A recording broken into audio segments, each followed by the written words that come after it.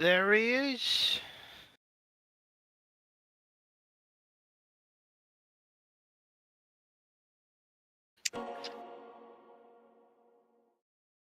Awesome. Been a rather exhausting experience.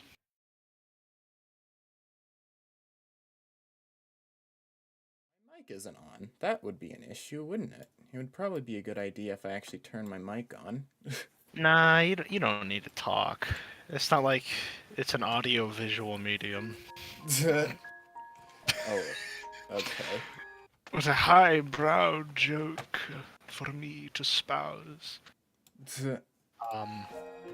Oh, I remember a while ago an idea that I had for Sonic having combat, and this was actually something that I talked about in uh, a different Sonic server.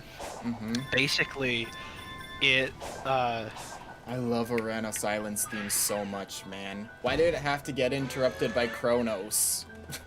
Sorry, continue. your mama. Yeah, but the idea was, in combat segments, let Sonic grind or skid. I can't remember the right term of phrase. It's what you do when you... No, drift. There it is. When you let him drift in combat, and while he's drifting, he builds up heat, and then he can release the heat in a hit, which sets enemies on fire. Uh-huh. Interesting. Yeah. Like burst into flame, deal damage over time. And this That- could play into that flow meter idea that I told you about a while ago. Yeah. Where, depending on how high your flow meter is, depends on how big the fire blast is.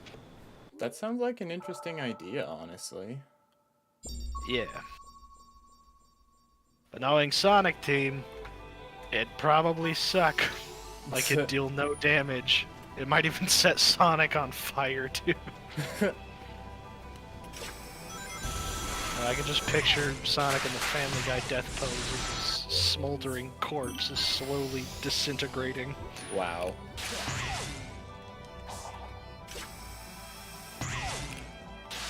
Such a dynamic conversation. Indeed.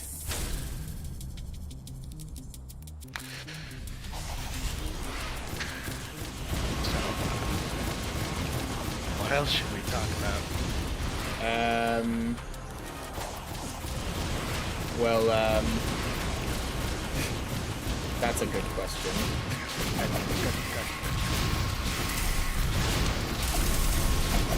You know how I'm always the negative Nancy about Sonic story? I'm gonna talk about something I think is good in a Sonic story.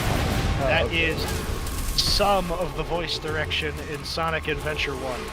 Some. And how, yes, some. Because you get other ones like, I hate that Eggman. Oh no. Yeah, I know, that one's iconic, but still.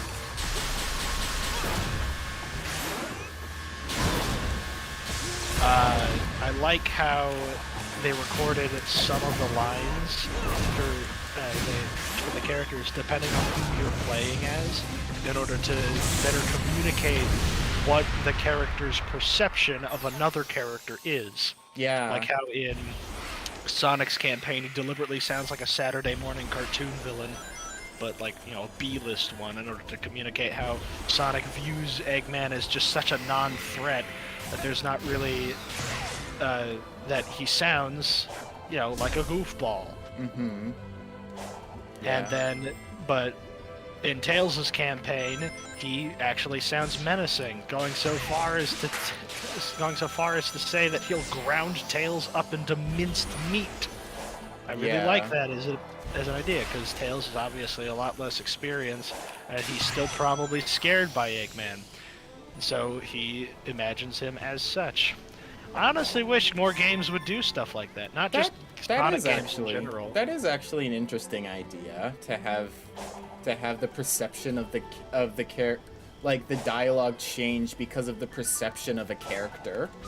Yeah, imagine if that happened for Sonic Adventure 2, where like when Sonic meets Shadow, he obviously perceives Shadow as an evil guy because he's racist. I mean, because he stole robbed from a bank. But when but when you're playing through the Dark campaign, Shadow would sound a lot more reasonable, and then Sonic could sound more delusional, if anything, like self-righteous. Yeah. Like in Sonic's campaign, he says, "Wait, that's," and he says like, that's a Chaos Emerald." But then when you play through the Dark campaign, Sonic goes, "Stop, you fiend!" It's deliberately awkward and stilted in order to communicate how Shadow thinks at this point in time that Sonic is an imbecile. But as the story progresses and they understand each other better, they sound, well, their dialogue sounds as similar to each other, if not exactly the same, depending on who you're playing as. Yeah. Yeah, that could be a nice, non-ambient, I forget the proper word. It's a word you use when you're trying to describe something that is literal to the story. Like, there are some soundtracks for a movie, but sometimes a song will play on a radio in universe, and so that's like that actually happened in the story. We're not just hearing the song because it's a movie. Yeah, I know what you mean. Oh gosh. I don't know what the word is. Non-diegetic. A non-diegetic way to communicate how the characters feel and how they perceive each other. There could be other instances of that being pulled off. Like, what are some lines that could be changed?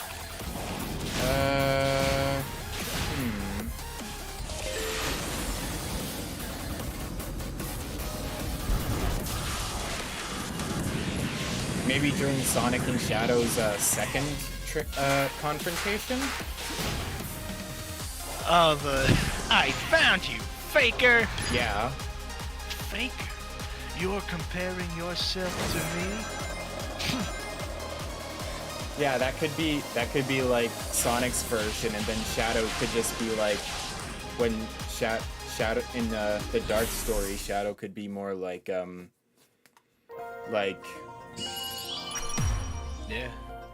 I don't know. Depending on how differently we make the dialogue, that could also be confusing. Yeah, It's that's like, wait a true. second, are these... People could ask, wait a second, are these like alternate timelines? Are they... Is this just a different... Yeah? Right, hold on. Alright.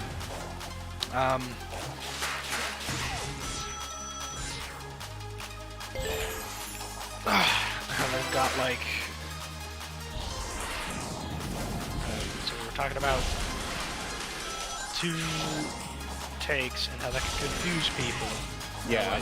They can think, wait a second, is this an alternate timeline or something? I think a cool way to confirm which one actually happened, or rather how a character feels about what had happened, is by way of a flashback, or simply by way of them talking about it. There's this one moment in God of War and then God of War Ragnarok that connects to a moment in God of War Ragnarok that I really like. It's where Kratos and Atreus have to harness the light of Alfheim and put it into their Bifrost. A whole bunch of gobbledygook nonsense. But essentially, I got this device and it'll power a gateway between worlds. And in order to fully charge it, Kratos has to enter this massive, or this just big beam of light. And as he goes in, he hears the voice of his late wife calling to him. And he's going deeper and deeper into the light, desperately trying to find her, until he's pulled out by Atreus. And when Atreus does this, Kratos is furious with him at first, asking, "Why did you do that? But then Atreus cut him off and said, "No, you were gone. I waited and waited, but you didn't come back." and around him are corpses of Alfheim soldiers. The implication being that Kratos had been in there for a few days, and then that's an instance where Kratos just kind of stops and realizes how terrified his son must have been. And then in God of War Ragnarok, when Kratos is telling somebody about the event, you know, when he went back into, or when he went into the light of Alfheim, someone said, wait, you actually, like, wait a second, you actually went in and made it out alive? And then Kratos says, for Atreus' sake. I really like that. I didn't hear that last part.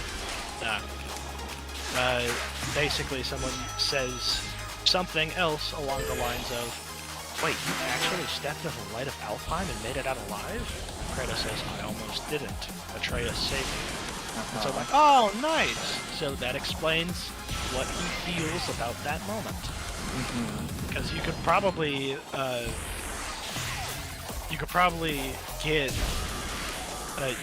get all that based on you know, his facial expression and his dialogue after the fact.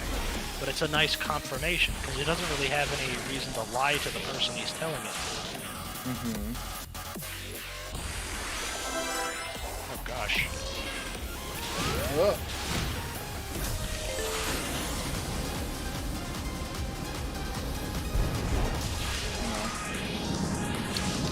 Discussing Sonic writing is fun sometimes. Oh, it's kind of fun for me all the time. Even though I do get kind of heated about it. I don't know, for me it just depends on what is being talked about, honestly. But yeah. Does it have to do with whether or not you just find what's being discussed entertaining? Yeah, I guess. I mean, like, and it's just like how much like the other person is like actually like willing to converse and like actually listen to my ideas and whatnot. Because it's just like if, or like, yeah, or like wanting to. Hello, Aaron. Is that Aaron? Yeah, It is Aaron. Ladies and gentlemen, say hello to Pisshead Aaron. I'm so yellow. What? Because I'm covered in piss, you see. I thought you were clear because it was because water. see, sometimes it's clear, but that's only when I'm really hydrated.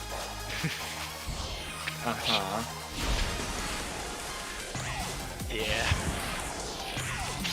Anyway, yeah, Sonic writing. That was something we were talking about.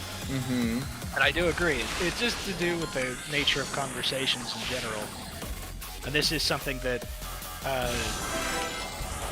it kind of frustrates me about certain online discourse. Yeah. Where so many times in servers that I've been in and servers I've moderated for, just people are constantly talking about like, man, this chat is dead, and then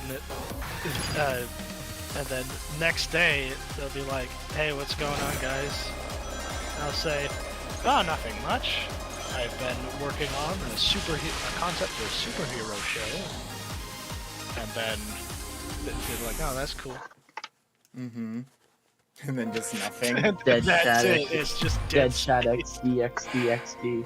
Like dead chat. I wonder why. Are you gonna stream the game to us?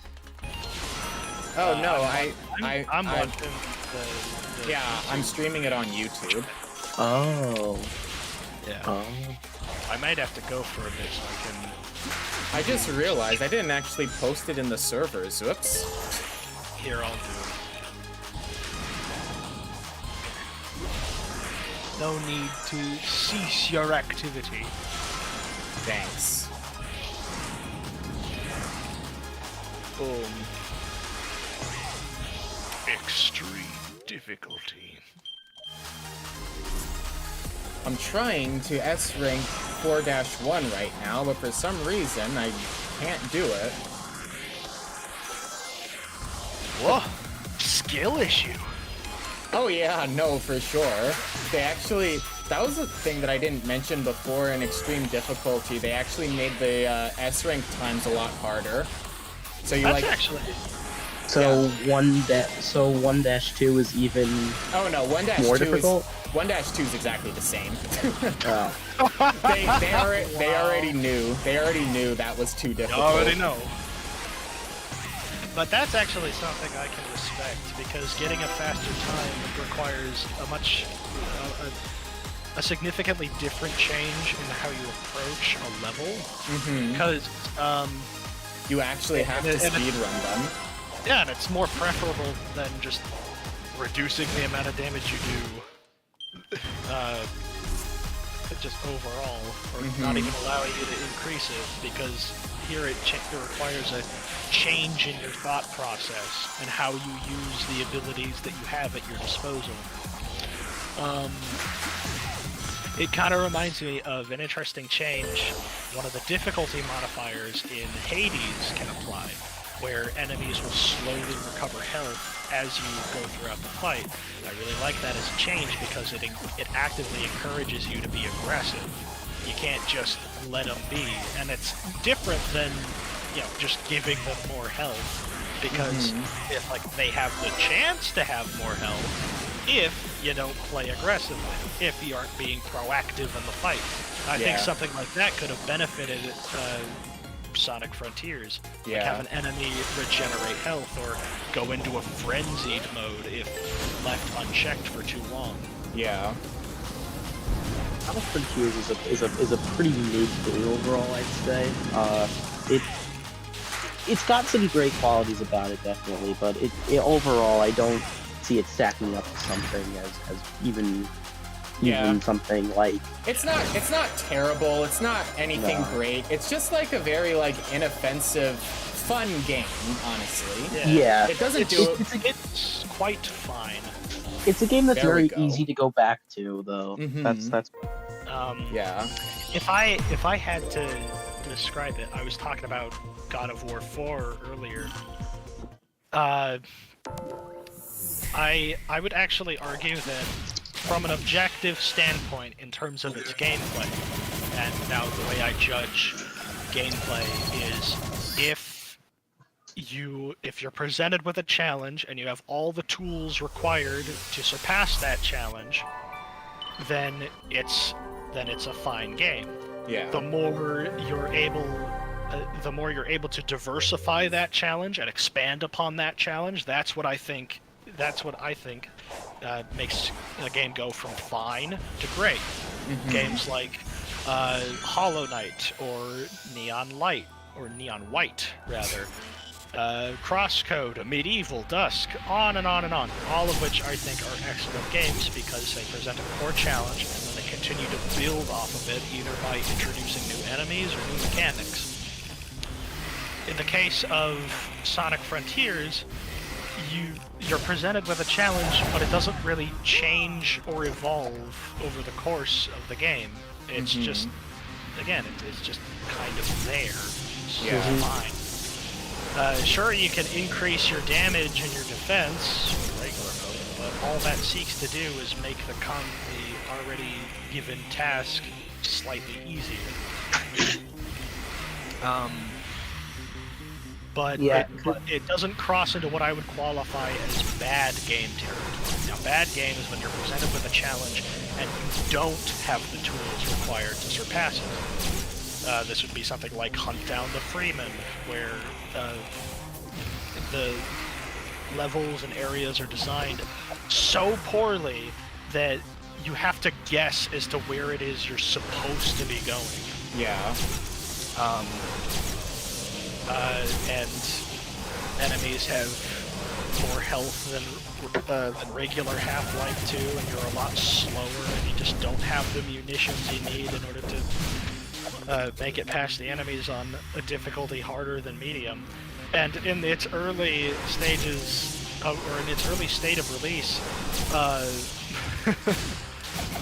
people literally had to no-clip in order to make it past certain areas of the game because it just wasn't designed well. Really? Wow. Yeah. Like there was a segment where you're trying to make it past some spotlights and snipers, but every time, regardless of where you were, they would insta-kill you. And so people had to no-clip in order to get past it. Wow. Yeah. That is bad game design. Yeah, that is Yeah. literally bad game design. Yeah, Wow. objectively. Whether or not someone finds it fun, like, I like being instantly killed, I'll be like, good for you. But you gotta understand why others wouldn't, right? That's actually an interesting thing to though. Like if they intentionally made the game, like I know they didn't intentionally do it, but like if they intentionally would make a game impossible so that you had to find your own way around certain things, that's a cool idea for a game. And yeah, there Yeah. is a difference. There is a difference between something like that and something like Resident Evil 2. Like a Resident or the remake, anyways. I don't know if Mr. T was in the original, but you know how in the Resident Evil 2 remake you cannot kill Mr. T, and Mr. T is It's constantly Mr. X. chasing you. It's Mr. X. I keep thinking Mr. T because of that like wrestler guy in the Yeah. 80s, 90s, I forget. But yeah, you can't kill Mr. X, and it constantly chases you. Is that a bad piece of design? Well, no, because you're not meant to kill him, you're meant to avoid him. So in a case like that, it's actually quite admirable, because it introduces this element of chaos into any playthrough that even if, you know, you've played the game and you've memorized enemy attack patterns and are good on ammo, that singular element of chaos can throw a wrench into your plans and make the game more enjoyable than it would have been otherwise. But in the case of Down the Freeman, you can't get past it without cheating. I'm gonna join on my computer. I'm gonna do this. I'm gonna join on my computer, and then talk, and then watch the stream on my phone so I can react to it in real time. This is like so annoying, like especially with Caterpillar. Like, I mean, like, now I'm on the computer, and now I can play and now I can play a game of my own while doing that. I mean, like, why? I don't understand why. Like, this is the same issue that I had with the final act of Sonic Omens. Like, making everything an instant kill doesn't make the game harder. It just makes it more obnoxious. And more frustrating. Yeah, I'm very However- against insta-kill in every game. I'm okay with insta-kill as long as, you know, you have one way to surpass it. And in the Okay, case of Aaron. oh gosh. Aaron, we can hear that. I don't know. Sorry. And in the case of, I mean, in like, the case of in, Frontiers, you can very well I avoid didn't it. get It's the just shoulder really quickly. you start to notice the holes in the movement mechanic once that is made up, once that's made apparent. yeah, and I mean, And like, that attack right there. oh my, Like, what are you supposed to do in this situation aside from run around it constantly? Oof. like, how am I supposed to do like any attacks when with like the kind of projectiles that Caterpillar has? It's just literally reducing me to just doing the basic punches and kicks, and like that just makes it like drag on way longer than it has to. Oh, and like absolutely. and like it wouldn't be so bad if I could still like level up at least my strength, but like the game doesn't even give you that. So it's like you're literally just sat here just mashing the same button, and it just gets annoying. What I think they should have done is, you know, get rid of strength, that's fine, but make Phantom Rush more meaningful. Have it increase the player's damage by degrees. Like, you know, level 1 Phantom Rush, and it's the 20% damage increase like normal. Level 2 Phantom Rush, then it's a 40%. Then you can go all the way up to 100% increase depending on how many hits and stylish points you've earned. I think that could go a long way in terms of I don't. Stronger. Yeah, Caterpillar, like when you don't level up, he has like the power of a tank. Oh, I hate this guy. Insane. Honestly, I think Caterpillar is like one of my favorite mini bosses in the game. Except when I do stuff like that, but like, yeah, I'm really realizing with like all the, it's annoying. Like, I don't understand, like they literally did like the bare minimum with the extreme difficulty here. Yeah. Like, I would have preferred like them having faster attacks.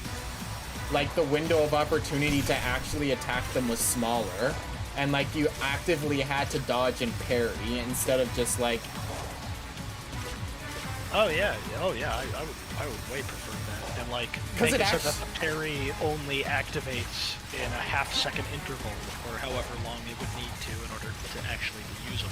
Mm-hmm. Like in every other game with a parry. Okay, can I Apparently, please so many get people this? Are downloading apparently, so many people are downloading PS6 that there's a million more files that, and those. Aaron, we don't can have- barely hear you right now.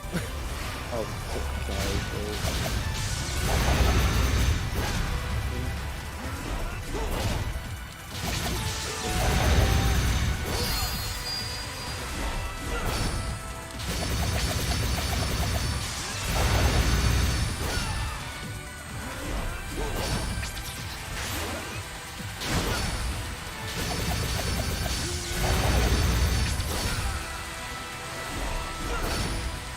Yeah, they're apparently a million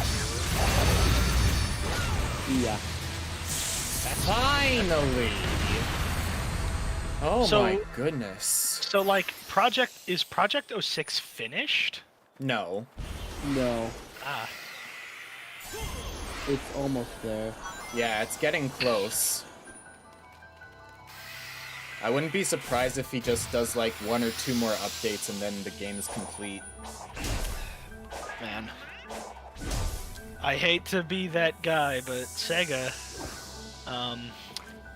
you, I you might want to, you could possibly, The Employ H the word. employ this person. How do I say this in the most in the most obscure way while still presenting the same idea? Distribution company localized primarily in Japan. Would you please take into consideration to put this person into your employ? does my voice sound better, or does it still? I can Yeah, hear you're you good. just fine. You're good. I It think might I just actually be got it. because of the game, honestly. I might turn it down a little bit in a sec. Honestly. Also, this is like my second favorite stage in the game. Yeah, I really like the first background city, of this area. the first city cyberspace stage is pretty good. Sorry? First city cyberspace stage is pretty good. What, the 3 dash or 1-3? The fully 2D one? I don't. No. Oh wait, that's what that one is. I meant this one. This one, I like this one. Ah. Yeah, you said first city stage. I was just like, wait, what? You I what? don't know. This one. Honestly. Like, I no. don't remember this one being the first. It was the first one we were shown in full, like, or not in full, but it was like the first one that we got like a gameplay showcase of. Yeah, wasn't it in the story? Yeah, this is the last island that I'm on right now. What do you mean PS6 is gonna take an hour? It's just that good, bro. Speaking of 06, I think that a potential for Silver's gimmick could be really interesting. So I've been workshopping in my head a concept for a game where it's kind of like Team Fortress 2, where you got a bunch of different classes and they can interact with and they use different weapons and what have you in order to approach enemies in different ways, and they all have to work together in order to beat your foes. Yeah. And so I'm thinking somebody like Silver could be the most diverse character, but with the biggest detriment to his kit, as it were, or his abilities. The idea being that every character has the opportunity to do things such as, oh, they can lift characters up in order to get to higher places.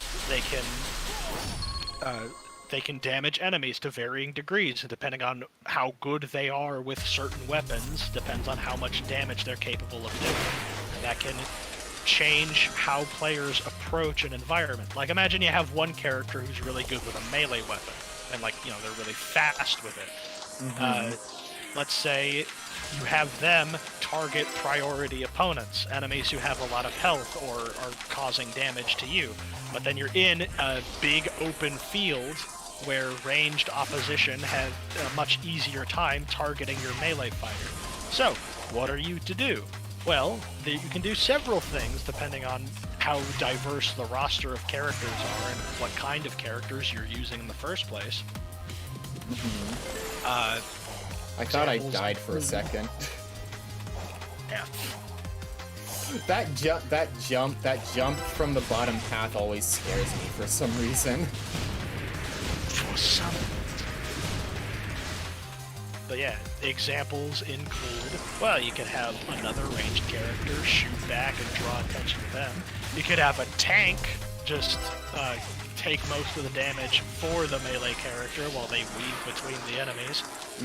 Or you could have like a strong character throw them. Just pick up your melee fighter and throw them. Yeet them. Yeet them across the battlefield until they've reached their destination. And so somebody like Silver could do all sorts of things, but with his main detriment being all of that is tied towards his power meter. I remember hearing this really cool idea for a Silver concept game and how to rework his power and abilities. Like, limit how many things he can hold at once, make it so that the further away it is, the harder it is, the heavier it is, again, the harder it is, and make it so that, because he's relied on his telekinesis for so long, psychokinesis, his bones are very brittle, and he's kind of fragile, since he does most of his stuff through the power of his mind. And so you can have a really strong character who's good at all sorts of attacks, whether they be ranged, melee, flight, throwing your teammates, as was said before. All of that is tied towards his central power meter, including the damage he takes.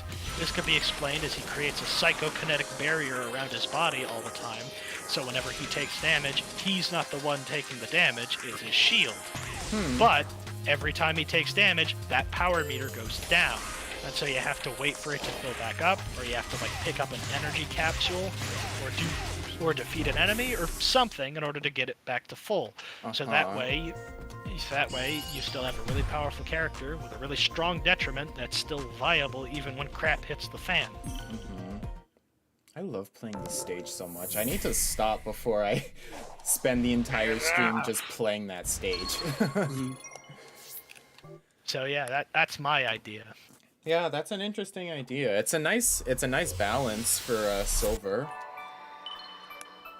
Not And even yeah, just in terms of the gameplay, but narratively too. And like, but yeah, that's actually a good point. Like, how much does Silver rely on his telekinesis? Like, really? Because like, if he's relying on it all the time and not actually building any physical strength, then yeah, he would be pretty weak on hand-to-hand combat.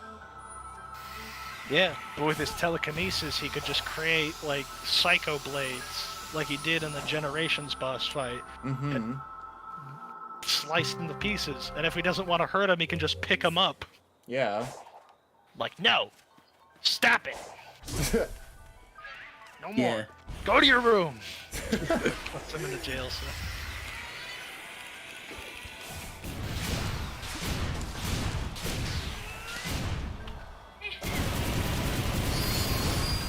So I just realized something. I'm working on my very own mod for Sonic Adventure, right? And I realized I made a big mistake.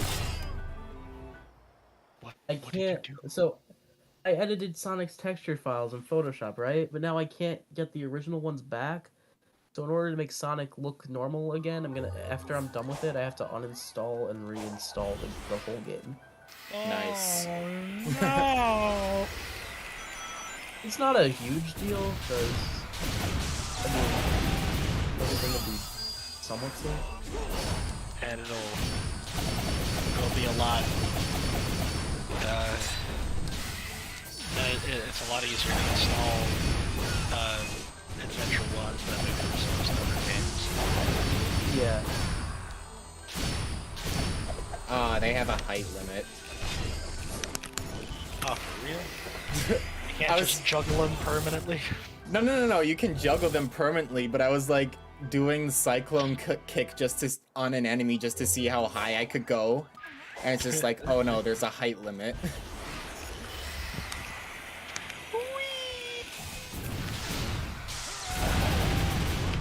Ah! That's right. Hardware. That's another interesting topic I wanted to discuss.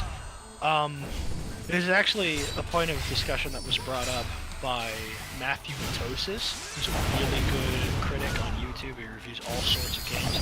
And he made a really strong video on the flaws of God of War 4, which I like the game. I think it's pretty good, but he points out plenty of the flaws that are 100% valid.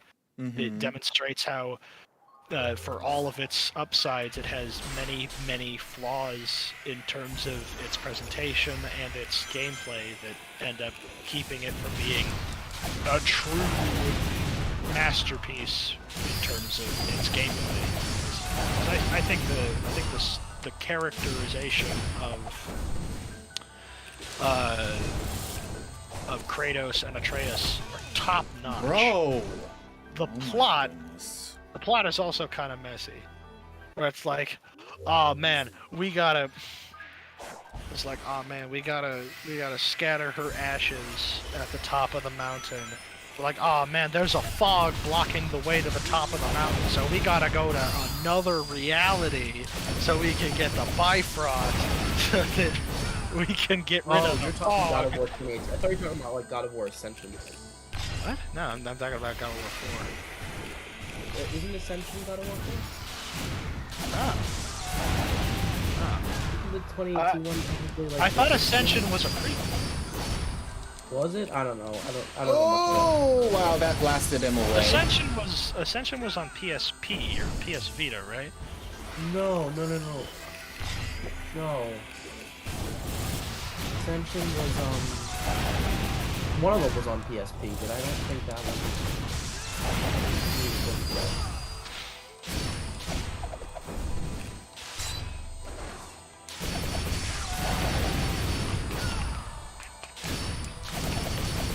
Oh, it is.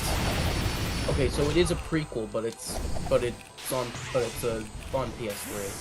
Huh. Weird. So yeah, but yeah, like, we gotta go to Alfheim to get the Bifrost so we can infuse it with the light of Alfheim so we can get rid of the fog. But then when we get to the top of the mountain, turns out it's not the top of the mountain she meant. Yeah. What? Yeah, and like, oh man, we saw a boar, and because we injured the boar, we met the Witch of the Woods, who helps us give life to a severed head. It's just stuff happening after another. And it's not, and all this could theoretically work if it was properly set up, but that brings several elements of the world into question. Like, and there may very well be an answer. I haven't read all the lore tablets. But in the case of God of War, like, in God of War 4, Freya, yeah, that is her name. She imbues her son with the ability to not be killed by anything physical or magical, with only Because one... he asked for it. What? He asked for that. In God of War 4? Yeah, that's the reason why she did it, because he wanted it. No, I thought she did it because she wanted him to be safe. Oh wait, maybe. Yeah. Wait. Because after the fact, Baldur went crazy because he's like, I can't feel anything anymore. And he kind of, he just went kind of mad and resented his mother because, he can't be killed, but he's miserable because he can't feel. Mm-hmm. But that does call some things into question. Like, hold on, wait a second. Can you just do this for anyone? Because in God of War Ragnarok, she and Kratos team up in order to fight Odin. I'm like, why don't you give that to Kratos? Yeah, he'd probably. It would probably suck to not feel anything in his case, but they're trying to. Wait, what?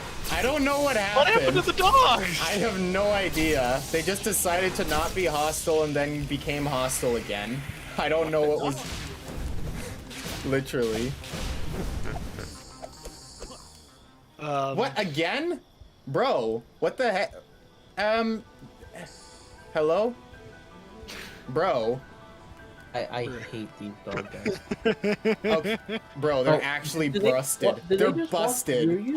They're actually busted. Look at their AI. Look at their AI. They're actually busted.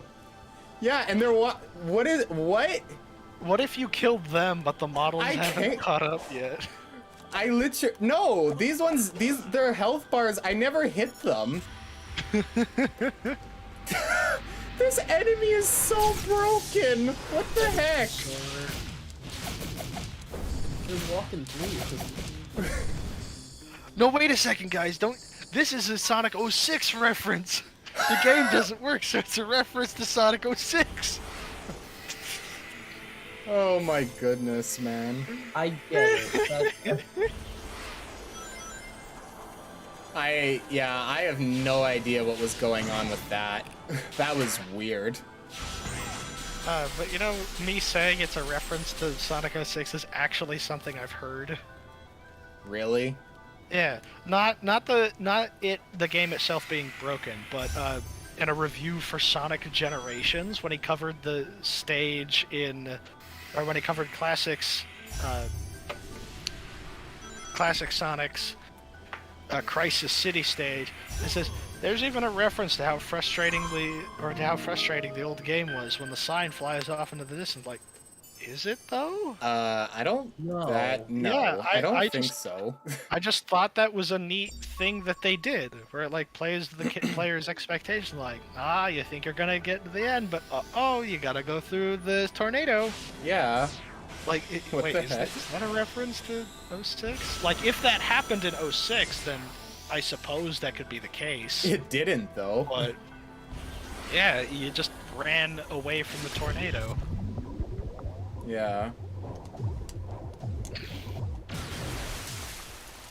I actually really like that enemy. I don't know. Something about it. Yog.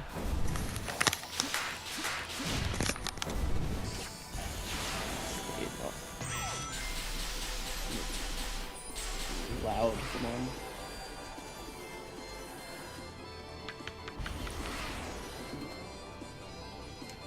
Aaron, we can hear your computer. Sorry. Sorry. I'm sorry, I'm playing Sonic. I was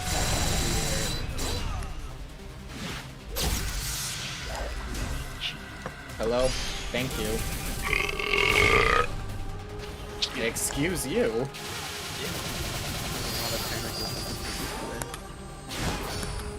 It was something.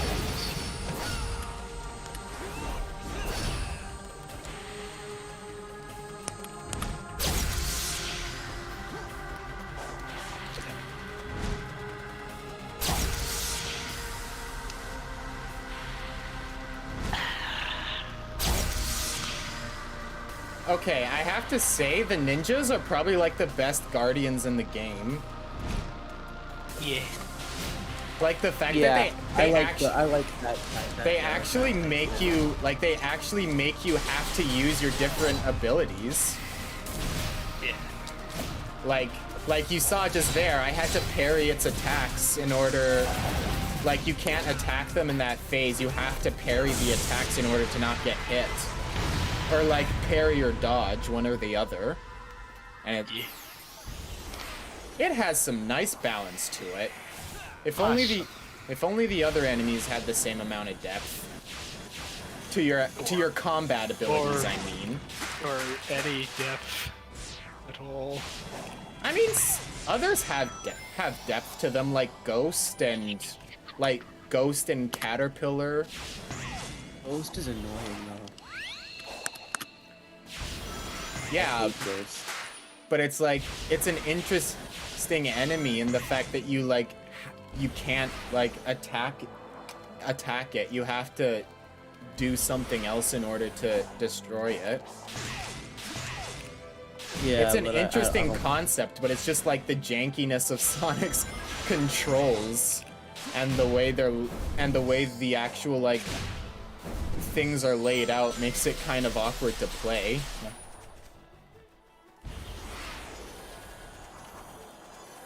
Oh, speaking of Ghost. Just go. Sorry.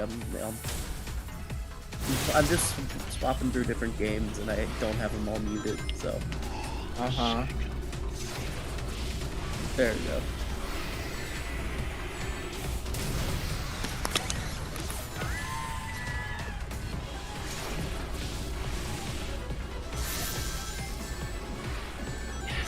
Gosh. Have you guys heard of that movie that came out in 2011 called A Monster in Paris? No. No. Okay, so, I kid you not, it is about a mad scientist living in Paris, and two guys show up to his laboratory in order to fetch something, or like take something on their own, and then a bit of growth serum gets on a flea, and then he turns into like this big monster that That's- also has a really good singing voice. What? What? Yeah. That's That's The plot. that's an interesting plot. I will give it that. Just straight up. I remember really liking it when I was a kid, and I listened to its theme song. It was actually pretty good. what it say? The vocal performance is awesome. What did it sing?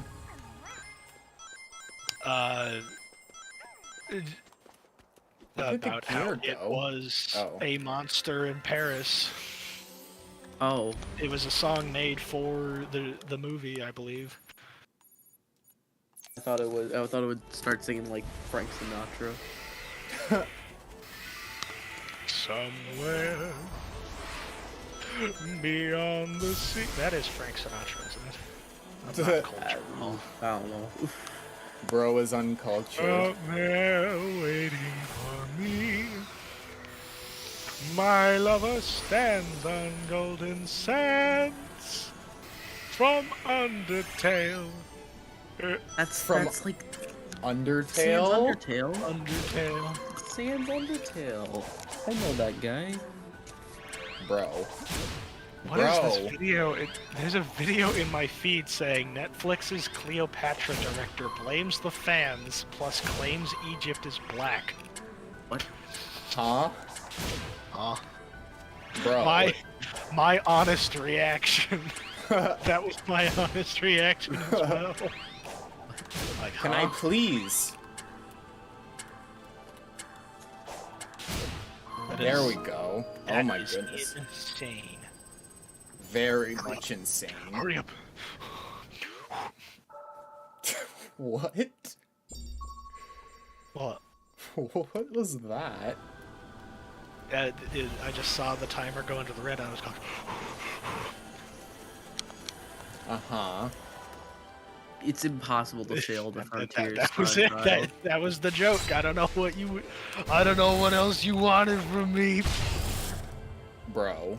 Oh my goodness. What did you say, Aaron?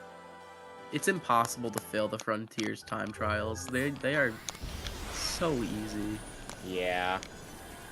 Yeah. I Unfortunately. haven't played Extreme Mode yet, but Extreme mode isn't even like necessarily hard, I would say. It's just really frustrating with the fact that everything's an instant kill. oh yeah, I forgot that was a thing. It's in instances like that where the holes in a game can really start to shine. Yeah. Like, I can't remember what game it was, but I started to play, getting really into this one game, but I played it on easy or medium difficulty. I'm like, yeah, I'm gonna try hard mode, and the whole experience just fell apart. Like, what the heck? How do you expect me to beat this? My gosh! I'm gonna die instantly, watch. Yep. Yeah, so I'm playing the Resident Evil So 4 remake. stupid, man. What are you supposed to do in that situation? I'm playing the Resident Evil 4 remake right now, and I'm kind of going through that too because I'm playing Hello, on hardcore, Aesthetic. not Thank you for standard. joining the stream. I'm doing pretty good. I'm just playing, I'm just trying to finish Extreme Mode in Sonic Frontiers right now. And I have a We've couple... been rambling aimlessly while he suffers. They're my moral support, and but they don't think they are. I'm not that moral. I ain't Whatever support- that's I'm supposed here to laugh at you. I have Jesus. no moral. Uh-huh. Oh! Ow! Ah, yeah! I don't know This is what I'm happening. How did that? I'm gonna figure this out eventually.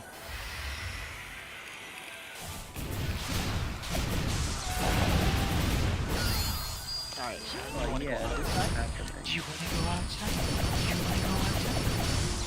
I'll go outside real quick.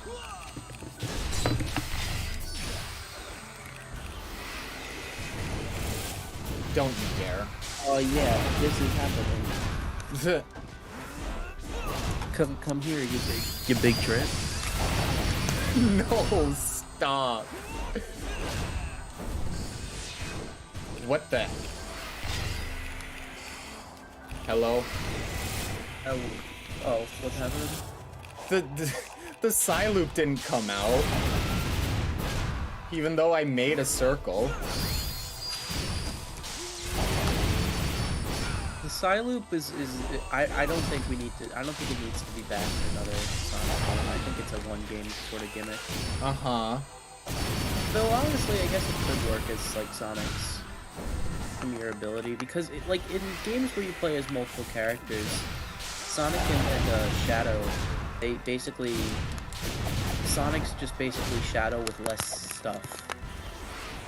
Because like, Don't you mean Shadow is Sonic with more stuff? sorta, yeah, basically.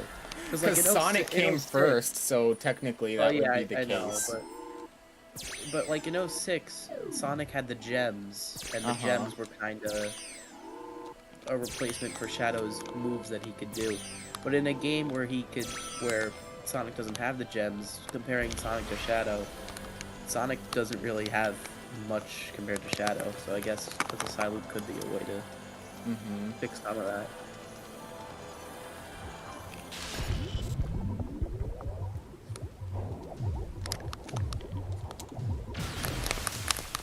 Hey, I beat it. Nice. Nice.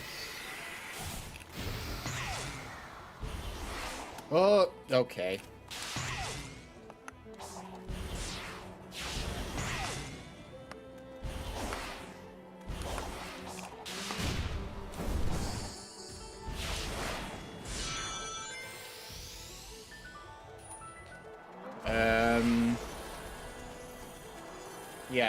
Yeah, Currently playing Sonic I- Generations.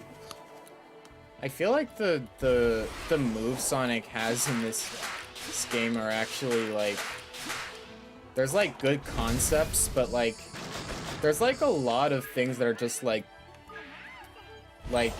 it's just like the same as another attack, honestly. It's just like it's just punching and kicking. That's really all it is. Yeah, but I mean, to be fair, what else would Sonic... Or no, I shouldn't say that. I know what else he could do. Egg the Man just Yeah, like- mentioned a bunch of things he could do. Yeah. Yeah. Really have... Then They he should- lose. be like a lot more creative. They could be like a lot more creative with it.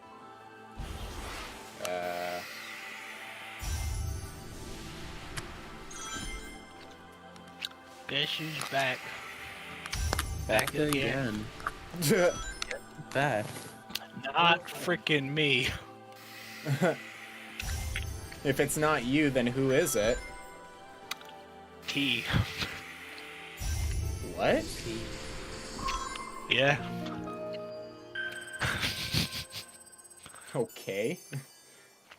Okay. I don't know how to respond to that. You don't. Pro tip, you don't. I see. Actually. Okay, let me just get this emerald. It's just been sitting here. I might as well just get it while I'm close by. I'm hanging Y'all excited for Jedi Fallen Order? Yes. Jedi Fallen Yeah. Order already came. Jedi Fallen Order. Yeah, already Jedi came. Survivor. You know I'm what he excited. means, Aaron. Come on. I know what I know. I'm just Why are you gonna be busting- like that, Aaron? I'm just busting his jaw. Gosh. I'm just busting it. I'm we like How about you pulling stop legs and- busting my jaw and start busting my balls? Get over here, bro. This map is huge. Yeah, I guess so. Yeah. I really like the pedals. Ugh! You got this. Bro. Oh, you just straight up avoided it. That's neat. I just I just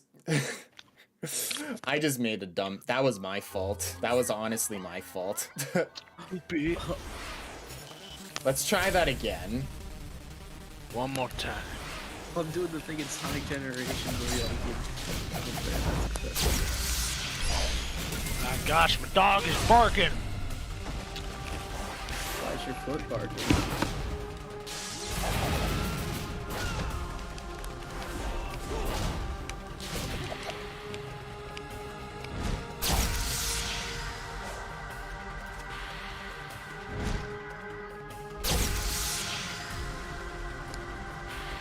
Yeah, but I am excited for Jedi Survivor. Yeah. It'll be, I've pre-ordered the game. I want to try to make it like my next big playthrough on my channel. I liked Fallen Order quite a lot. Yeah. I I'm liked probably it. gonna just wait till the summer to get it because that's when my birthday is, and I get a lot of games around my birthday. Video games. Video games as present because Jedi Fallen Order, it's a game that I want to play, but I don't feel like spending. But I don't think I can. I think I can wait to get it.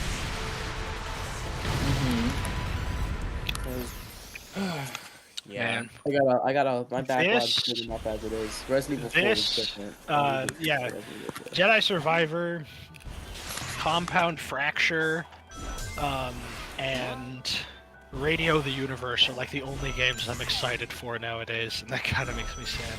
Oh, and Hades 2, so 4. Yeah, there's not a lot of games coming out. These Yeah. days. Well, I'd argue there are plenty of games coming out. It's Well, just not many a that- lot of good notable games. Yeah.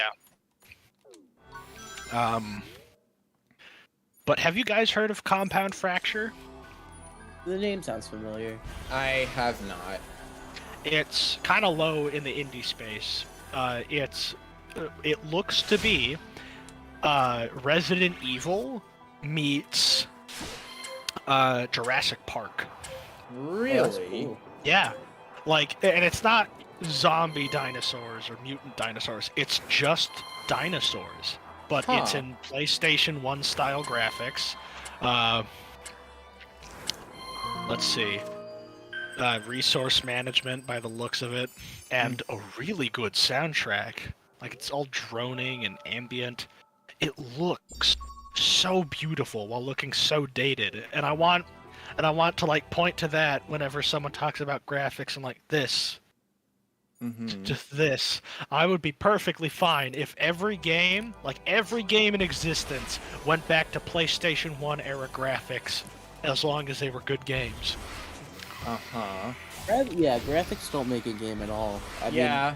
mean, obviously good graphics can definitely aid a game in being Yeah, as good it being as good as it is, but and And it's like if you want to go for like a specific style for the game, like that. And as Adam- well. like and, people like- look at Pokemon Scarlet and Violet. It's not the hottest, like, or any of the modern Pokemon games.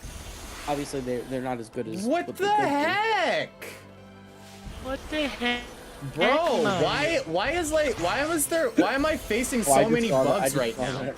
Why am I facing so many bugs right now?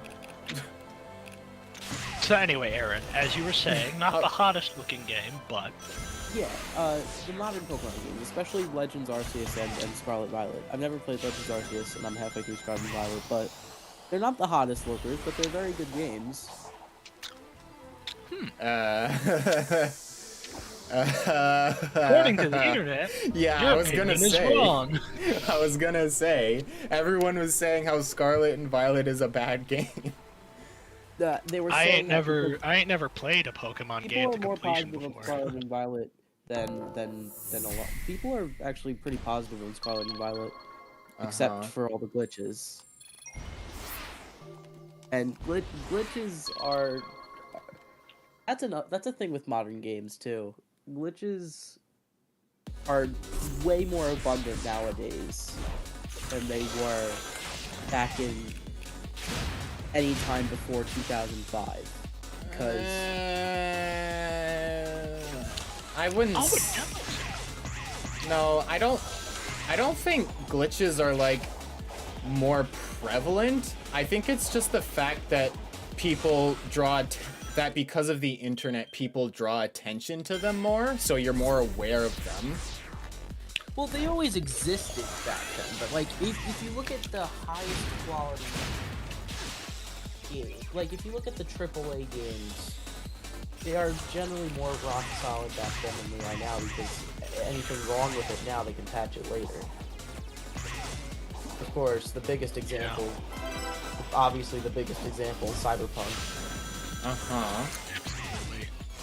Yeah. And I think a lot of it does just come down to the idea that bigger therefore means better, ergo we have to put as much in as physically possible. yeah. And sometimes, you know, you can do it well. You can create an open world that, like, you know, there's lots of deep and engaging combat while still having meaningful things to explore. But that puts so much strain on the developers yeah. when it also comes down to a matter of time and perspective, because, like, okay, so you want the players to spend like 100, 200 plus hours of content all the time, like just over and over. There are several games that whose main campaign I haven't played through to completion simply because there's just so much of it, Yeah. and a lot of it didn't really grab me. Like, I bought Borderlands 3 on a sale because I'm like, I'm looking for simple shooting, fun stuff. But when I played it, it's just not very engaging. It's the most basic of shooter mechanics, and it's while only being slightly propped up by its RPG mechanics. But I'm like, and while I was playing, I'm like, I don't really see this getting better. Maybe it does, but I've been playing for 5 hours when I could play something like Titanfall 2 and I would have beaten the game by now, and I still would have had a good time with it because it understands the fundamentals of what it's doing and how to use its movement mechanics. Mm-hmm. Should I really just use the excuse of, trust me, it gets better later? Does it though? Like, would it be worth it? Yeah, if it takes half the game for the game to get Yeah. good, Yeah. then And it's just sometimes, not a good game. I don't play a game because it's fun. I play a game because I want to elicit an emotional response that isn't strictly a positive one. Uh-huh. Like, my favorite horror game of all time, Lost in Vivo. It's about 4 or 5 hours long, and I replay through it because it's just such a tense experience. Its atmosphere is dripping from start to finish. And I really like it for that, because it's an emotional response that the game earns. It doesn't just hit you with the ooga booga booga boo every 5 seconds. And Jump scare. and what's better, friggin' Lost in Vivo understands the value of replay, and how even though you can play this game for 500 plus hours, and there's a new game plus. It's primarily focused on bloat or mediocre content. To the This is so whereas hard when you can't with homing Lost attack in the spring. Vivo, whereas with Lost in Vivo, again, 4 hours long, and it makes a few simple changes that spice up the entire experience. Like, there in the beginning, in the opening segments of the game, you have to walk past these horrifying mutants that are locked behind cages, and they're like drooling at you and trying to break through the bars, and you never see them again. They only appear in the opening segment of the game. And when going through it for the second time, like, I'll be fine. They're locked in, right? Right? And they weren't. Their cages were open, and they started to crawl at me through the sewer. Wow. Yeah, and that really messed with me, because what I thought I knew about the game was wrong. And so I walked through the game. I still haven't beaten my New Game Plus save. I walked through it again. Bro. I walked through... I walked through the game. What little I played of New Game Plus. Absolutely terrified, because I didn't know what had changed. I didn't know what anything was anymore. And I think a game that can recontextualize itself in a New Game Plus can work wonders in terms of just, again, replayability value. Another game I think that gets this exceptionally well is Ultra Kill.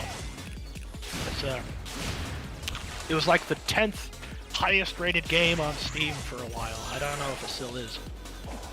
But basically, it combines style meter mechanics of Devil May Cry with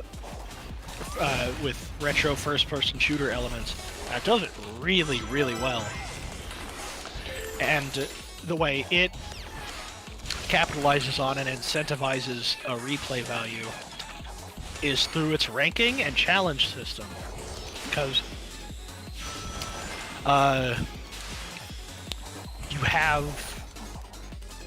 you can go through the game pretty basically, get a lowish rank and not complete the challenge. And just because it has a challenge and a ranking system, I have the incentive to go back and play through it again. Because with something like Dusk, I'll get all the kills and find all the secrets just because, it's something I can do. It's just an additional thing. Granted, in order to get all of those things, I don't necessarily have to be good at the game. I just have to kill all the enemies and find all the secrets, which isn't really hard once you know where to look and once you know how to shoot. Whereas with Ultra Kill, it's like it has an instructional guide on how to get good at the game baked into the game, because it gives you style points based on how efficiently you're playing. Like, you lose points if you use one weapon too many times, you lose points for taking damage, and you lose points for being idle. And that's it. Everything else, everything meaningful, that gets you points. You get more points when you're killing enemies while in the air and while sliding. get more points for using a weapon that you haven't used in a while. You get more points for headshots and for killing multiple enemies with an explosion. And just that simple incentive really made me want to get good at the game. And it is. It's probably the game in my library that I'm best at. Uh-huh. And I really, really like that, because the replay value helped to incentivize it. Combine that with a few optional challenge modifiers that,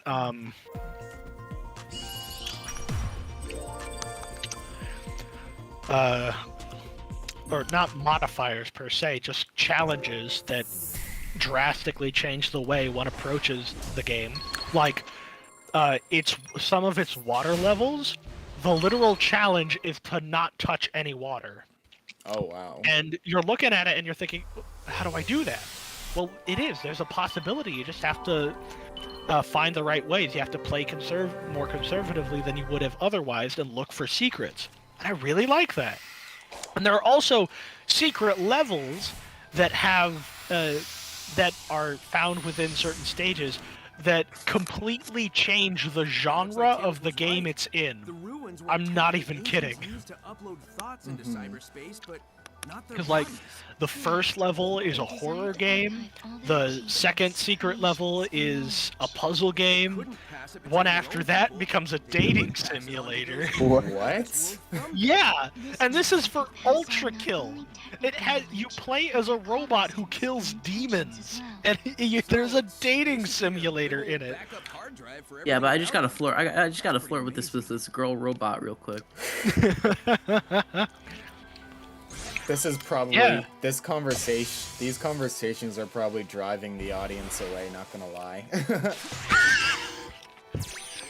That's their problem. If they don't want to hear about my robo waifu, that's on them.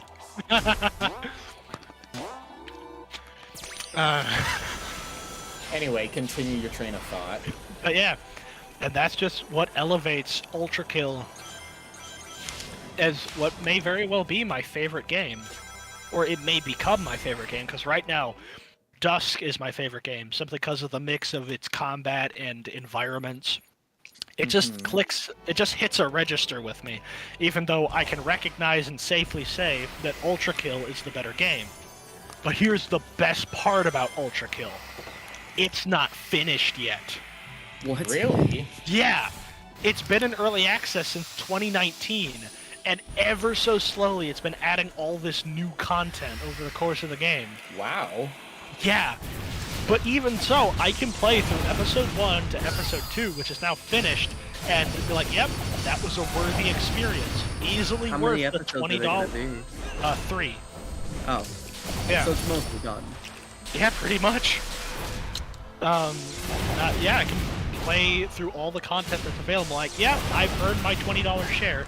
Like, here, I did a whole bunch of side content, and I'll read you the hours I have on Cyberpunk. Uh-huh. I played through that and did a bunch of side content there. And the amount of time I have, 133.6 hours. Pretty sizable amount, right? And that comprises me doing pretty much all the side quests and starting a new playthrough that I never finished. We go over to Ultra Kill, and I have 26 or 262.1 hours. Oh my. Wow. For a game I could probably beat in like 4 or 5 hours. Wow. And that's just because the combat is so good. Uh-huh. That's what I think more big budget publishers need to recognize, is that the main thing that draws people in and will keep them playing are games like Ultra Kill. It's games that have a really fun gameplay loop and a rather sizable skill ceiling with a unique coat of paint that that differentiates itself from other things. Yeah. Lights Whereas- can come out.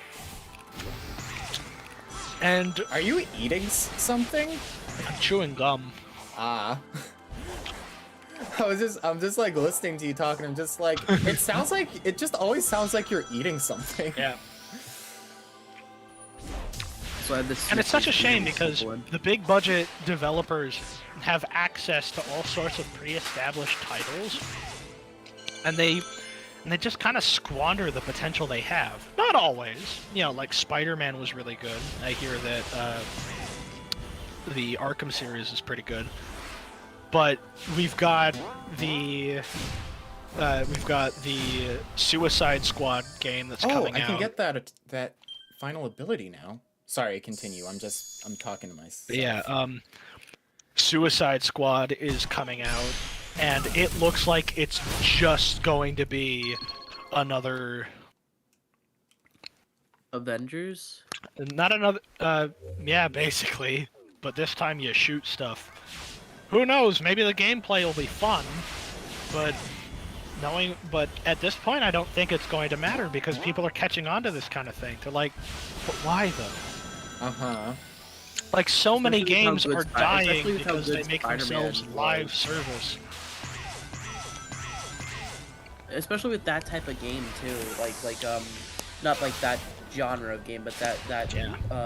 like superheroes, like superhero games nowadays, because of things like Spider-Man are a bit different than how they were back in the day. Yeah. But But that- since Spider-Man, they just can't seem to have gotten it right because, you know, first we had Avengers, which we all know how that turned out. And then there was Guardians of the Galaxy, which just kind of... I don't hear anything about that game anymore. And then there's... now there's this.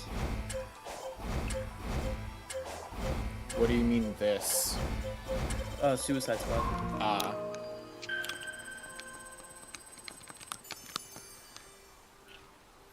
Yeah. I haven't actually played many superhero games, honestly. yeah.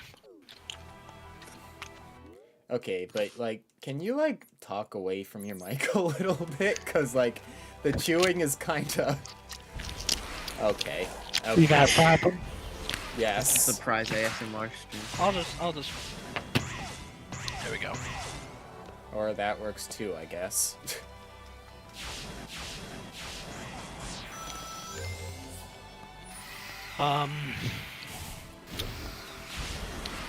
Alright.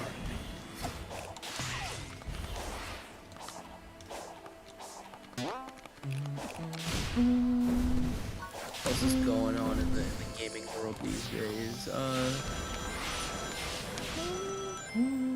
I like the Resident Evil 4 remake a lot. I'm enjoying my time with that. Cool. It's definitely harder than the original, and it's not just because I played the original on standard. I'm playing this one on hardcore. It is harder than the original. Oh yeah. This is happening. But yeah, lots of people are catching on to this BS with all the live service stuff, and like, we don't want that. Yeah. We don't think need that. We've been Like, more and catching more- on to we've been catching on to BS like that for years though, but we just companies Even haven't done anything about it because we still buy the games.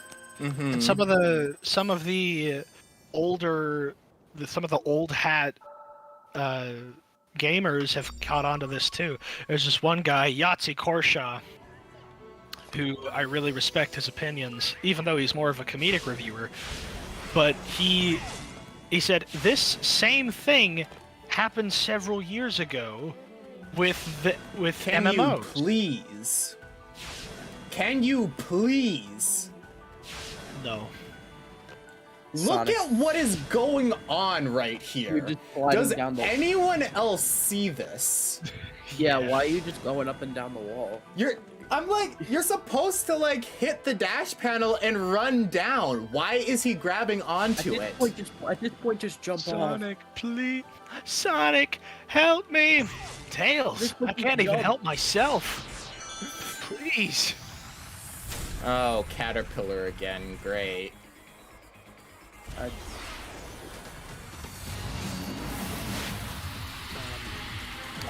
Yeah, they're like, the same thing happened with with MMOs. And then the same thing happened after that with same thing happened even before that with the multiplayer-only shooters. It's like, you think this hasn't happened before? You think developers haven't tried to change our minds about what it is we like? But that just isn't going to happen. Bro, I It's always worth swear. giving something it's always worth giving something a shot, you know? Like, Oh my gosh, if man. it doesn't work, I'd say if it doesn't work once, then don't do it. But like, if it's not inherently a bad idea, then I'd say just give it a shot. Like, you know, like a multiplayer only shooter, you know, like a Fortnite or a PUBG. Like, it's not a bad idea. It's just the way. It's just after a while you get sick of it. Yeah, if it you keeps want happening. if you want a good multiplayer only shooter, play Splatoon. Or Team Fortress 2. But Splatoon technically isn't multiplayer only. There's a single player campaign in there. Okay, yeah, that's fair. But I mean, still. I'm It's- a big Splatoon. I know you are too, but Yeah. I'm a big Splatoon fan. Bro, I'm a captain of a team. I know. I've seen. Oh, you actually watch my videos? Or you I've just seen the thumbnails. Ah, I see. Yeah, no, I just honestly, Splatoon does not get enough recognition. Most people, like you saw, like even in the server, like Chibi and Zek and Star just writing it off as like a kid's game with no depth to it. But it's just like, if you actually give it a chance, you'll know that there's more depth to it than you realize. That's like, Someone join. who? I thought I heard someone join. Oh, Yeah, it was me. Oh, hello. Hello. is that Snev? No, that is. Yeah, I'm glad. Ah, Nah, I'd have to do better. Snev. No. So, But yeah, let's everyone do our best Snev impression right now. Freebirds. Oh, I got it. Guys, the version of this game of Sonic Forces really pisses me off. It doesn't have Freebirds in it, and on top of that, it plays like Sonic Advance 2, and I hate Sonic Advance 2. oh, the come Chieftain's on! death Attack the in thing. Freebirds Thank you. was more Oh my emotionally goodness! Nah, I The love Chieftain's death in Freebirds was more emotionally swear. impactful. Then 9/11. What? Yeah. Yeah. I emotional. Bro, he literally has one little tiny sliver of health left. Why can't you just let me finish the thing off? Yeah, that's why I love the Caterpillar so much. Dude, I've been playing. Oh PS6. my! Aaron, have you played PS6? I'm downloading it right now. It's so good, man. I've just Oh. been I'm been putting playing away Resident this Evil 4. stinking game, dude. I'm putting away this game. This is stupid. I mean, Aaron, I'm trying to He think literally about- had one little sliver left. I just needed to land one more attack and he would have been done. But then the game just stops me so it could do this scripted, like, on the rails nonsense. It's, like It's dumb. It's dumb. Whatever. Just deal with it. It's and move wickety on. whack, yo! Because Aaron, I'm not gonna lie, I don't know what we can actually debate in Sonic. Because like we mostly agree on everything. Sonic writing?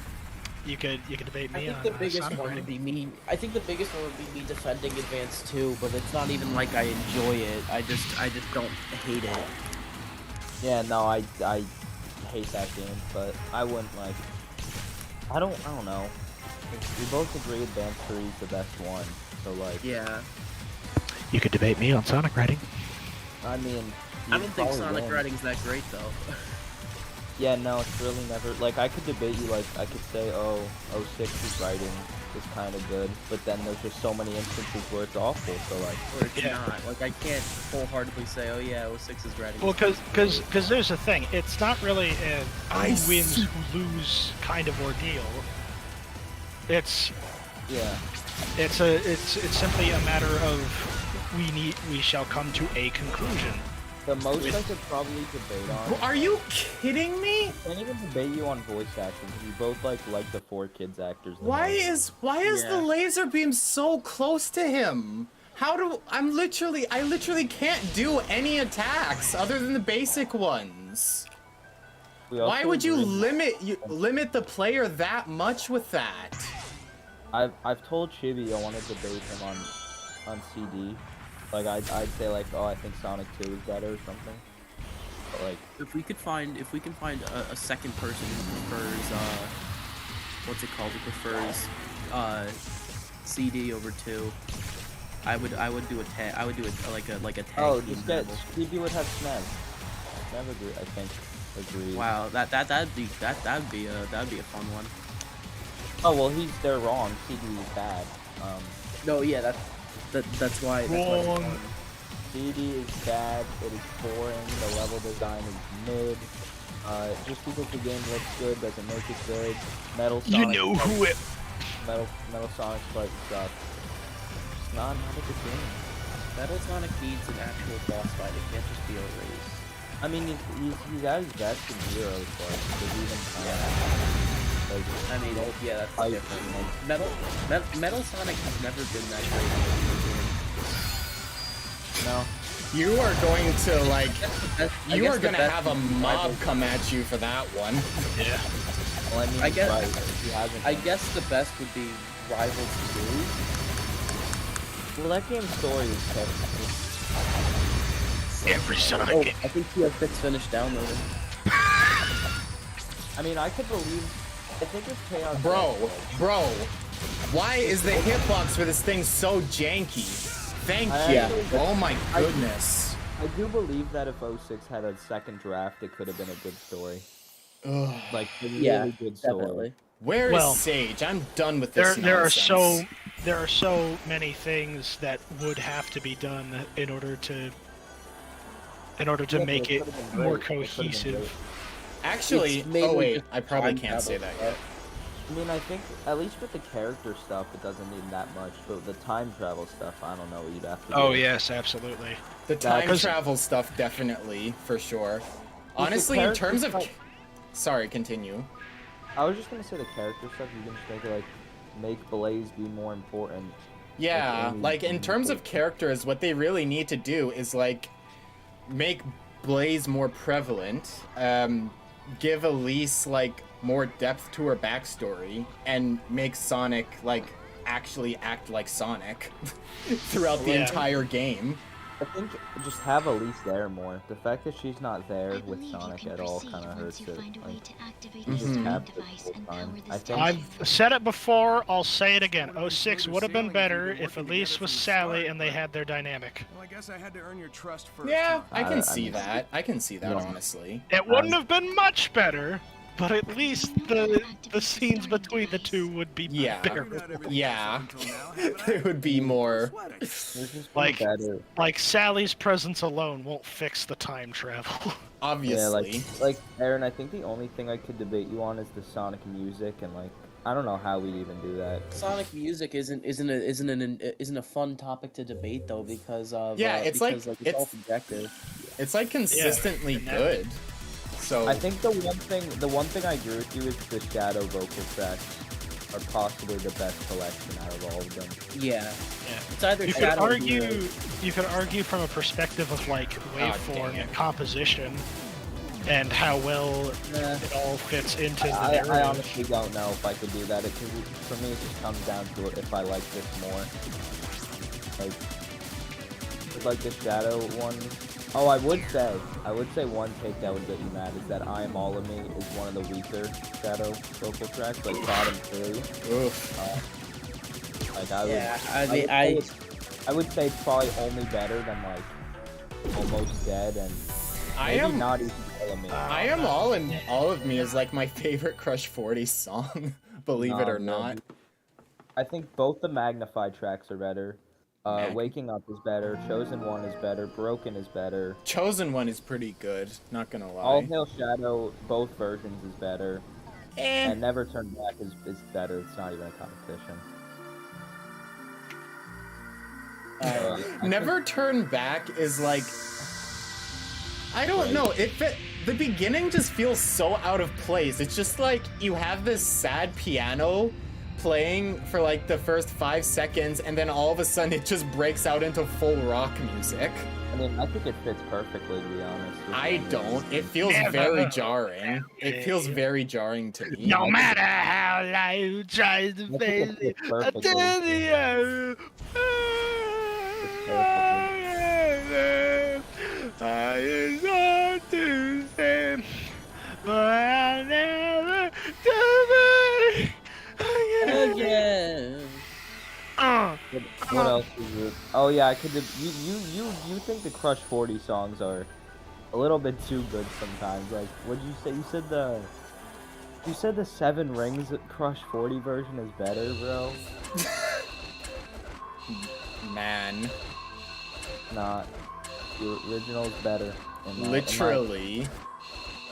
I think 3 is better than Crush 40. I'll give you that. Ungravitify is not, but that version is good. It grew on me. Ungratify, like, it's not that the Crush 40 version is bad, it's just not better than the original. That's all there is to it. Isn't it ungraffitify? I don't know how to pronounce it. I feel like the I always original- said ungratify, but whatever. Is it called Get Walk? Is it? I feel like that wasn't the original name for the song. There's no way it was. What? Ungraffitify, wasn't it like Ride Through Gravity or something? Or I don't- let go.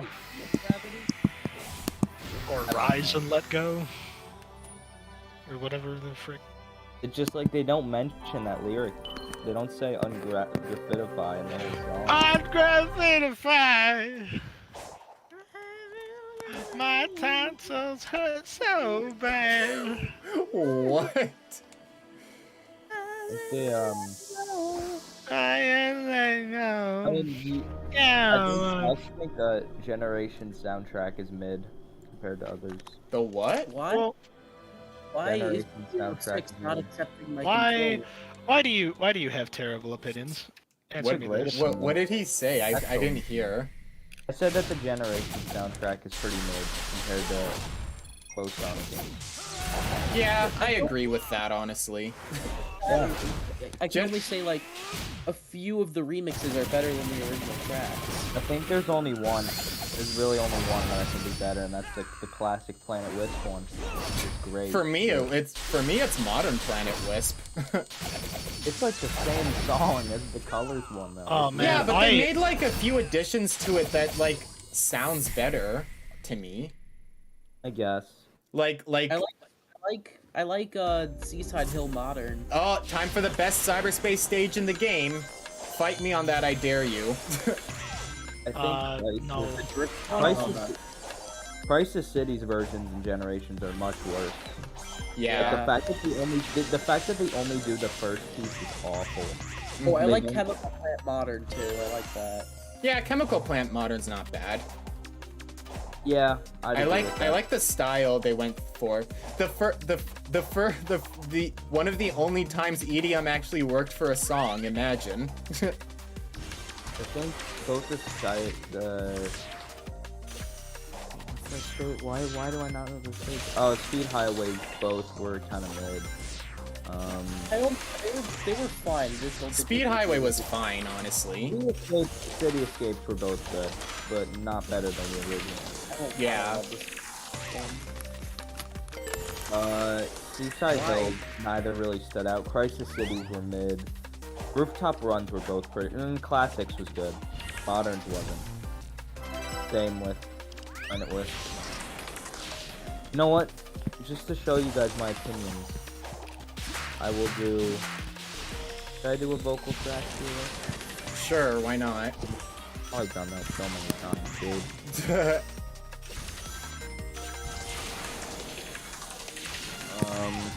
see. Alright. Okay. Sonic vocal tracks. Alright. There's a lot of these. Oh, wow, there's a lot. Okay. Have fun. A Ghost Pumpkin Soup, Pumpkin Hill, good. Probably like an A tier. Myself version 1, like a B tier. Good. Version 2, B tier as well. Whoops. Death Chamber, A tier. Love that one. Aquatic Mine, S tier. Come on now. CGGMAN, A tier. Escape from the City, A tier. Flying Who to is Freedom. having problems with their mic right now? Your mama. I'm hearing like mic pop. Bro. I don't know. I do not understand. Find the Freedom is S tier. Better than EGGMAN. Don't care. Don't care. Didn't ask. Follow Me, the B. For True Stories, A. Alright, what's the better version of It Doesn't Matter? Honestly, I like No, both versions equally. If I'm being completely honest. If I'm being completely honest, I kind of dislike that song, and it's solely for the lyric. No, I don't show off. Criticize. Like, really? Really? It's like, dude, it's like late 90s. Yeah, I know, and I know I'm reading into it too far, but still. I'd say version 1. It's just a pet peeve, it sounds like. Exactly. Version 1 B tier, version 2 is A tier. Pick the Rock C tier. It's pretty mid compared to the other Knuckles rap. It's like, there's this Murder Drones. I've told you about Murder Drones, right? I like Murder Drones, but I don't think it's good. And one of the things that I do very much dislike about it is when it does terrible stuff for the sake of comedy. And whenever in my head I'm thinking like, wait, that doesn't make much sense. And like, wait, why aren't the characters taking this seriously? There's this little annoying voice in my mind that says, yeah, that's the joke. Like, that doesn't make it exempt from criticism. It's like how Bro. the Velma show tries to have self-awareness, but that doesn't make it any less terrible. Okay, seriously, who is messing with their mic right now? This sound is getting very annoying. I think that's Shane. I'm using the mouse, so like it's probably that. Okay. Alright, well I think This Machine and Team Chaotix are both I S tier. swear. Not even a competition there. Throw it Why all is away. your mouse so loud, man? Literally every click I'm hearing it. Weird. Throw it all away is S. Oh yeah, throw it all away is S tier. That's an awesome song. Throw It All Away is such a good song that I don't see enough people talk about. What is Throw It All Away? It's Shadow's theme in SA2. Oh, the darkness. Yeah. Throw it all away. Yeah. It's Double F, been double right there. What's the better version of Unknown Phenomena? I think it's 1. Your mama. Alright, cool.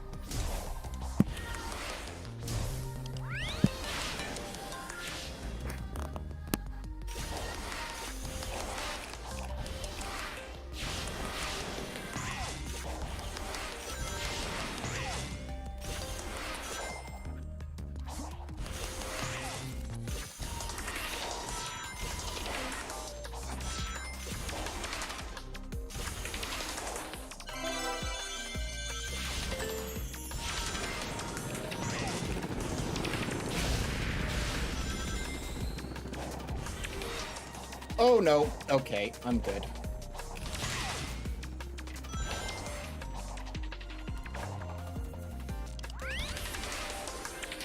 Why does the power boost... Bro, in like cyberspace, the power boost has like this weird thing where it like it doesn't like instantly give you speed like the normal boost does. It like for some reason it like builds up momentum. Like if you don't hit a dash panel first, why does it do that? I don't understand. Bro. Is anyone still here? Yeah, I am. I'm focusing on my game. I am here. Uh-huh. Mouse. I was moving stuff. Uh-huh. What is the best version of his world? I'm now at his. It's the original. Zebra Head. I think Zebra Head Ori- version's the best. original, then Zebrahead, then Crush 40, then the Blue World one. But they're all good. Honestly, Crush 40's version is the weakest. I like Crush 40. It's I like the one that's on the official soundtrack the best. Oh, the original. I mean, all there. I'm pretty Hello? sure. Hello. All right, sorry, my mic stopped working for a second. Well, I'm doing a vocal track list, so I was. I was here the whole time. What's he the couldn't what's say the, anything. what's the better version of Unknown from any game?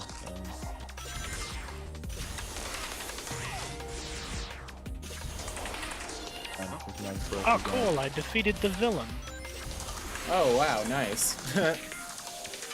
I am all. B rank. I'm all of me is like a B tier. Not gonna lie, Tuh. it's a B tier. Wow. Good song.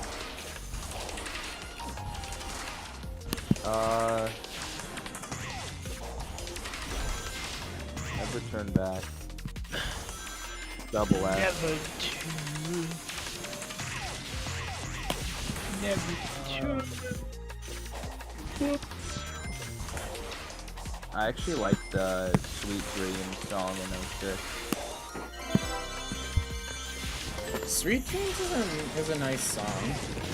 And I know I'm gonna get a mob come after me for saying this, but My Destiny is also good. It is good. It's true. I don't know. A lot of people don't like that song for some reason. It's a good song. Like even it's both in the context of the story and just as a song, it's good.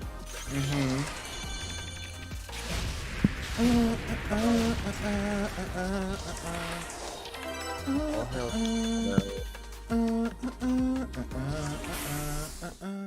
Man. I have something very random to say.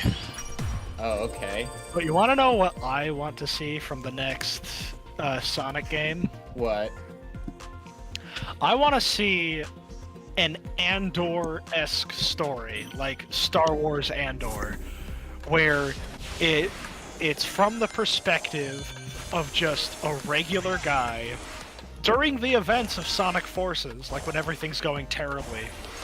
And he's down on his luck, he's living in under the regime of the Eggman Empire, and he's trying to do something for himself. Like a very simple story. He's not involved with the Resistance or with Sonic or Eggman in any way.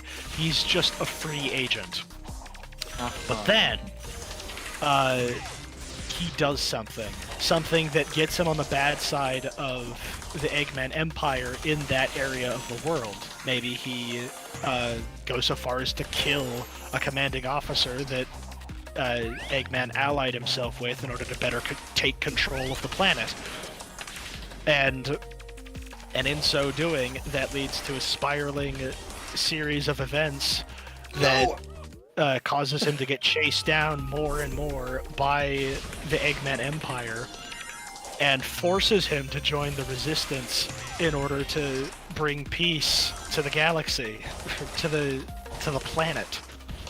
And it's just that, like, no Sonic, no Resistance. It's just him, and he's just trying to survive. So, Whisper? That's basically Whisper's story. Oh, that could work.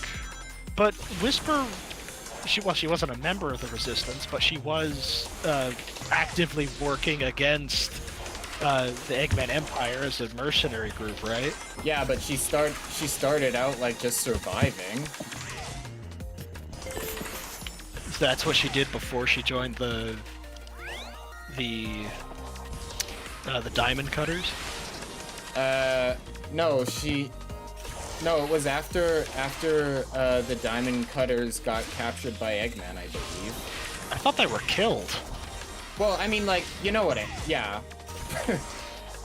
You know what I mean. Yeah, like the implication was that they were torn apart by shadow androids. Uh-huh.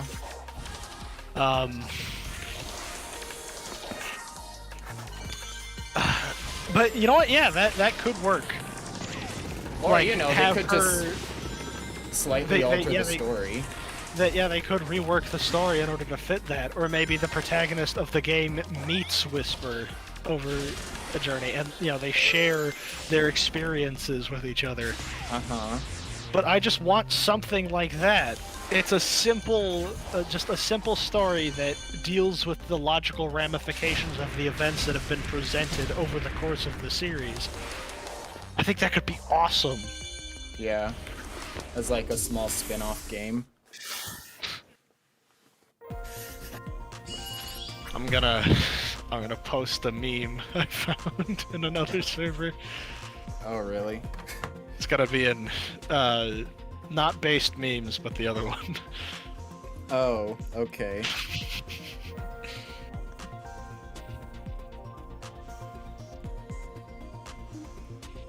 What the heck is that? It's Bowser. Okay. When he- Yeah. That sounded like a werehog, the werehog scream, not gonna lie. I don't know. What is anything anymore? I have no idea. 4-4 is such a good stage, man. More people need to talk about that one. Or bring attention to it at least.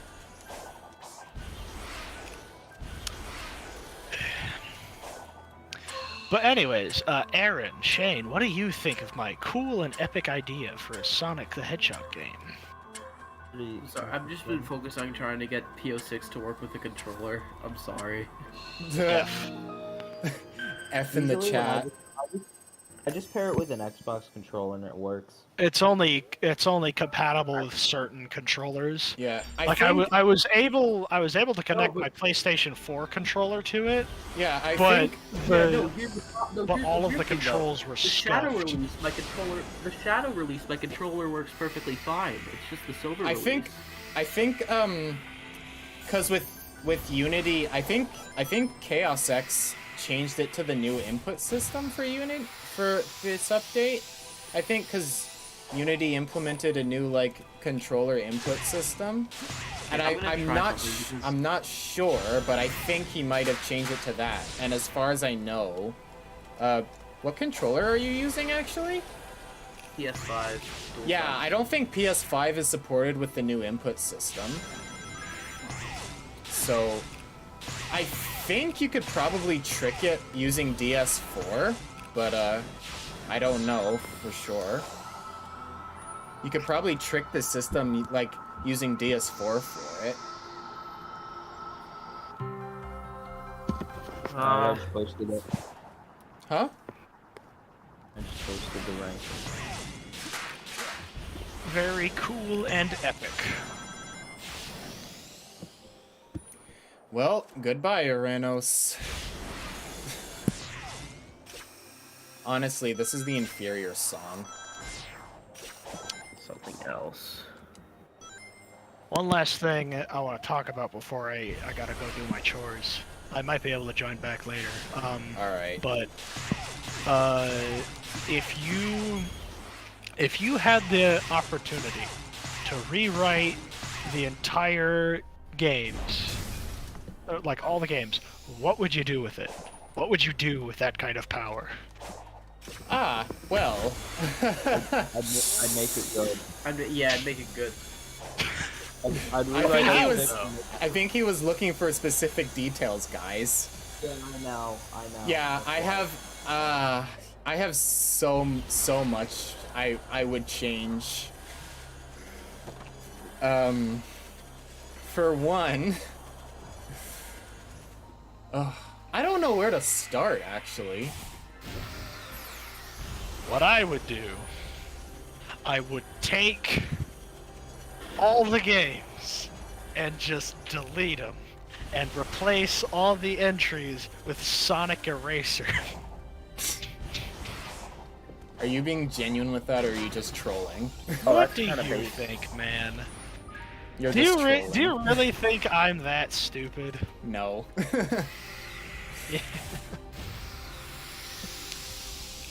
Ugh. Let's see. I feel like the biggest and like most controversial change I would make is I would delete Sonic CD from existence. I And- think that's a perfectly valid thing to do. And I would I know people are going to come at me for this one. I would actually get rid of the adventure games. No, I'm joking. I'm joking. I wouldn't do that. I think the adventure games need to stay. But I think Heroes and 06 need to go because Gone. they honestly don't add anything to the story. And that can work. You know, an episodic series can work. Cowboy Yeah. Bebop is one of my favorite shows ever. A big part of its draw is its episodic nature. No, but it's not even just the fact that it's like wanting to have an episodic series, but it's just the fact that like it's like it deviates so far from the story that was established. It's just like they just feel out of place, you know? And I mean like So- yes, I'd 06 argue- and like I'd yes. argue that Sonic Adventure 2 did that as well. No, well, cause Adventure 2 like actually like added stuff, like it added more lore to the Chaos Emeralds, That lore being. or like or not like the Chaos Emeralds like origins themselves, but I mean like just like different ways they were used, and it also built the world that Sonic lives in more. Like you have So like, them being used, so you know them being used in the arc. yeah, in the arc, like by the military, because like I feel like Alright, okay. I feel like that kind of like we like stuff like that could like be like more stuff to add to the story. Like it Well- helps build the world, you know? It's Well, 'cause what it's like- was? Well, then where was Gun during the events of SA1? well that's like another thing. I 'Cause feel like I get Gun- where you're coming from. I do think the adventure games could be wonderful in terms of fleshing out the world. Mhm. Problem is, there's just several things they don't account for. Like, even now, we still don't know how the Chaos Emeralds ended up on South Island. The starting point, Sonic 1. We still don't know why they're there. They just sort of are, and we're asked to accept that. Because from what I understand, you got Frontiers, earliest game in the timeline, or reveals events that are the earliest in the timeline, wherein the Chaos or the Coco arrive, they die and contain the end, right? Yeah. Well, they don't like die off. They get mutated into Chow. Yeah, that's a thing. So they get mutated into Chow, and then they end up in the shrine in Sonic Adventure 1.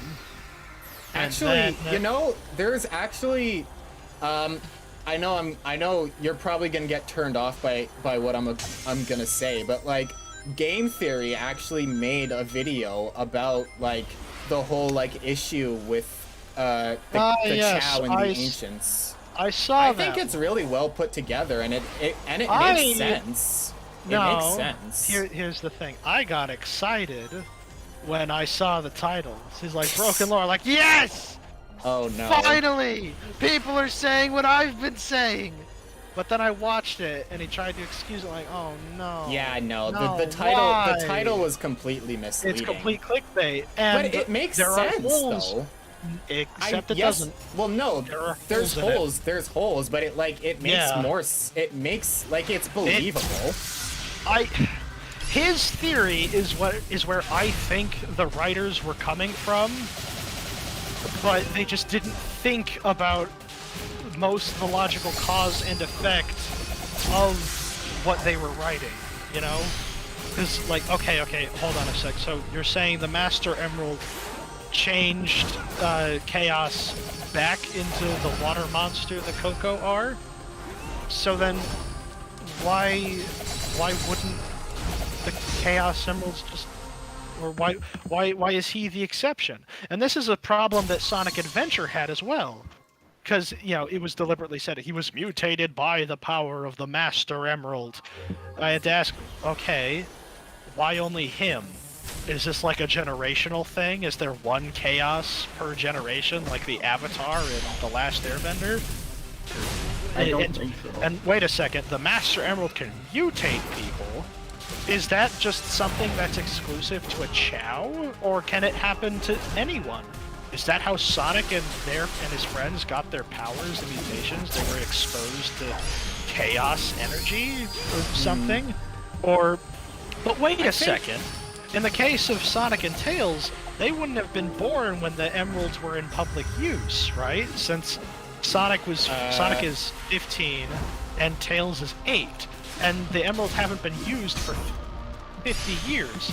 Somewhere in between that time, they ended up on South Island. Does that mean? Hang on. Does that therefore mean that mutations are like a generational thing? And if they are, then they can mutate things as we have been shown. Then why hasn't Eggman been mutated? Can humans not be mutated? Is that just a thing that can happen? It throws so many questions at, but doesn't really answer any of them because it wants to keep the story simple. But that just makes it more unsatisfactory in my mind. Whereas, something like Arcane, it has a really fleshed out world, and I could tell you through reasonable terms what everything does and how it operates, how it works. Sure, I don't understand the exact specifics behind magic and its limitations, but and I don't think the writers of Arcane completely know themselves, but they still managed to make it work by keeping what magic can do simple. And there's actually a really intelligent thing they did. In the second episode, when we're introduced to Jace, and Jace is the guy who creates magic technology. That's not really much of a spoiler since it happens very early on in the show. Well, I'm probably not gonna watch the show anyway, so... Oh, you should! It's so good! It is so good! I can't stress enough how excellently constructed it is. Yeah, but like, it's just... It doesn't look like my thing. I don't know. I tried, everyone. You can't say I didn't try. But anyways, so one of the first things we're told about Jace as a character is his admiration for magic as a concept. Because years ago, he and his mother were saved from the blistering cold by a wizard. And the wizard used a spell to teleport them to a warmer environment so that way they wouldn't die of cold. Uh-huh. And we're not really told what else he can do. It's just like, oh, he's magic, and through magic, he can teleport. And so, as Jace is working on and operating on the technology of the world, or of Hextech, as he calls it, the very first thing he creates is a teleporter. It teleports massive airships to and from locations in order to have massive trading potential with other places of the world. And I really like that because it's a reincorporation.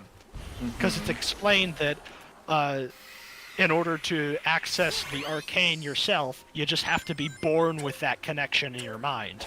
It's not really something anyone can control. But Jace found a way to channel the arcane through magic stones. And those stones act as a power source for all the various magical pieces of equipment throughout the universe. And so, and it's consistent because it's technology. It's not just something that happens in the universe. Because Jace designs these things to fulfill certain functions. Like he creates magic gauntlets that, you guessed it, make people stronger.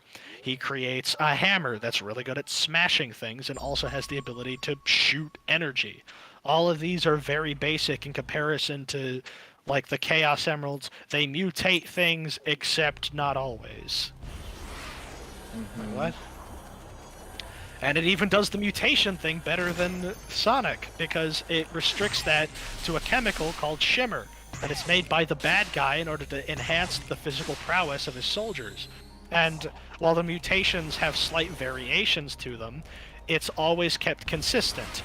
Whoever takes Shimmer become stronger and faster and gain better reflexes, but they also get physically deformed and they also get a bit more aggressive, and using it too much causes you to deteriorate physically, like you turn into a husk of your former self. And all that is kept very simple, very easy to explain. And it's not that I can't accept the fact that Chaos Emeralds mutate people, or the Master Emeralds removes those mutations. It's actually built into information that we have from prior entries.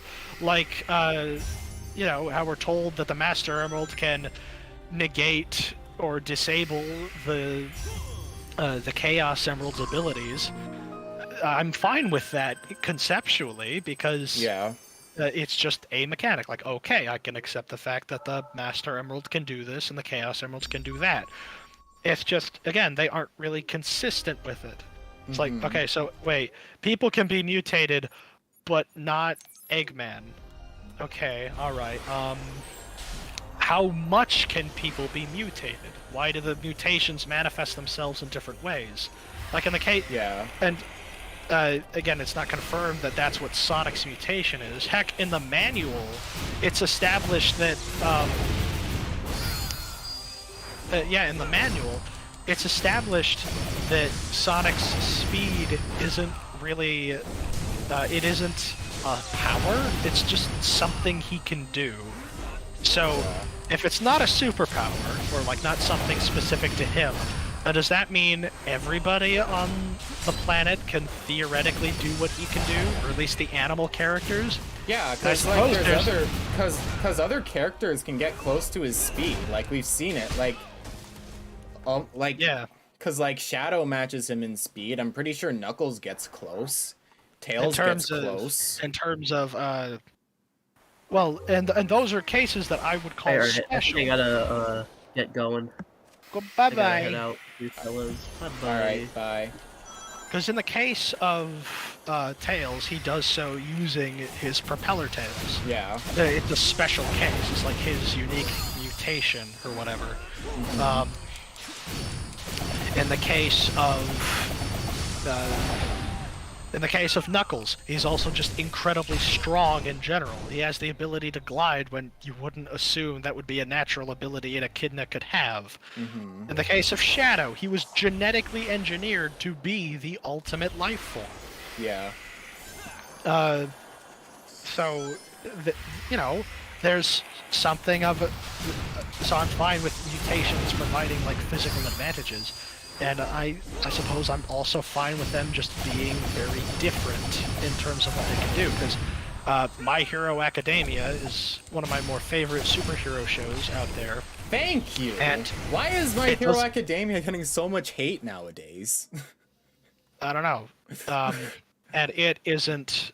And I don't think it's the perfect show, to be honest. But It's not, but it's not like... and it's also not really consistent with what powers are capable of doing what, because they're quite random.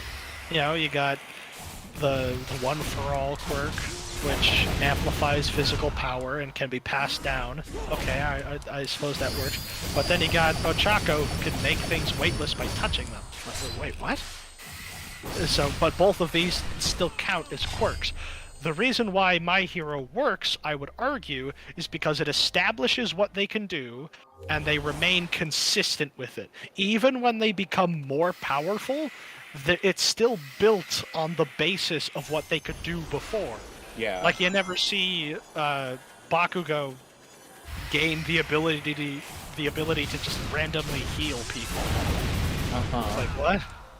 Well, I mean, Instead, if you've seen the latest season, like the latest arc in the last arc in season 6. You mean when he helped Deku get out of his funk? No. I'm talking about like One for All Deku, like suddenly gaining the powers of like all the former users. Well, even then, it was built. There's still something of a precedent for it, and they explain why we haven't seen that before, because he was the only, or because he was somebody who was quirkless. But then why didn't All Might get it? Because he was quirkless too. Yeah, that is rather interesting to think about. I don't actually know. I remember Film Theory theorized that, he actually did have a quirk, and that was his muscle form. It allowed him to channel the power better than anyone else. Like, I suppose that works. I suppose it would also explain why he's still able to do the muscle form now and again. I guess. But there is still a precedent for it. That's like one of the first things that All Might explains. It's that yes, it was passed on. So these quirks don't just come out of nowhere, even though they hadn't been revealed. It's like, yes, these quirks belonged to the others who had the quirk before you did. And, like, oh, okay, I suppose that works. While there is a bit of inconsistency in the case of All Might, again, still a precedent, some basic level of understanding. And like I said before, when the characters become more powerful, it's not like they just gain a completely random and unrelated ability. Yeah. It's just their ability, but stronger. And if it mutates into something sensible. Mm-hmm. Like,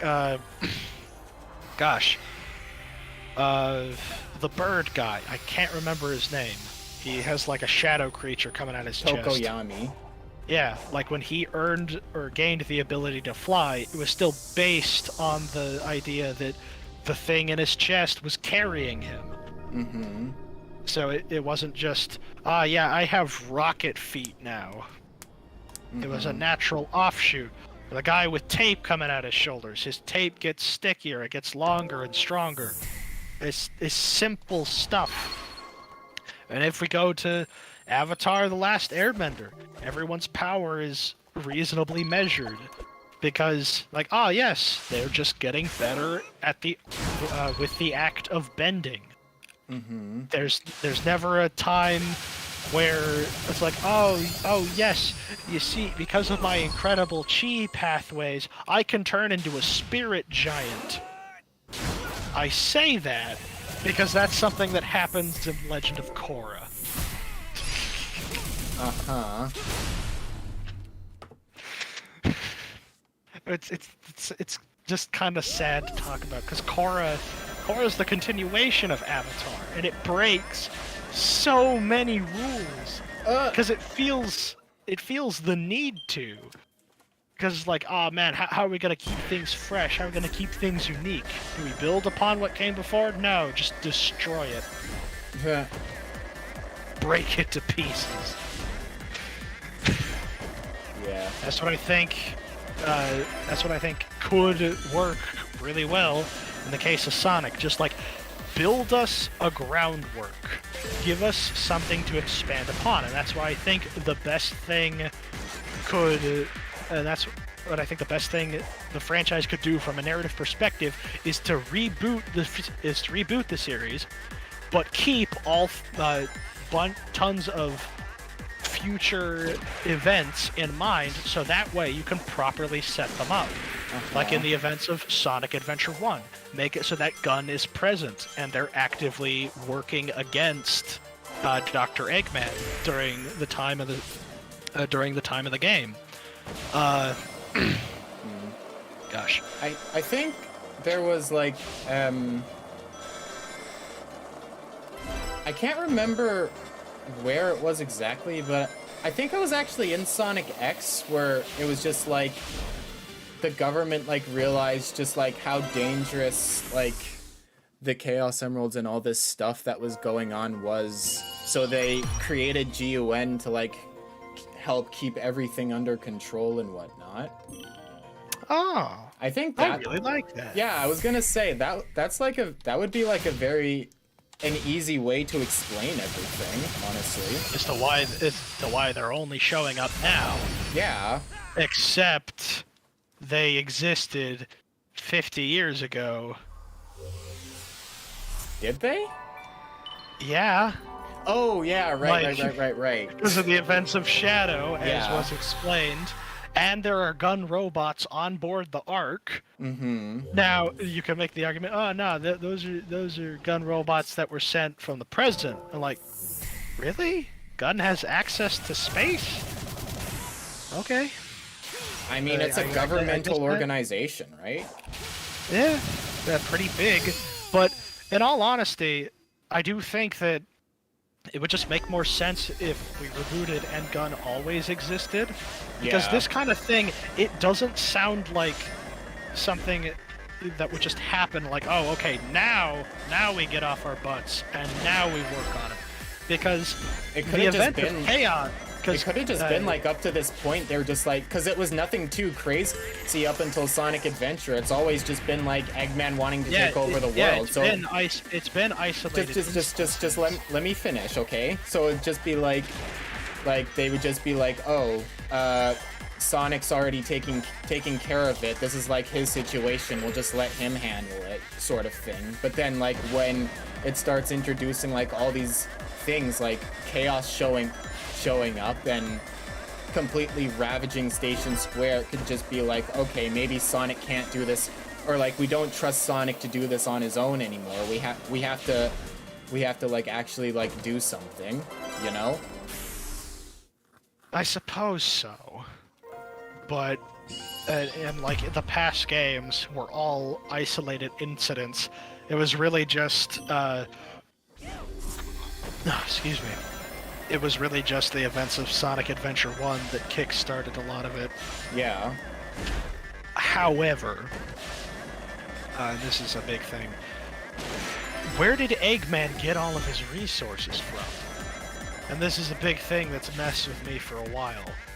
Because, like, if Eggman really is this massively powerful to the point that he can go from cold nothing, where he can go from defeat to defeat constantly without seeming to lose any resources significantly at all, then where did he get it?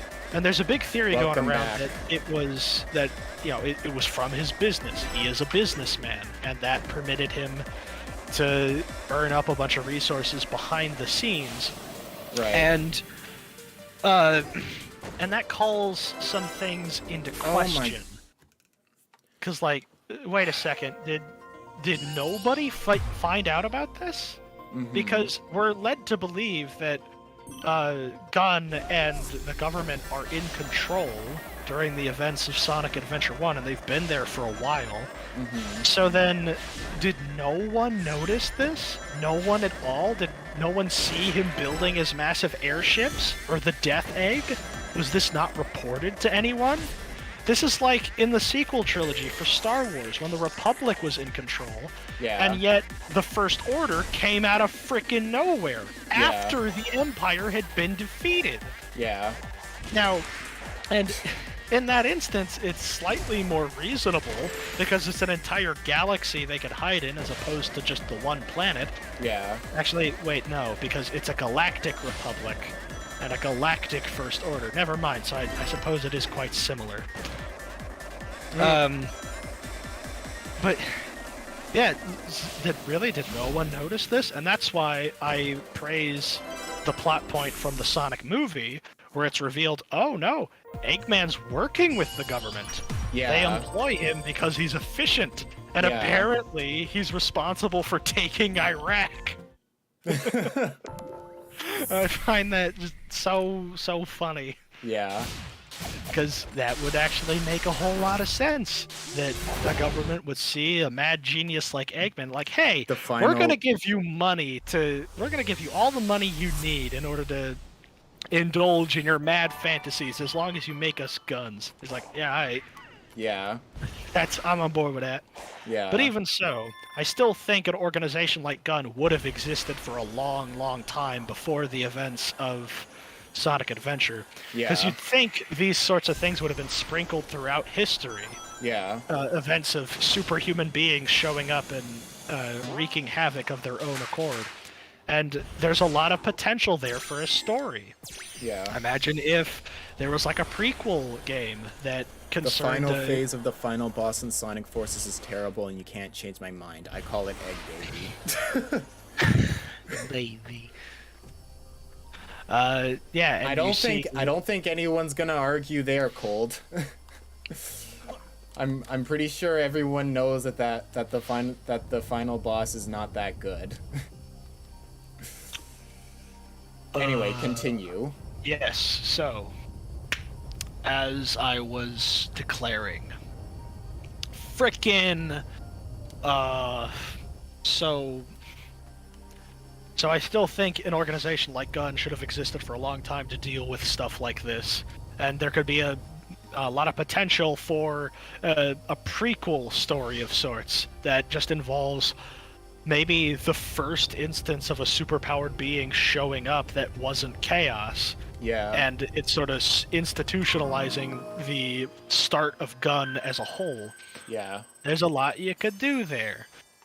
And yeah, you have Gun exist during the events of SA1, have him working against Dr. Eggman, and there are plenty of things that could be changed in order to facilitate this and make it all a cohesive whole.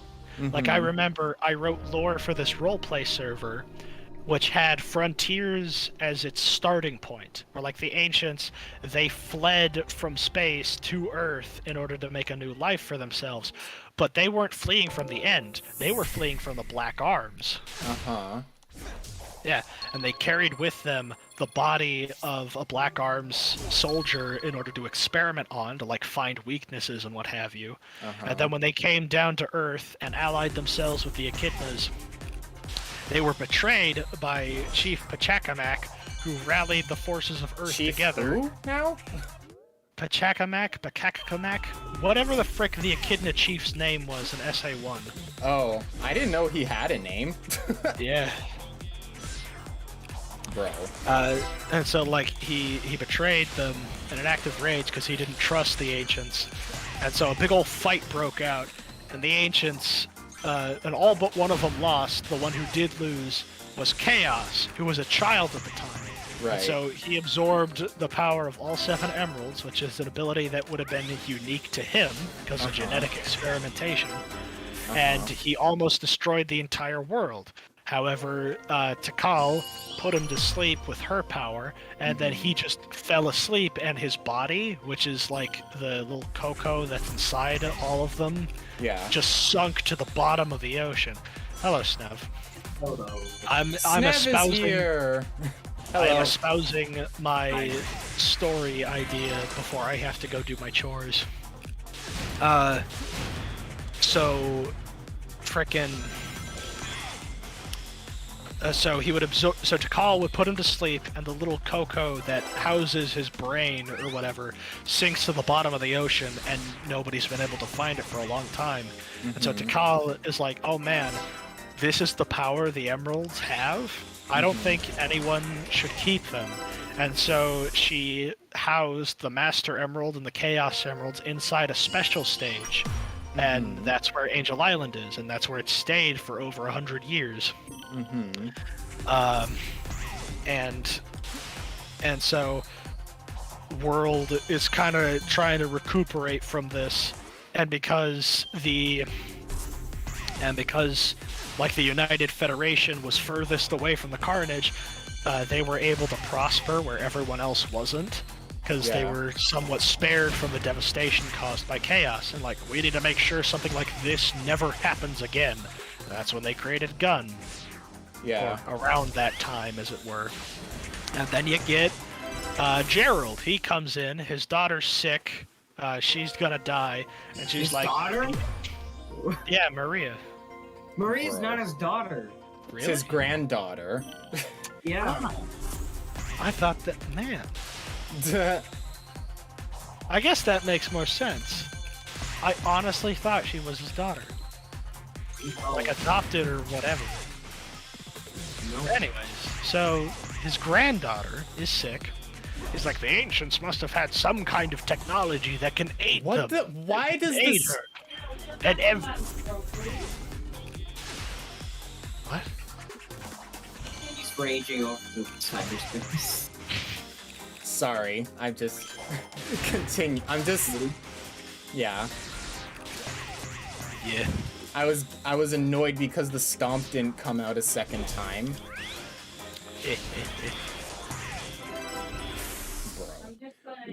Sorry, continue. But yes, as I was saying, Maria was sick. yeah, Maria was sick. Gerald figured that the ancients had something that could help. Technology that could help her and other people afflicted with what she had. And so he travels to like the root cause of all the devastation, and it's like a completely storm-swept hellscape because that's where Chaos unleashed his power. And even after all this time, even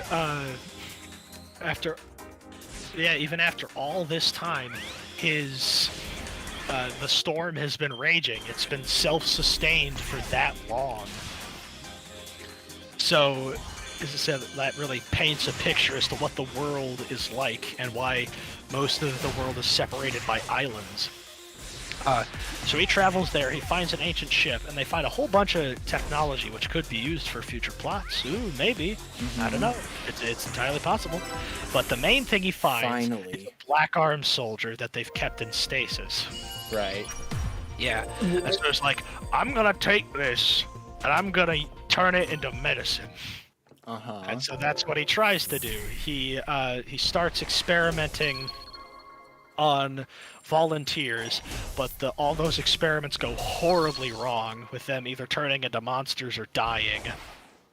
And Gerald's kind of freaking out, and Gun's like, we want you to continue these experiments, or we want you to continue the experiments, or rather, we're gonna shut your experiments down because they're far too dangerous. And Gerald's like, but I have to create a medicine for my daughter. And like, this actually sounds very similar.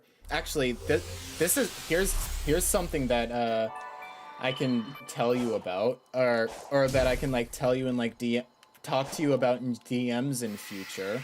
But this actually sounds very similar to a game, my own game series that I want to make. Cool. Yeah. Anyway. Maybe in future I can tell you about the story and see what you think. Yeah, that would be pretty neat. Anyways, so you got Gerald, and he's like, oh dear, what do I do? And so, against Gunn's orders, he experiments on himself. He injects the Black Arms DNA into himself to make himself stronger and possibly do so in a way that would cure Maria. And what do you know? It works! He's okay. He's stronger. He's faster. He's better than ever. And it's like, this is incredible. And Gunn's like, okay, we want you to do this one more time, and if it's successful, we'll continue to fund you. And it's like, oh yes, this is great. This is excellent.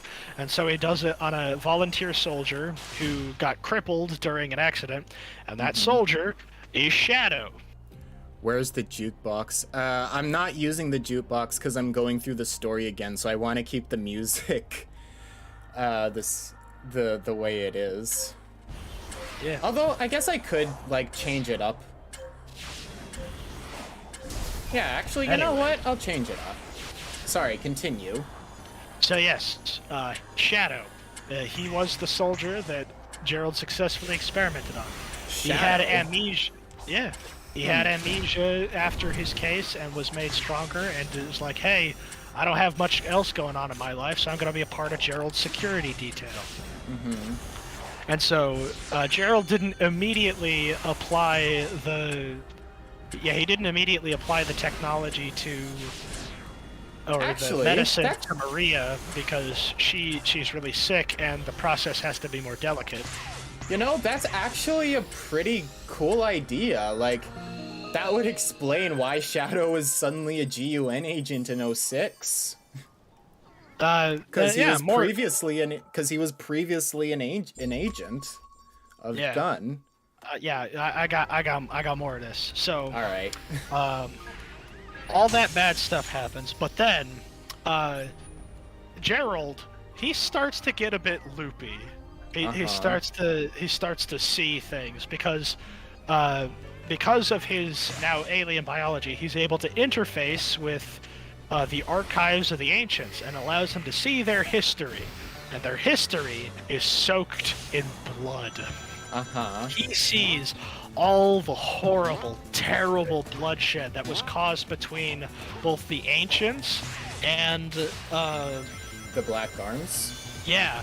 And it freaks him out so much. He goes to tell the heads at Gunn, like, bro, we have to make a gun, like a really big gun, a weapon that can challenge the ancient, or that can challenge the Black Arms and destroy them.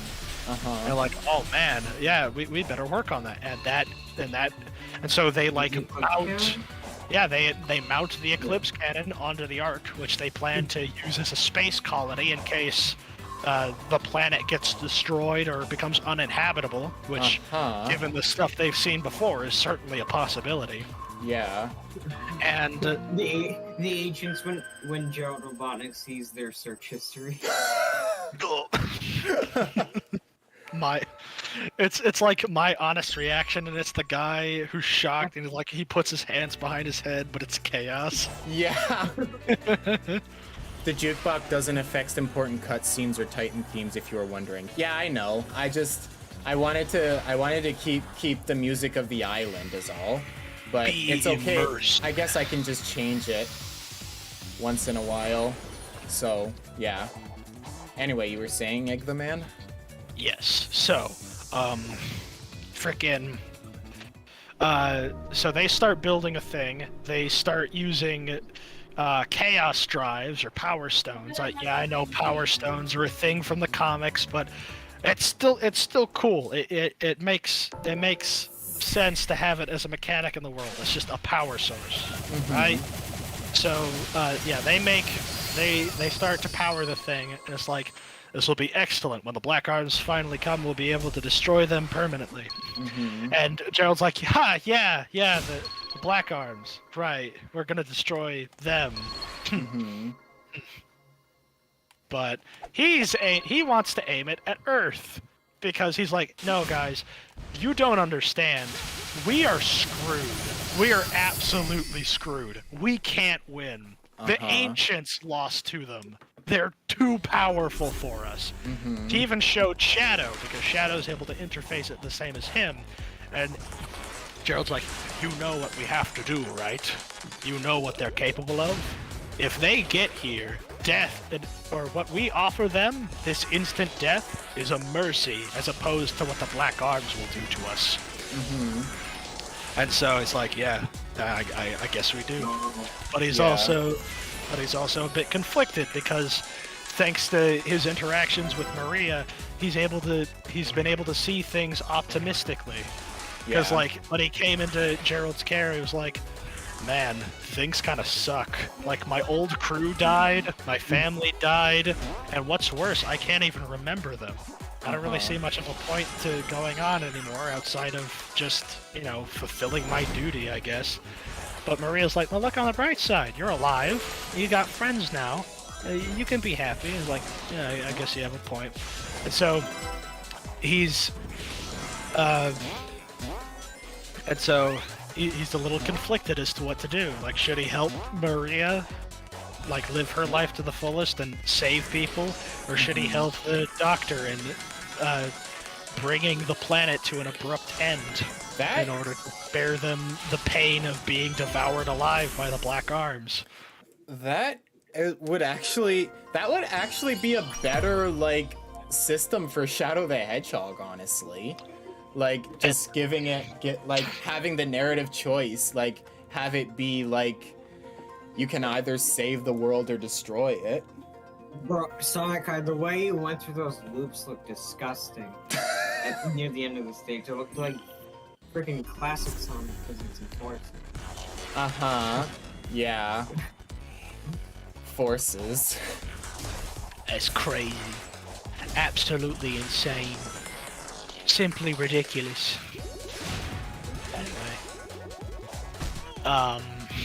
Yeah, so Shadow, he's a bit conflicted, but then Gun catches wind of this plan, and they're like, bro, what the frick are we gonna do? He's gonna blow up the planet. Like, okay, and that's what starts the gun raid. Maria gets shot and killed while sending Shadow to Earth. It malfunctions, and he almost dies, but doesn't because he's a Chad. And so Gun places him in stasis, so that way they can study his biology and, like, try to replicate it onto other soldiers. But they're having a hard time because they don't have Gerald anymore. Yeah. But what about Gerald? What happened to him? Well, because the mutation that he gave himself was imperfect, unlike Shadow's, he starts to get weird. He starts to get elongated, more deformed. He starts to resemble a creature more than a man. A lizard. Oh, I see where this is going. Yeah. Yeah. And so because he ends up getting so powerful that Gun can't kill him, instead of killing him, they put him in stasis and lock him on board the Ark, where he can't hurt anybody. Yeah. And Gun's like, well, frick. We screwed up. Like, sir, what do we do about the Black Arms? I tell you what we're gonna do. We're gonna gather together a team of the world's most powerful people, and we're going to prepare for when the Black Arms eventually do come for us. And we'll also try and find the Chaos Emerald, which disappeared like 100 years ago. And so that's what they start to try and do, And this is what brings them into direct conflict with Sonic, because Sonic's like, man, joining the military? No way! I'm dodging the draft. It's like, yeah, I'll fight the Black Arms when they come. I don't care. I just don't want to work with you. I don't like you. You smell. You got that stanky leg. And upon hearing that, Abraham Tower died of embarrassment because he got roasted by Sonic the Hedgehog. Yeah, that's actually a really good take on the story, honestly, and it could work. Yeah, and it all comes to head in the big climactic battle where, in Sonic Adventure, Shadow gains hope again. It's like, hey, we might actually stand a chance. I mean, I didn't think anyone could beat me, because I was so strong, but look at you, Sonic. You say you defeated me. You're the ultimate life form. Like, ha, yeah, I am pretty cool. Yeah. Anyway, sorry about your dead adopted sister. So, like, is Shadow, like, in your canon, is Shadow, like, still a hedgehog that just works for Yes. Gun? Okay. Yes, because Okay, I because thought you. Guns- just imagine that. It's Sonic and he's like a little hedgehog, but then you got Shadow with some masculine man. I thought. No, I thought what you were gonna do was have him be a guy, but then he like transforms Yeah. into a hedgehog. No. Yeah, It's after, just like, being injected gun by the forces. black Gun forces are more diversified. It's not just humans. Right. Okay. Yeah. But yeah, all that would come to head in the big climactic battle where, Shadow, he received hope by being beaten by Sonic, and Sonic, who's just kind of there, and who knows, maybe you could even have Silver. Make it so that he's like, I come from a world where you freaking lost. Mm-hmm. Black Arms have swept over everything.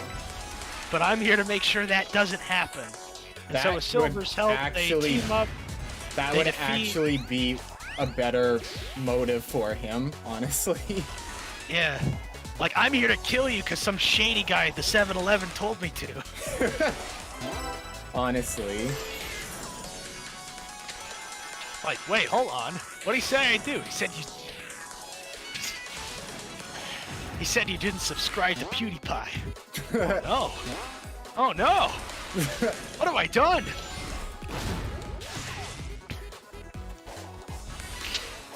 Yeah. There's so much that you could do. You know, I So actually many things you could introduce with that kind of a setup. I actually had a conversation with someone else who's also big on like stories and whatnot, and we were talking about the story of Sonic Forces, and it was just like, and we were talking about like how like we don't understand like why Silver is there. Like we're just led to assume that like he came from like his future was taken over by the Eggman Empire, so he was going to help Sonic and friends like win. And Yeah, and that is something of confusion because wait, hold on. I have more to this. So we were like discussing it, and it was just like we decided to like flip it on its head and be like, Silver comes from like he's actually from a good future, but say one day he's traveling to a museum with his friends from the future where where it was basically like the history of like Sonic and his friends, right? So then, and we would have like an image of like the entire resistance like after they won the battle, and then like they're looking at it, and then they actually see Silver in that image, and they're just like, wait, hold on, Wait a you're frickin' here. second. So and they look at him, and then they grab him, and then they bring him to the nearest time machine. Yeah, essentially, that's basically what happens. They're just like, hang on, if Silver's here, then that means he had to have traveled back in time again, because like in our It's worse, like, no, it's not me. That's just a guy that looks exactly like me. That's No. my granddad. No, they don't do that, because we were thinking like the Sonic Rivals games happened, and he was it another dimension or the future? I don't remember. I feel Pretty like sure it was the future. yeah. So it's just like Silver?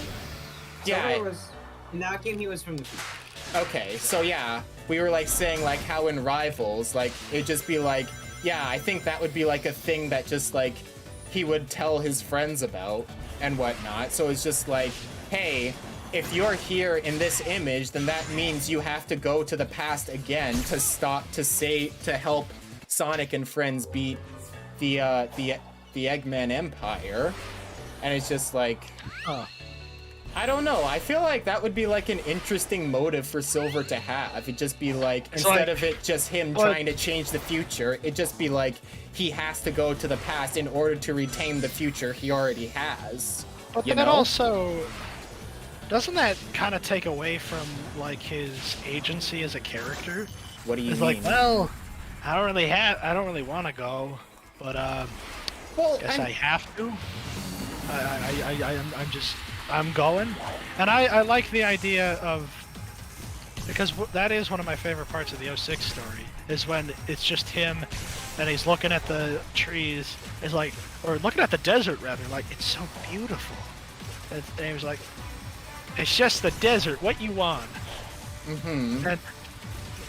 And it just because of that contrast, he sees a world that isn't ruined yet, and it's like, this is what I'm fighting for. Well, This yeah. is the future I'm trying to create. Well, yeah, And but also- you have to remember too, because like this is like after like he's already gone to the past and like fought for the future to give himself a good future. So it'd just be like once he has that good future, he's not gonna want to lose it again, right? Like that wouldn't make any sense to his character. It'd just be like, so then what was the point of you going to the past to change the future in the first place? You know? Yeah. Like, that is an interesting predicament though, because if he does change the future, if he makes it a good one, he's essentially leaving his past behind. And that's something that's always confused me. Where it's like, hey guys, the future's great! And that's what he said in Sonic Colors. Like, okay, Sonic so Colors. does on the Dark DS? Colors? Yeah, Oh. yeah. I have not. I need to look at the DS version of Colors. Honestly, everyone is saying it's the better version. It's They're wrong. They're wrong, but it's still a pretty good game. It's pretty funny. Uh-huh.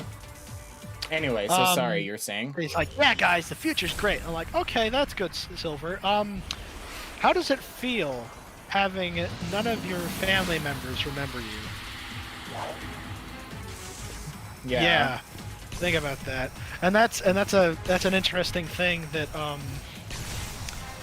this one guy did in like a theoretical Sonic Adventure 3 plot where Blaze and Silver come from the future in this reimagining, and when they go back to the future, someone who they recognize are like, "Hey, what's up?" And he's like, "Who the frick are you people?" Uh-huh. And there's a moment of realization, like, oh no, like, oh yeah, we created a better future for everyone, but no one in the future Hello, appreciates. Vitaly. And Maybe then that- they. That would be cool And for then Silver they- to have some sort of arc like that in 06. Yeah. where he like Where he had to abandons the future in order to live in the past. Mm-hmm. No. What I'm saying is that he wants to save his future, but he has to come and accept the realization that he's going to lose all the people that he loves in the future. Yeah. Yeah. That it's going to benefit more people. In the long run. Oh yeah. man! Oh yeah, that would be really good. Yeah. Where he just has to accept the fact that, oh man, they're dead. Or they Or- don't or remember s- him anymore. Yeah. That That's crazy. actually would be a good story arc for him. And I also just like the idea of Silver trying to adjust to regular life. Yeah. And that would give more potential for Silver and Shadow having a student-mentor relationship, like how they kind of did in 06. Because in Silver's case, he's trying to adjust to a regular lifestyle, not just because they don't have all the advanced technology that he has in the future, or at least would supposedly have, but they also aren't living in a hellscape. So the fact that he can wake up every morning in a soft bed without monsters trying to kill you 24/7, it's just kind of bizarre to him. Oh, come so- on. And Maybe then he has to work a job. Maybe he starts working with Gun as an attempt to like have something to do, Yeah. or maybe he's like, I don't see. Here's the thing: I don't really like fighting, but I just do it because it's familiar. It's everything I've grown up with. It's kind of all that I know. Right. And by interacting with Shadow, who at this point would have met Rouge and Omega and would have made amends with General or Abraham Tower, is like, look, man, normal life, it's not really something you can attain. Normality is different for so many kinds of people. Wait, So I but suppose- how would Shadow be there? It's 200 years later.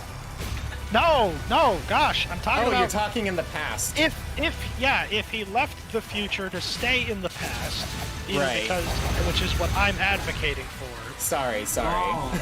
I Also, didn't if it understand was what you were 200 talking about. If it was 200 years in the future, Shadow could theoretically still be alive, because ultimate life form. Oh yeah, I guess. If he was able to live 50 years and still be at prime physical state, it wouldn't be a stretch to say he was still alive 200 years later. But anyway, you were saying... And so Shadow could be all like, yeah, normal life, it's not really something that can be achieved. It's different Wait a for every second. person. That would As be... long as That would be another interesting thing, actually. What if, like, in the future, Shadow actually tries to find Silver, like, when he's older and, like, Silver is supposedly alive at that point? Yeah.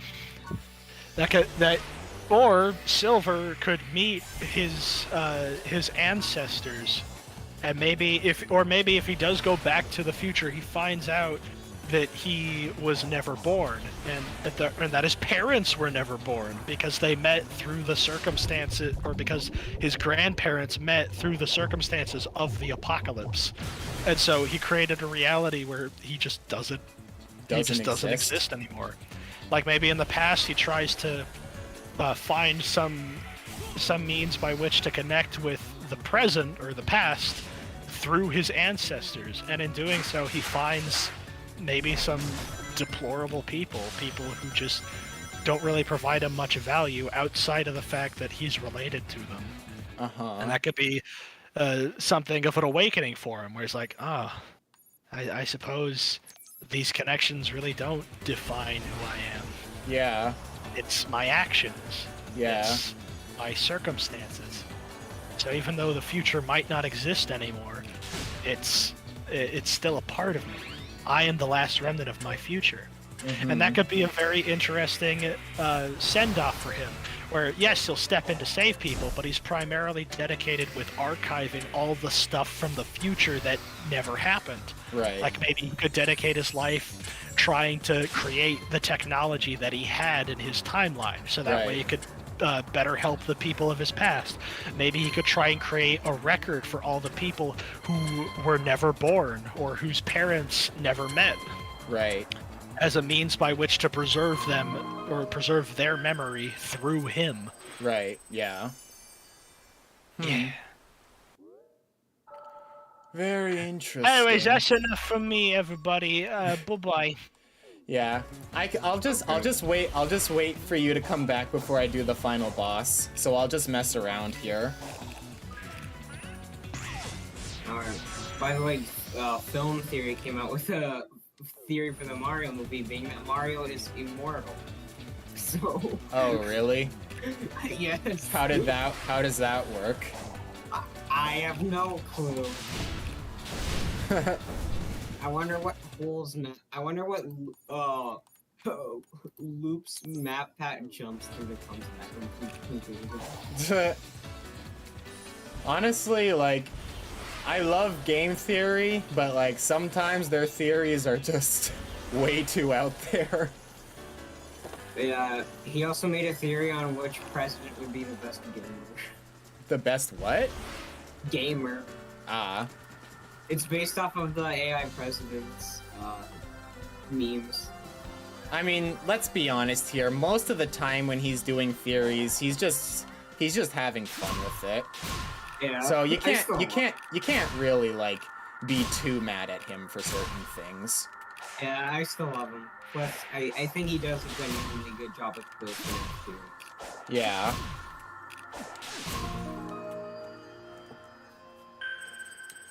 But that sounds like one of the out there ones. Yep.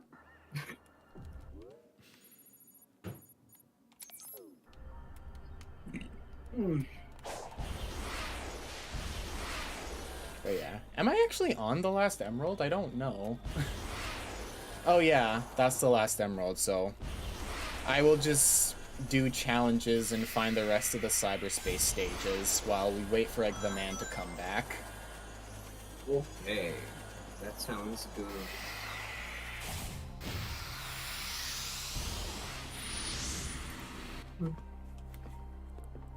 If I understood those visions correctly, the ancients came from space, right?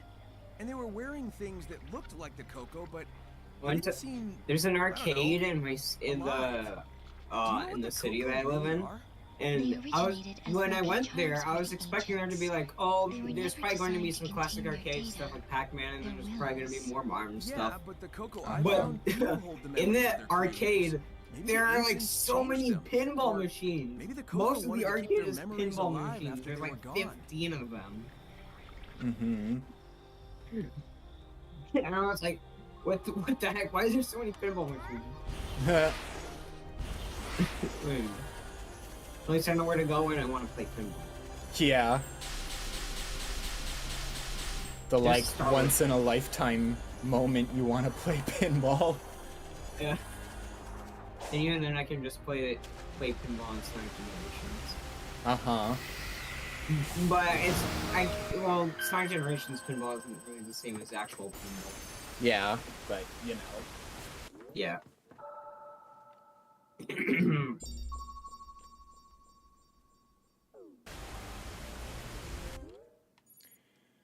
Um.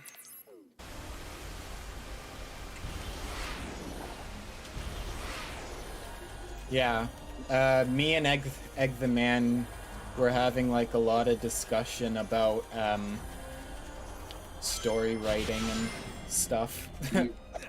I have to say, talking about stories is actually very interesting, and I'm not just saying that as a story writer myself. It's very interesting hearing other people's takes on things. Yeah.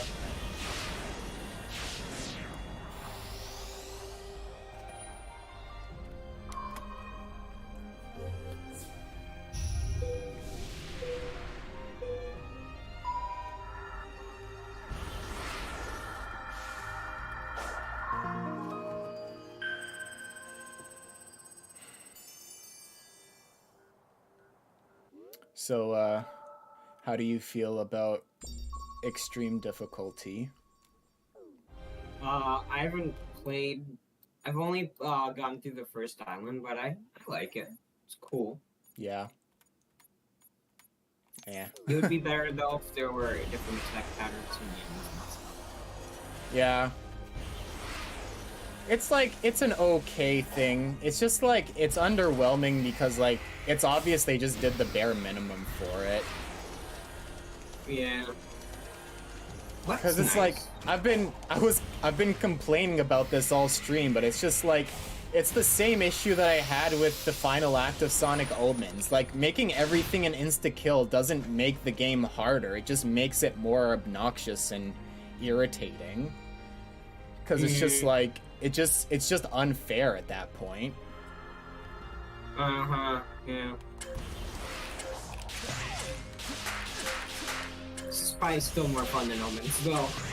I mean, obviously, because the game was actually had a core game design philosophy, but it's just like, just honestly, I don't have an issue with insta-death things being like a thing in a difficulty mode, but the thing is, they don't change like the attacks and whatnot in order to like properly like what's the word, like flow with that idea properly, because it's like with Caterpillar specifically, like I've been having this issue every time I fight Caterpillar, but like because of the way their attacks are made, it makes it like really difficult to like actually do like proper attack combos. So it just makes Caterpillar like really annoying to deal with, because it's just like, well, I'm trying to attack. What do you expect? Like, what do you expect me to do? It's just like, it's limiting yourself. The game is just limiting you to like certain attacks. And like, it wouldn't be so bad if like you could also like level yourself up, but the game doesn't even let you do that. It's just like, at least let us level up our strength, you know? Yeah, I see what you mean. I'm forgetting my quest. What'd you say? I keep forgetting what I want to say. Ah.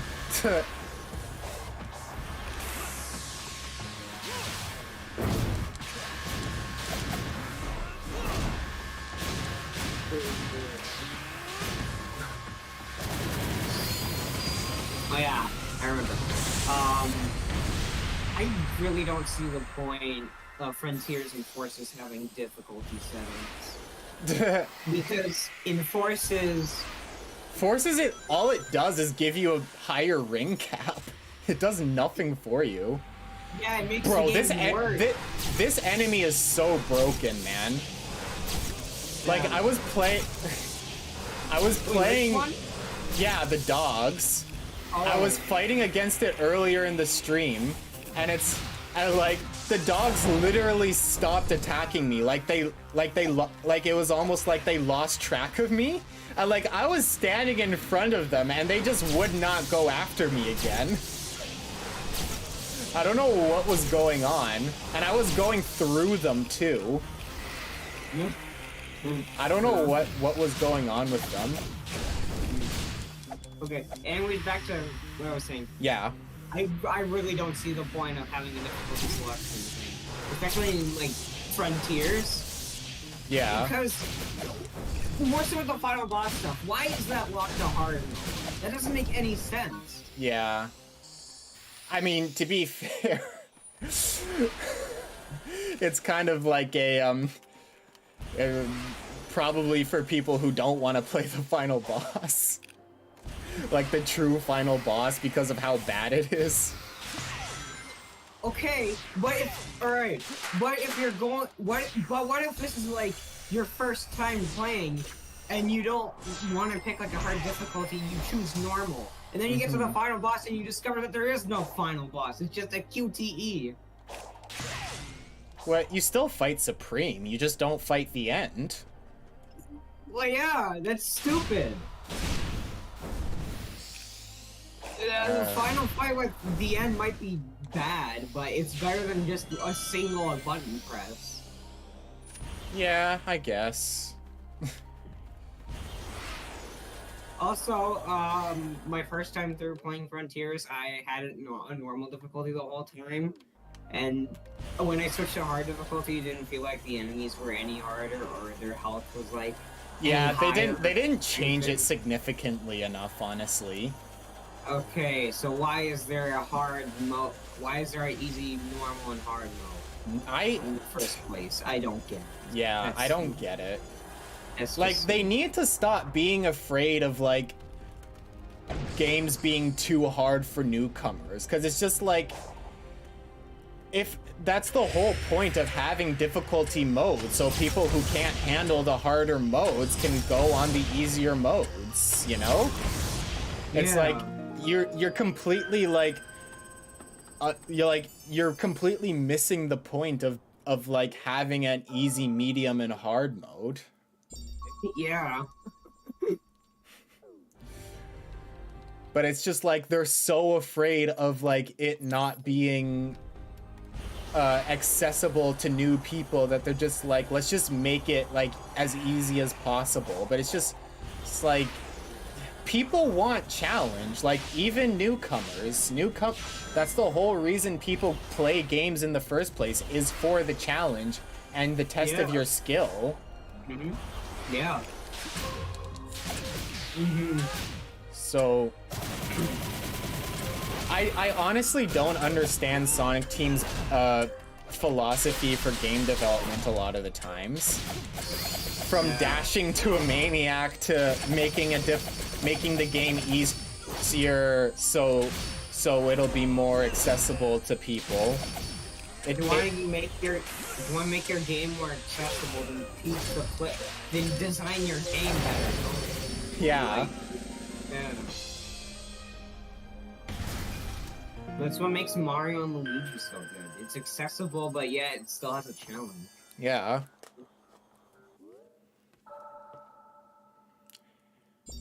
Yeah. It's, yeah. I hope Sonic Team realizes that eventually, but it's just, like, not really giving me much hope. Yeah. And it's not that I have a problem with difficulty settings or anything. I think they're fine. But Yeah. if you're going to have difficulty settings, make it noticeably difficult. Like, make the changes noticeable. Yeah.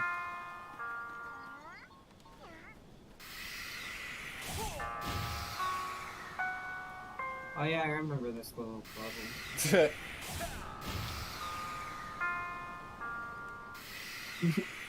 It's the one from Undertale.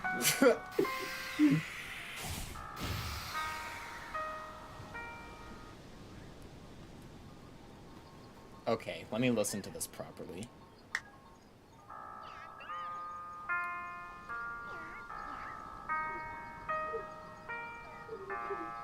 It's interesting how Dusty Desert from Sonic 06, which is just a desert, is more memorable than Desert Ruins from Sonic Lost World, which is just a desert. Mm-hmm.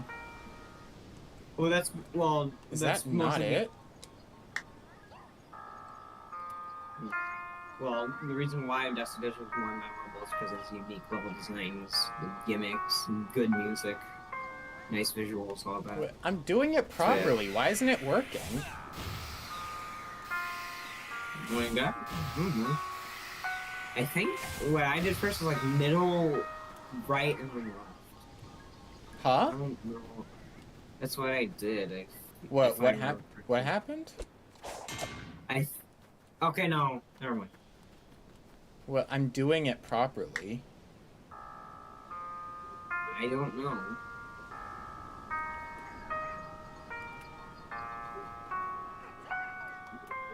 Are you sure you side looped it? Yeah, I'm side looping. Or did you just go up and interact? Oh Well, wait, there's no, animals. I know what I'm doing wrong. Whoops. What? I got the order wrong. Oh. There we go. That was dumb of me. I'm sorry. Oh, there we go. Anyway, sorry, were you done what you were saying? Yeah. Sorry, remind me again? I was saying how Dusty Desert from Sonic 06, which is just a desert, is more memorable than Desert Ruins from Lost World, which is just a desert. And even with Sonic Lost World, it has the Honeycomb Highway and the... Sea bottom Segway. No, that's not in Desert Ruins. It has Oh. the food level. Oh, Desert Ruins. Yeah, it has both of those, and yet it's still not as memorable as Dusty Desert. Mm-hmm. Sonic 06 had some good stages, honestly. Like, Yeah. honestly. Oh, look who's back. Rigoberto.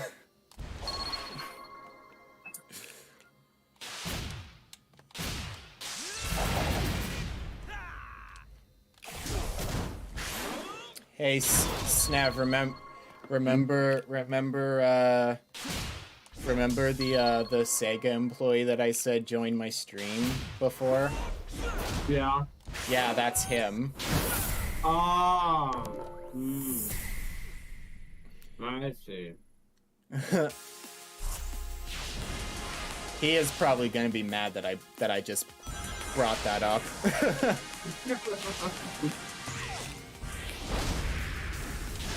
He is doesn't like putting his name out there for some reason.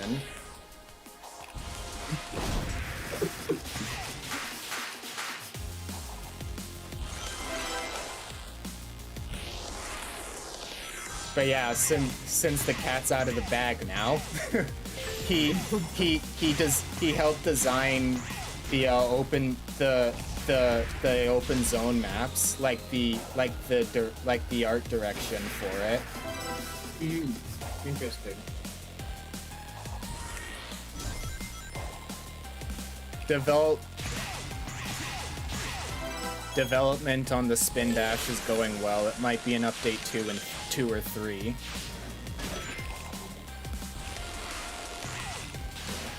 How is the Spin Dash gonna work though? That's gonna be interesting. Yeah.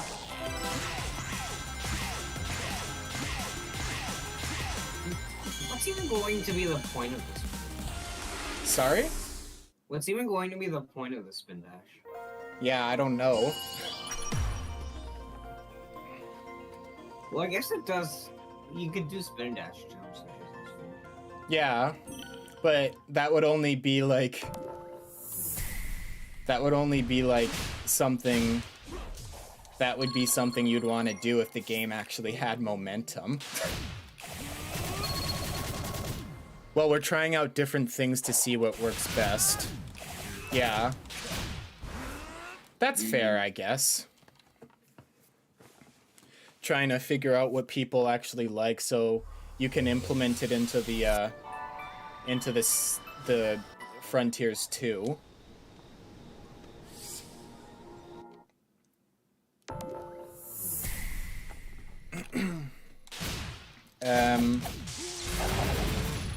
Yeah.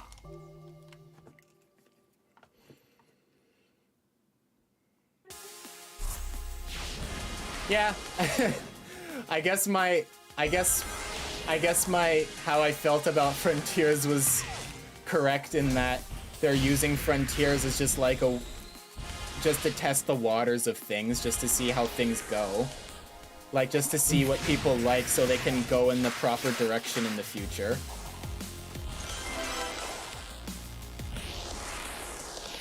Which I respect.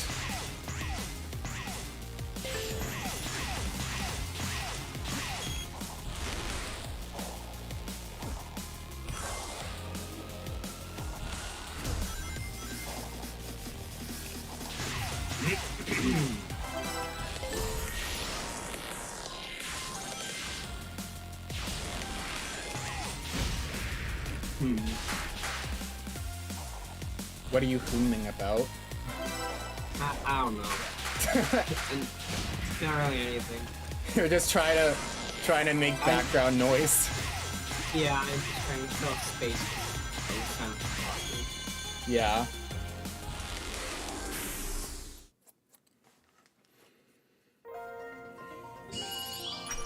Oh my goodness. I have to get 1 minute 2 seconds in order to get an S rank. Alright. The S ranks are actually hard? What? And I just screwed up already.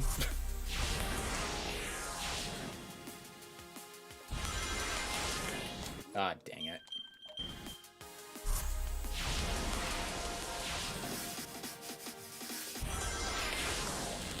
Bro. What I'm gonna be right back. I have a thing to do. Alright. Alright, screw it. Just go through the loop.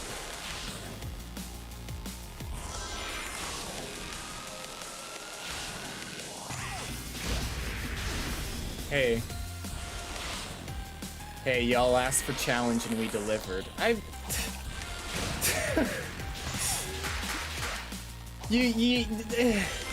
No offense to you guys, but I've been saying it the whole time. It feels like the extreme mode was just the bare minimum. Like, I feel like what should have been done was, like, make the attacks harder or like, give you a smaller window of opportunity to hit the enemies. Like, make the attacks faster and, like, obviously having like all hits instantly kill isn't necessarily the worst thing, but the problem is a lot of the attacks, like a lot of the enemies, like aren't changed to like better flow with that fact. Because like, for example, with Caterpillar, I didn't get the S rank. Like I've been complaining about Caterpillar the entire time because of the fact that the attacks don't mesh well with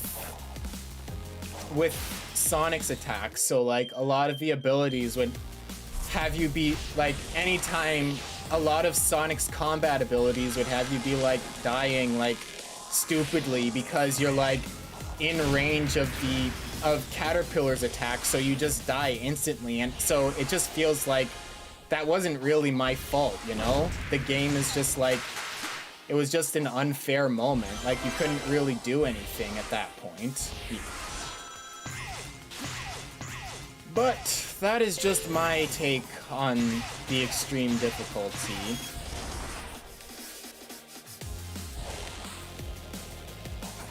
Like, at the very least, have the enemies...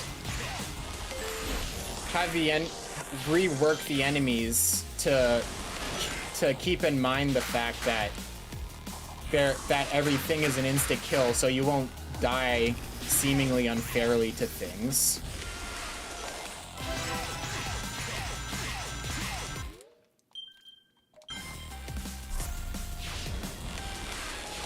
Well, at least it's not the original Caterpillar design.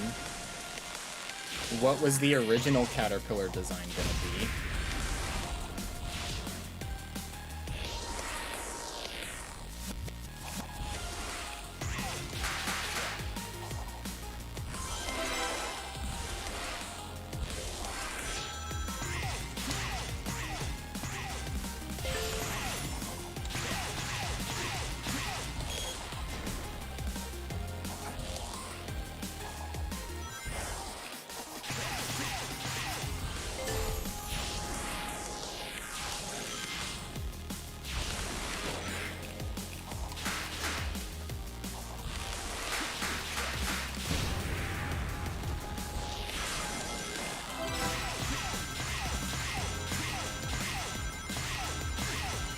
Every 5 seconds, he spams lasers and you have to parry or dodge them. I mean... that's not too different than what we got. I'm just saying.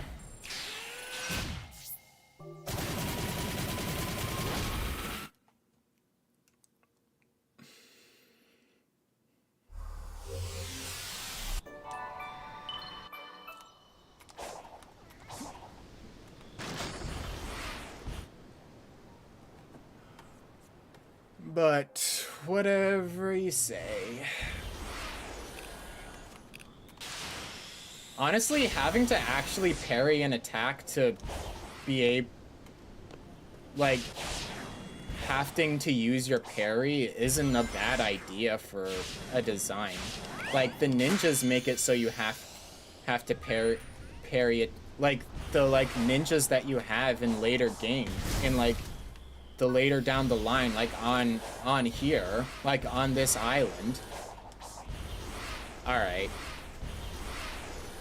But yeah, I'm just gonna say this, like, having the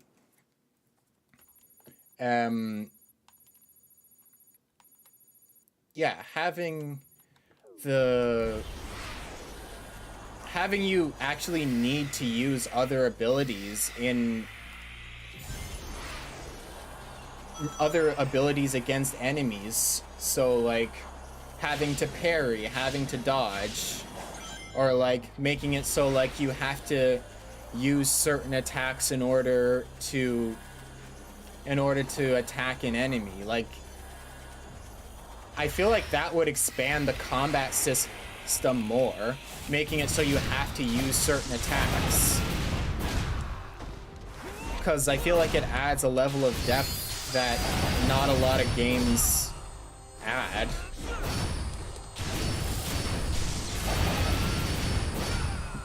So like, say you have to, oh damn, like that's what I'm talking about. Like, what was I supposed to do there? I was in the middle of an attack.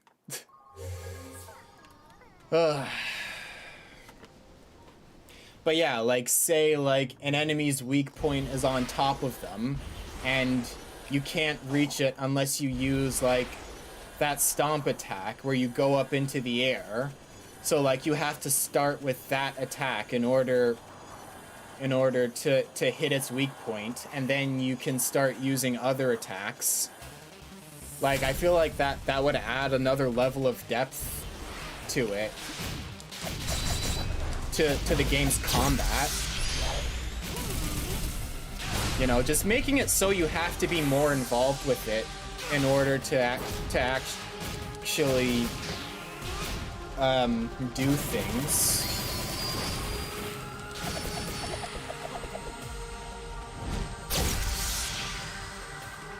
Like here, this is something that I really like. You have to parry. This is like one point where you can't attack the ninja. You have to like actually parry the attacks. Parry or dodge in order to go to dodge the attacks, and then he gets stunned, making it so you have to use the parry in order to stun him and then start attacking again. Like, this is the kind of thing that I like to see in combat in games, which is why ninjas are like the best enemies in the game, because they're like the most involved out of all of them.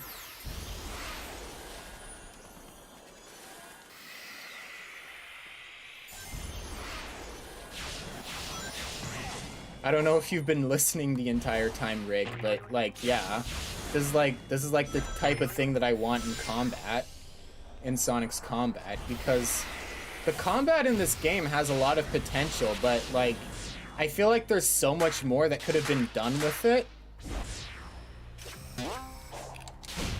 to where it's just like, it's just another like wasted potential type thing. And I'm not saying that what we got was bad. Far from it. What we got was actually really good, especially considering what we had in the past. But it's just also the fact that there's just so much that could have been done with it.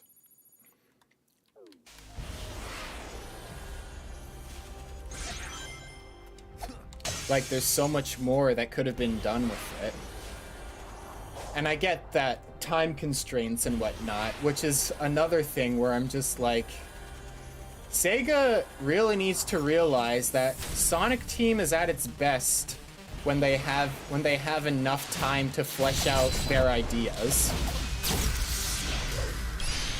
Which I think is one of the biggest problems, is the time constraints.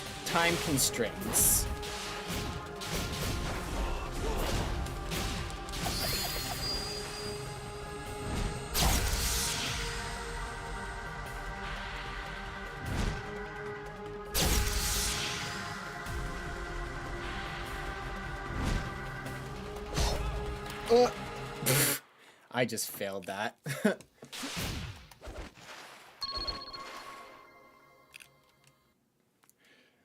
Whoopsie.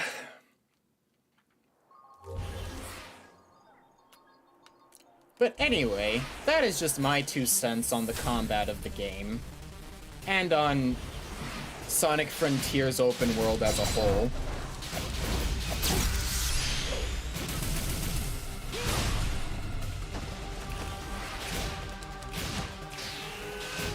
But yeah, I don't know if you've been listening, Rig. Maybe you can like tell me what you think about it.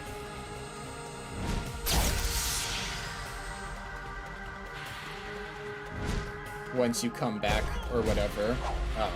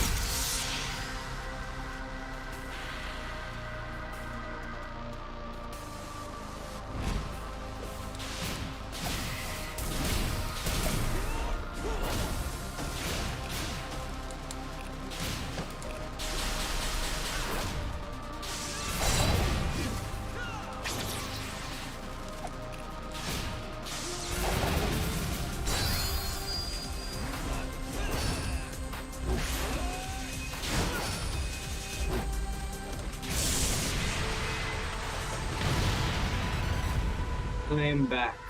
Welcome back, Snev. Yeah, I was going on a whole rant about ways they could have handled Frontiers' combat to make it more engaging.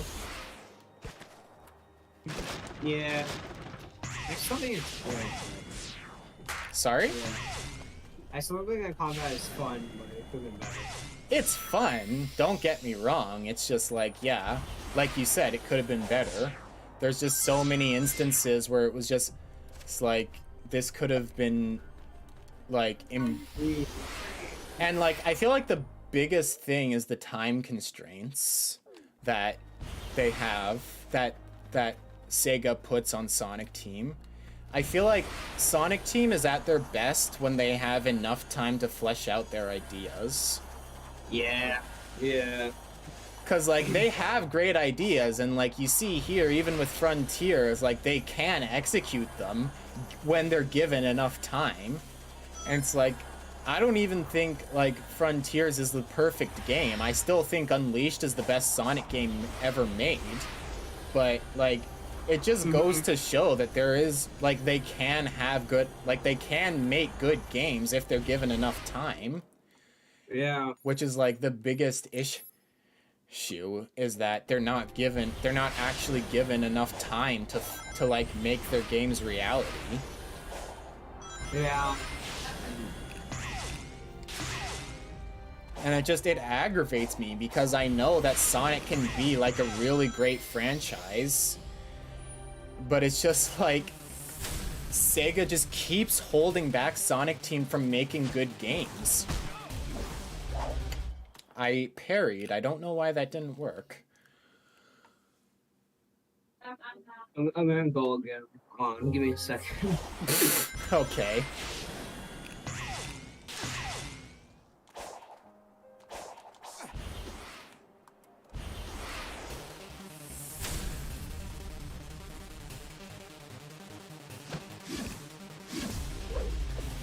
Nice.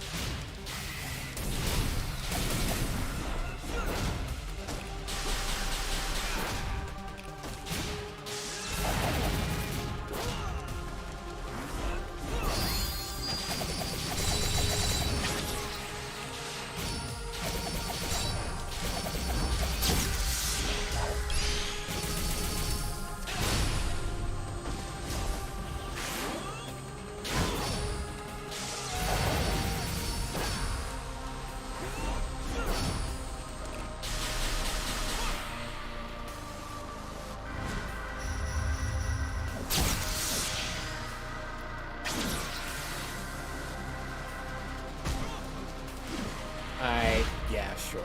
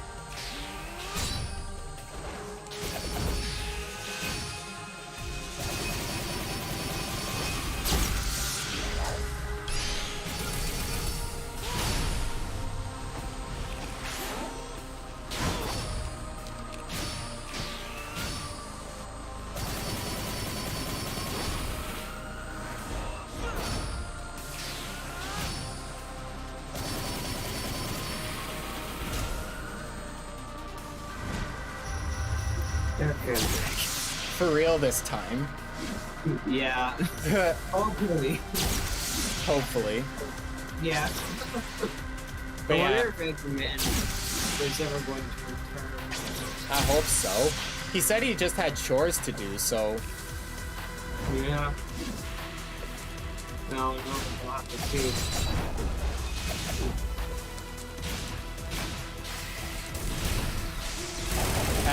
But yeah. What do you think about what I said about the combat? I don't know. I agree. I think it needs. I think it could be improved. Yeah.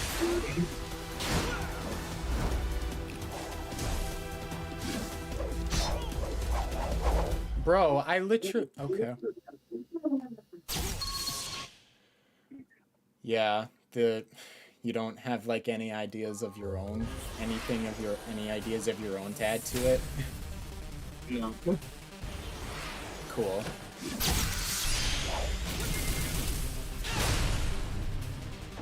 Oh, that's new.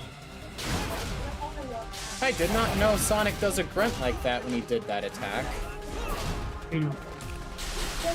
Did you hear when I did the attack on the enemy after I parried, when he was rolling on the thing, he was like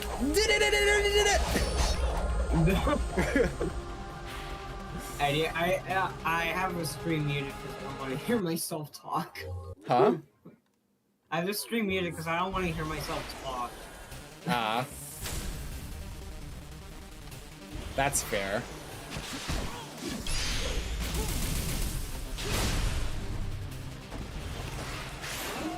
Yeah. I feel like Rhea and Promise Island should have been one part. Sorry? I feel like Rhea Island and Promise Island should have just been the same thing. Then maybe you could return to Promise Island, that in the top half part for the hours to find up. Yeah. Yeah. That Then Promise Island would have been bigger, and so you would have more to do. Yeah, and then that would like explain how like in the end cutscene, or like the cutscene when Sonic comes back, like, and like he works with Eggman. That would explain how he got on Aranos Island, because it's just a different part of Kronos Island. Yeah, they should have just made it to where you came back to Kronos, and then just Kronos is just bigger. Yeah. Well, yeah, it could have been like, maybe in Kronos, 3 of the 7 emeralds could have been on the one section, and then on the next section, the last 4 would be. But then like, how would that play how would that play with the other islands too? What do you mean? Because the whole idea is Sonic traveling to the different islands to save his friends and get the emeralds and destroy the Titans. So why not it just be like, you do the one part, which is the Kronos part, and then, or the original, like the final Kronos Island part, and then after that, you, once you defeat the Titan, once you defeat Knight, you go back to Kronos Island, and then do the Rhea part to unlock the towers, and then once that whole kerfuffle in a raid with the towers is dealt with, you just go to the second part of Kronos Island, which would be the Aranos Island, and then that would be, and then that would be.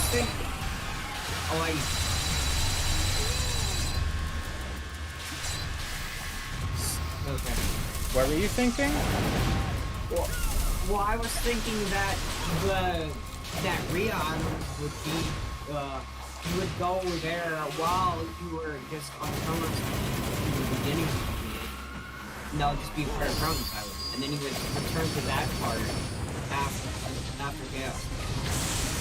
Because my line of thinking is that, well, if you don't explore that part in Kronos Island, then that whole bit is just wasted, and you're just exploring the towers. But then if that part if you explore that part while you're there in Chronos Island at the beginning of the game, you get to explore that place, and then you can come back and all the towers are there and you have to take them down, and that can be purely a story thing. Oh, so you mean just like have it to where you explore that part normally, and then when you have to unlock the towers, you go back to turn off the towers. Yeah. Oh, Yeah. okay. Because then Chronos Island is bigger, and yeah. Right. Mm-hmm.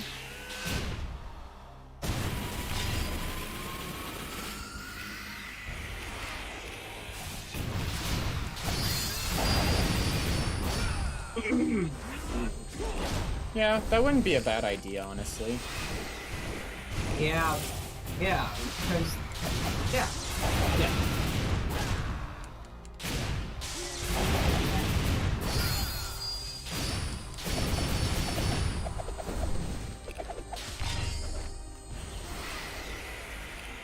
Yeah, 'cause what? No, I haven't seen it. Oh, okay.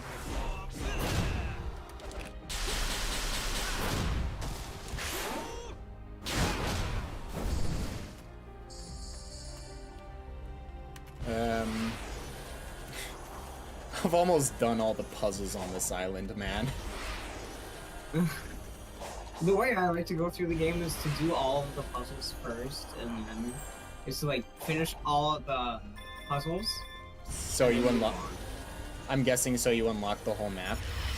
Yeah. Yeah, I'm just That's trying... the way I like I'm just trying to drag out the playtime so Egg the Man has a chance. Yeah. Egg the Man has a chance to come back for the final boss. Yeah. What are we talking about? We're talking about ways Sonic Frontiers could have been a better game, essentially.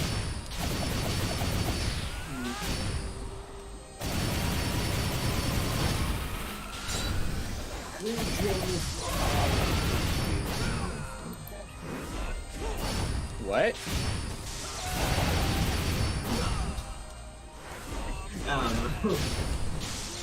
What is bro saying?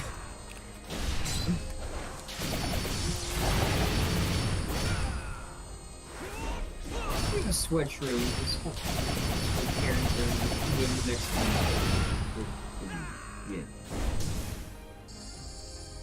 What do you mean very funny? What? Frontiers is not a perfect game, and you should know and you know it. I'm sure you do.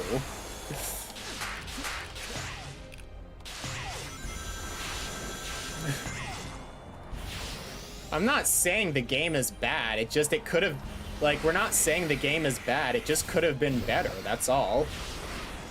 It's not like a dig. It's not like a dig at the developers or anything.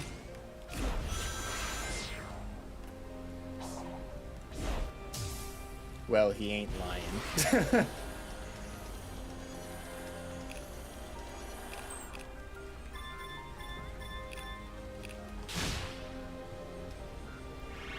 Yeah, see? You know I'm right. You know I'm right.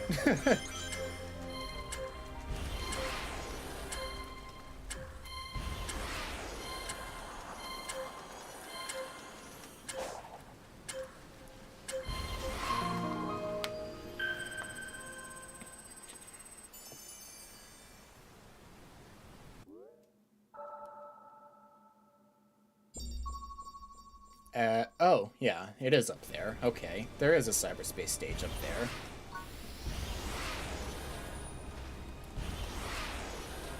And I get it, like, also as well, because I was telling Snev earlier that,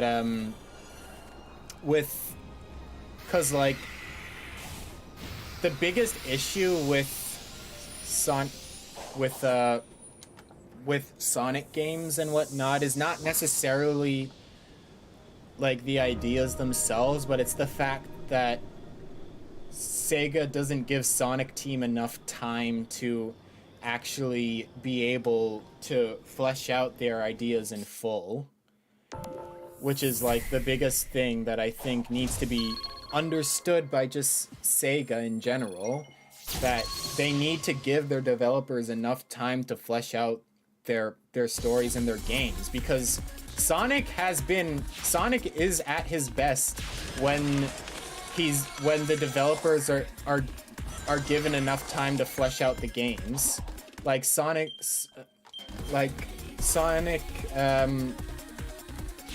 Unleashed is an example. Like, yes, they were crunched, but like the fact that they were able to make like probably the best Sonic game ever made, just from that, it's just proof. And like even with Frontiers as well, like Frontiers is like in my top 3 favorite Sonic games now, and it's like, yeah, they were given like just enough time to make it a fun experience, and it's like, imagine like what the games would be like if they were given like if Sonic Team was given an adequate amount of time to like flesh out the ideas that they have that they want to flesh out for the games. It's just like, it's just something that I feel like Sega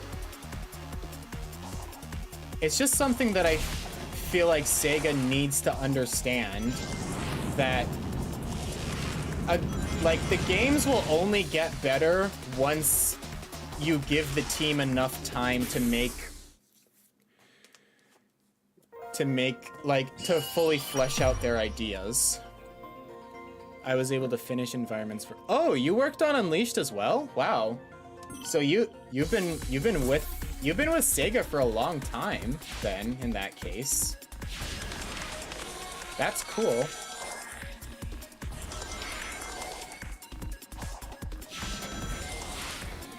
Alright, I'm back.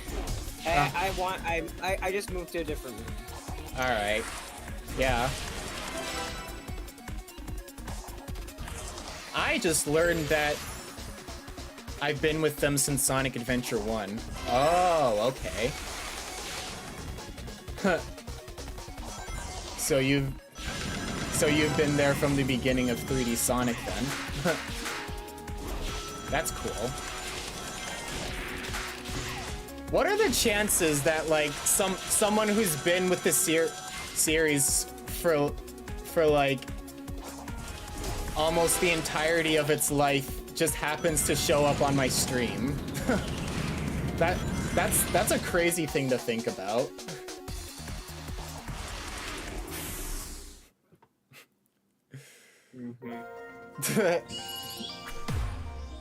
Snev is just like, I don't believe he actually works at Sega.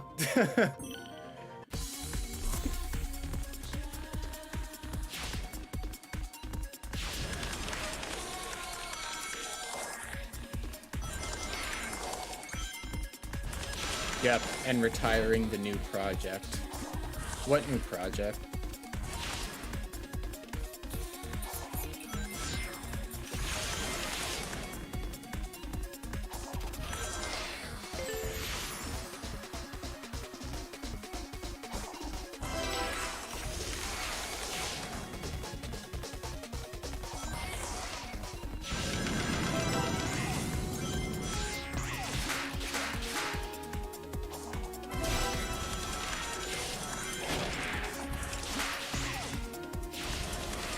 A possible new game.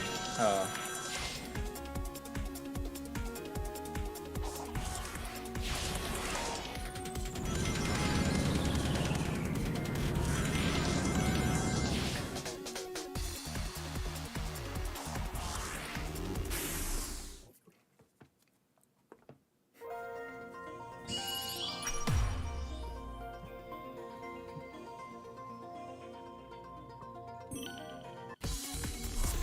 After we're done with that, I'm getting an option to retire.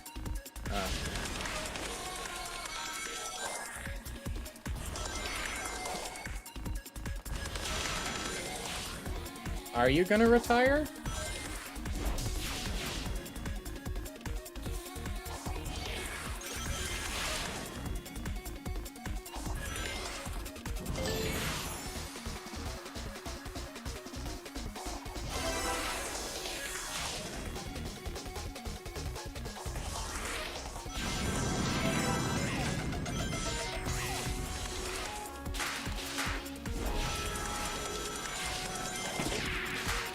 I'm not really saying much right now. Yeah, I was gonna say, you're kind of being a bit quiet up on the front there. You okay? Yeah, I just don't really have anything to say right now. You're thinking about it, but no. Okay.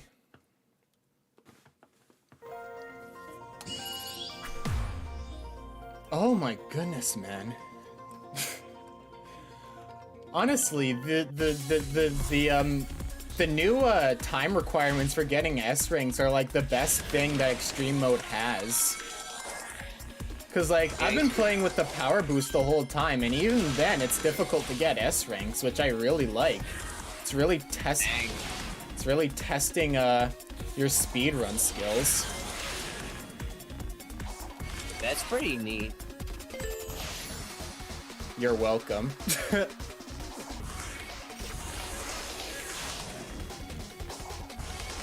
Yeah. Honestly, I'd say like the new cyberspace times is like the one reason to play on extreme mode because of that fact. And it's like you don't even need to use the ultra boost in order to beat the stages, because to get an S rank on the stages, because I've been able to get S ranks on like pretty much every stage without using it. So it's like it's fair, and like you don't even need to use like exploits in order to beat the stage. I might have to use it here though, because I cannot figure out how to do this stage for the life of me. I don't know if like the man's gonna return. Maybe you can like message him and ask. Alright. Because this is like the last cyberspace stage that I have on this island, so if he won't come back, then I will just finish it. I will just finish the game and have it be done.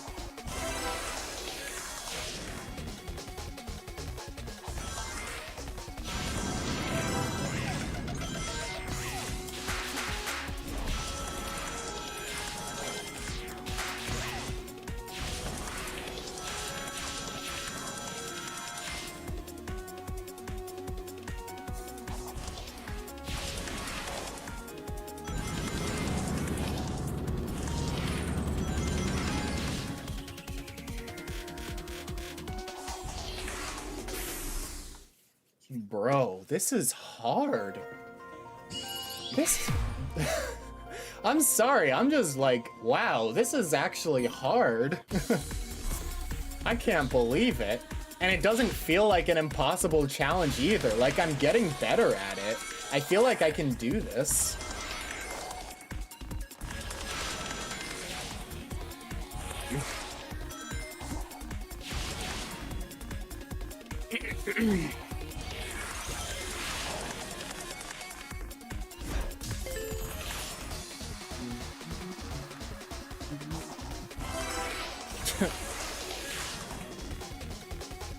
I'm kind of quiet right now because I'm eating. Yeah, it's no problem.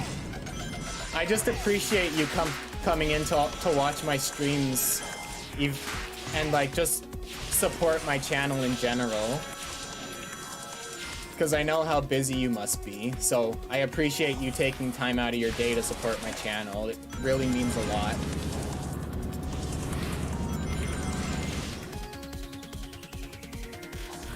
Come on! Oh, bro. Oh, that was almost it, man.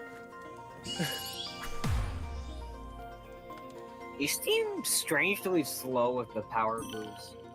Yeah, I don't know. The power boost has like this weird thing where it's like if you don't hit a dash panel, he like has to build momentum first. Like he's building momentum instead of like just going straight to top speed. I don't know why it does that. It's very weird. That's pretty odd. And I just screwed that up. Yeah, I don't really understand why it works like that, but yeah.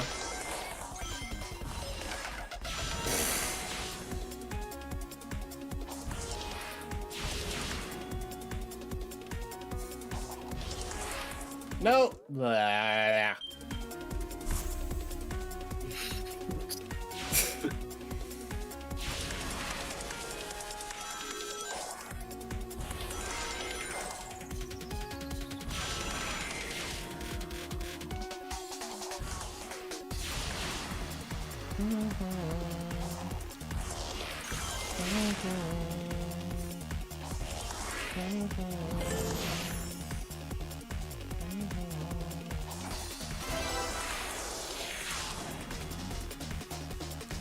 I'm actually going on vacation on the 5th. Oh.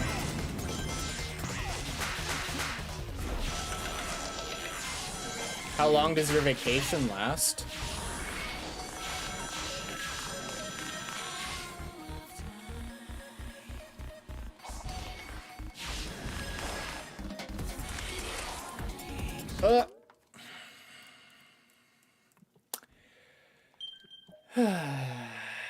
About 2 weeks. Oh, okay, so standard vacation time at workplaces. Yeah, I get 2 weeks vacation where I work as well.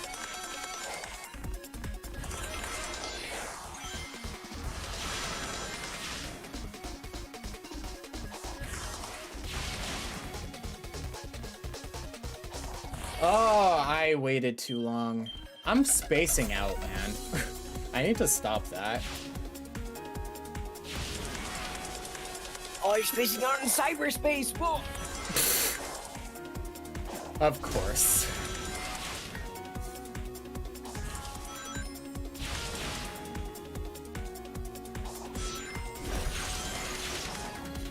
Why the hecking heck I'm just gonna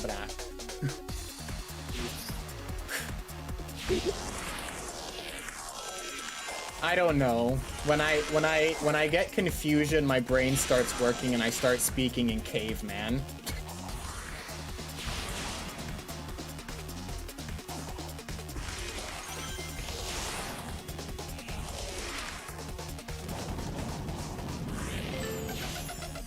Okay.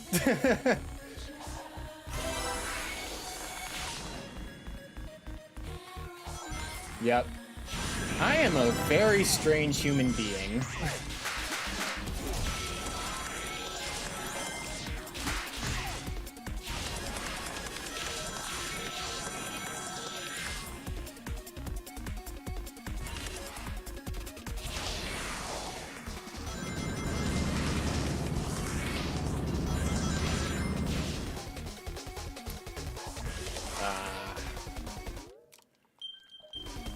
Human.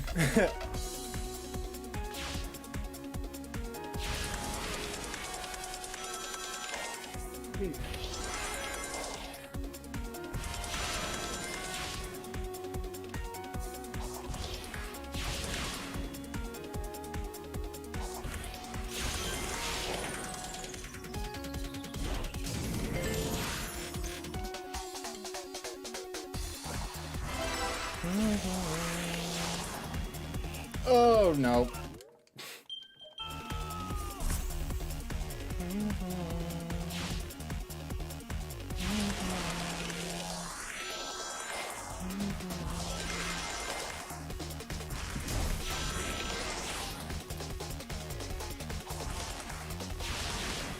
And I told... Huh? Oh, you stopped like for a second there. Like you got, looks like you got caught in something. Yeah. Okay, I completely screwed that up.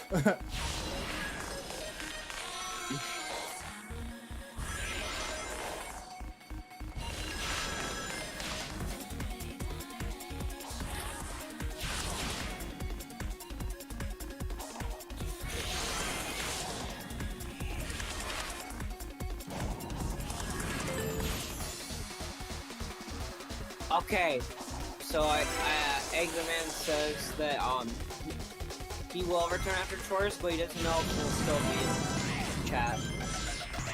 He will what? He will be able to join after finishing his chores, but he doesn't know if we're still gonna be in DC. How long does he think he's gonna be on estimate. Ask him.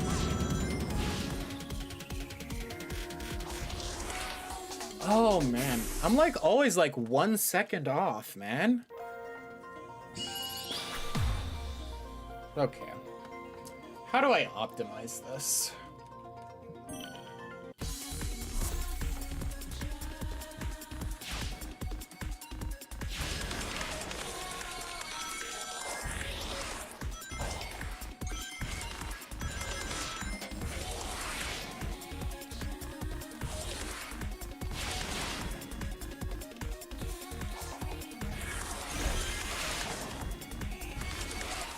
Well, if the rail jump would actually work. I'm out of the tuna mixture. What is it? What does that mean?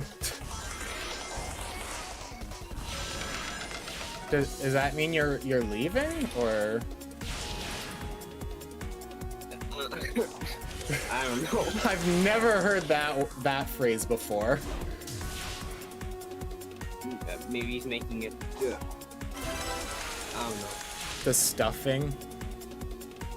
I don't know what you're trying to imply right now.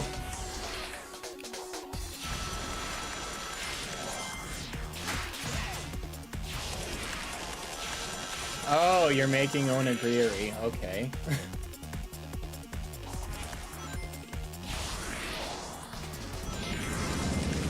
Come on. Come on. Come on, I'm so close. This has to be it. Bro. 15 milliseconds. Are you... Bro, that was almost it. Okay, no. I can do this. I can do this. That was literally almost it.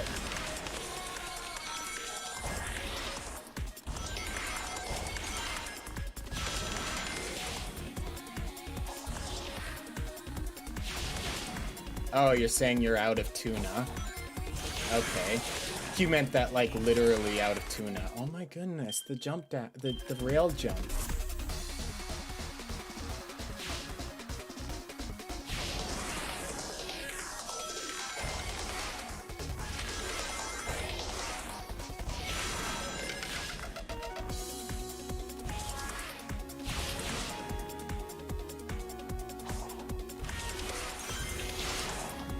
Why is the rail jump not where there's a Kalaga? I am much confusion. I have many questions.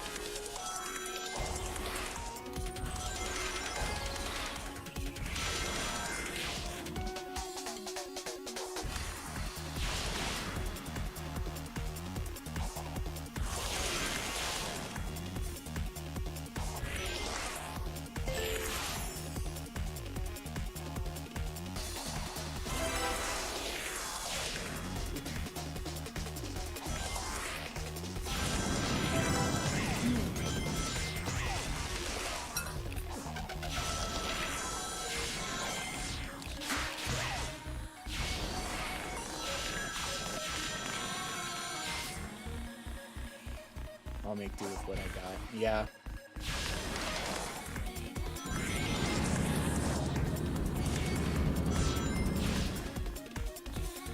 Come on! Oh my... Ah. I did even worse that run. What the heck?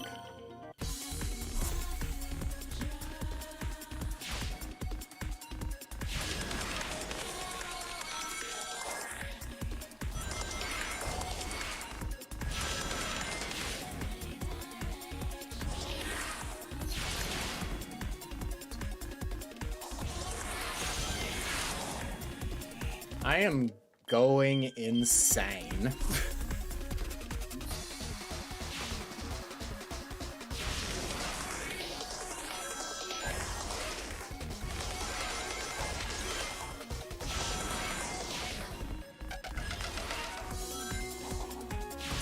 I just noticed there's a dash panel in that to the right of me, or left of me. No, right. On that second path.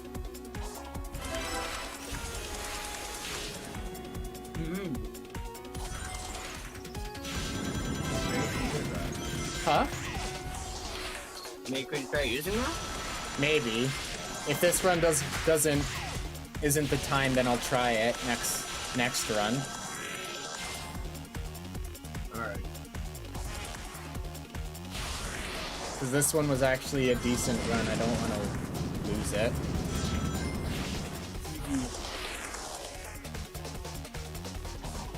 Alright. Yeah.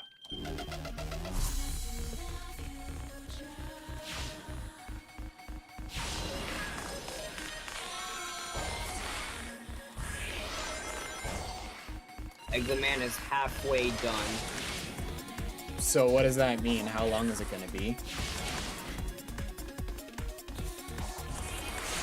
Like, can he like estimate a time how long it's gonna take?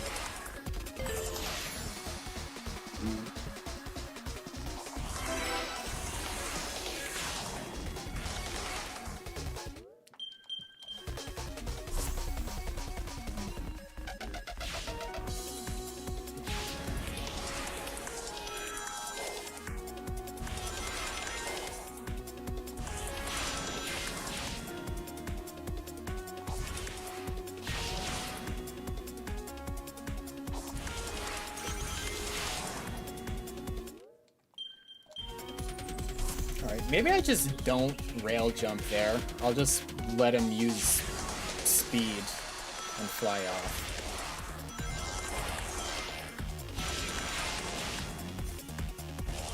Done. Nice. You're frontiering so hard right now. It's frontierin' time.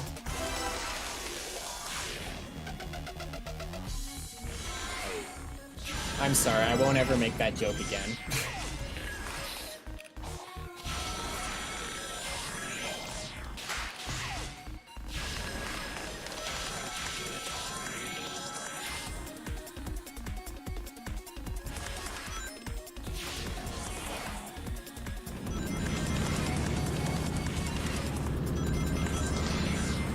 Bro, he just...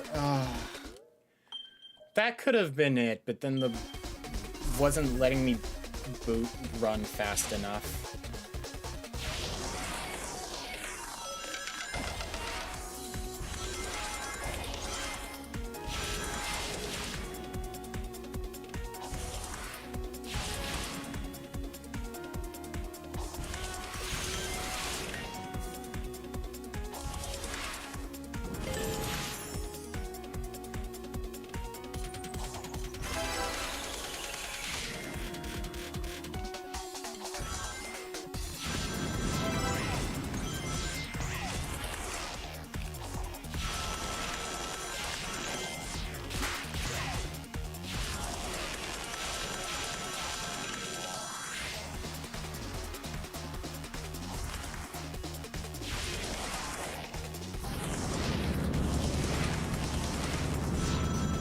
What the?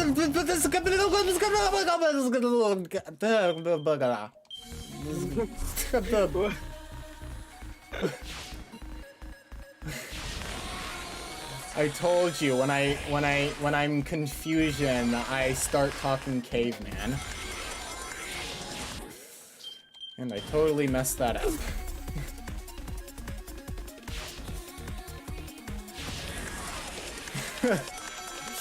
Okay, Rick, thanks for coming to the stream.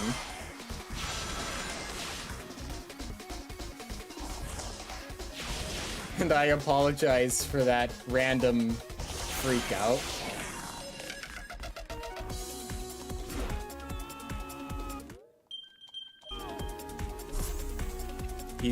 No, I don't rage quit unless it's like something that like really grinds my gears the wrong way. I mean, I was literally about to... I stuck it out through Sonic Omens. despite wanting to stop multiple times in the end campaign. So, I'm pretty durable. Durable? Is that the right word for it?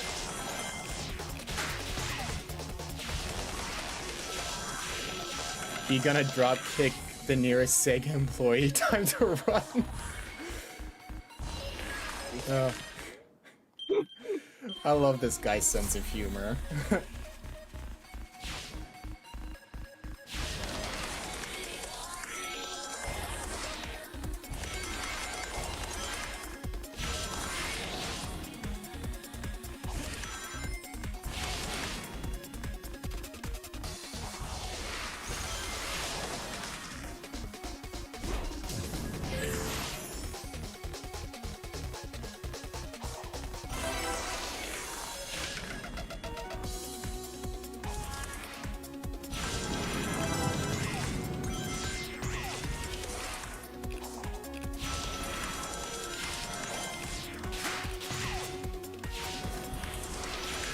I'm getting bored. Sorry, if I don't make it this time, I'll just stop. I really want to get an S-ring from this stage, though. Well, I just messed that up. Oh well. Well, I guess I'm done. Oh well, I tried.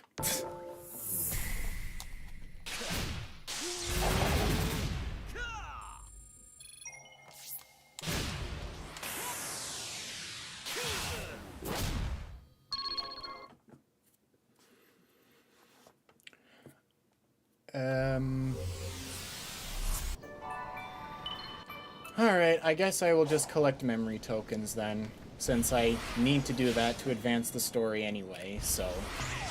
I still got things I can do while we wait for Egg the Man. Hello? Game, Yeah. why, huh? What? I wouldn't stick to the wall. I was literally up against the thing. Why didn't he stick? What? Some of the bugs in this game are wild. Alright, I'm gonna go to the washroom. Alright. Back.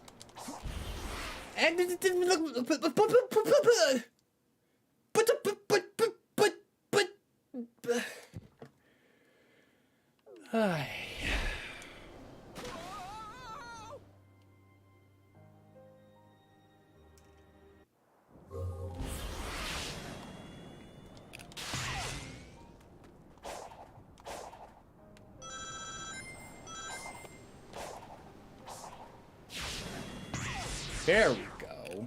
Finally.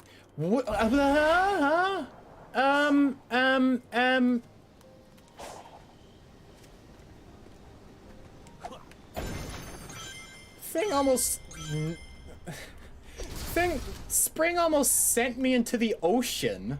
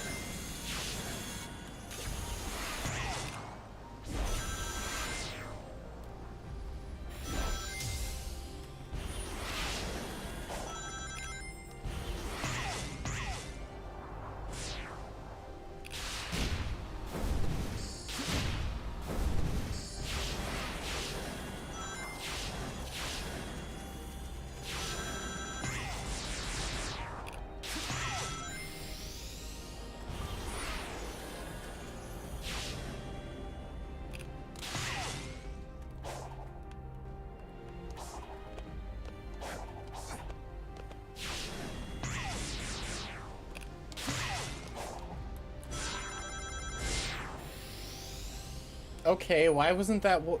Okay, the wall was just... Oh, this game sometimes, man. I love it, but my goodness, does it have the dumbest bugs sometimes.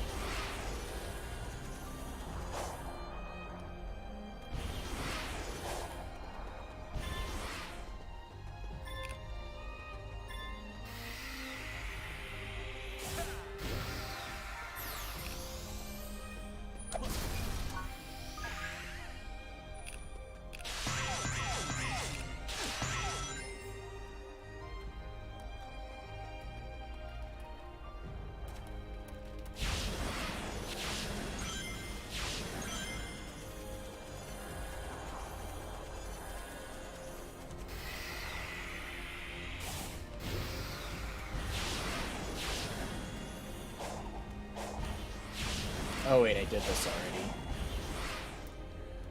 Well, we'll fight another ghost, why not?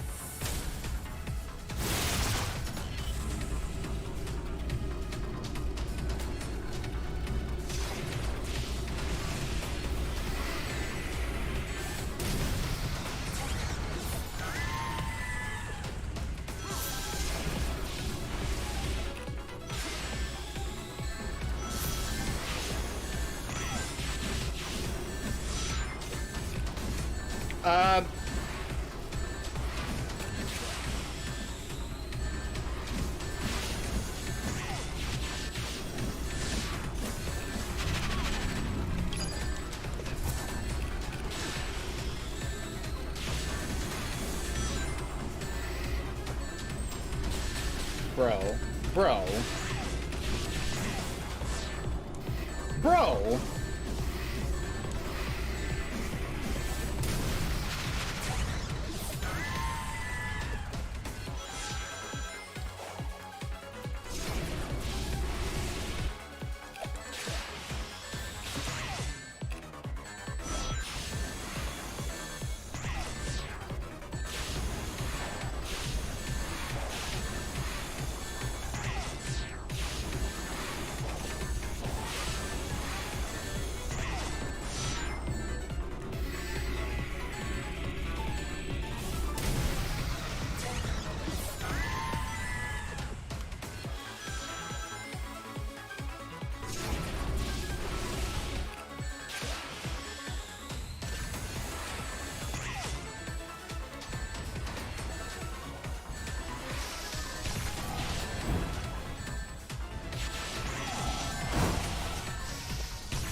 Can I please?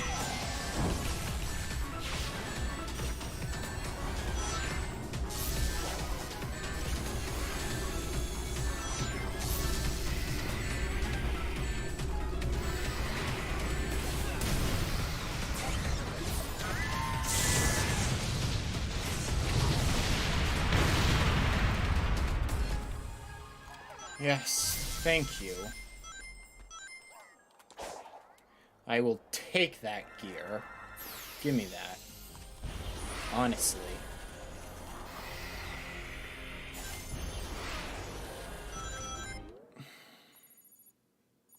Okay, so where's the last puzzle? Because, like, there's obviously one to unlock the rest of this, but... I don't know where it is. I mean, I'm guessing it's within all of the stuff, which is within the...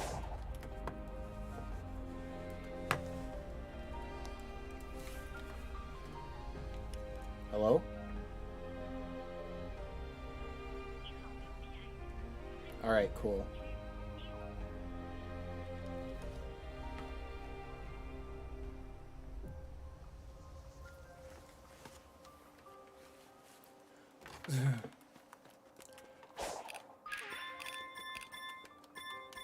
I got a automated Chinese marketing call, or whatever those things are.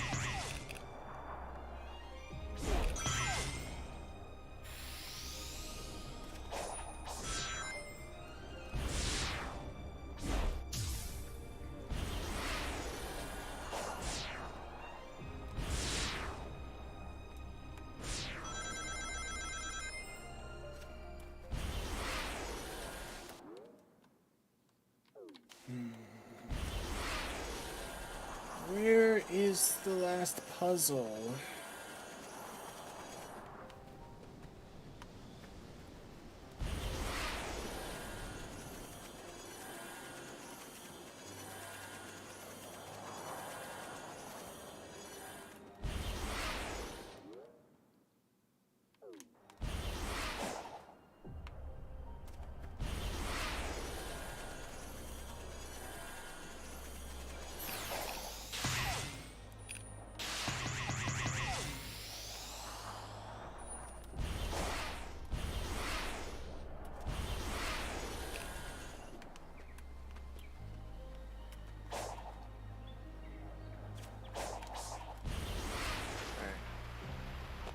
Okay, I am back.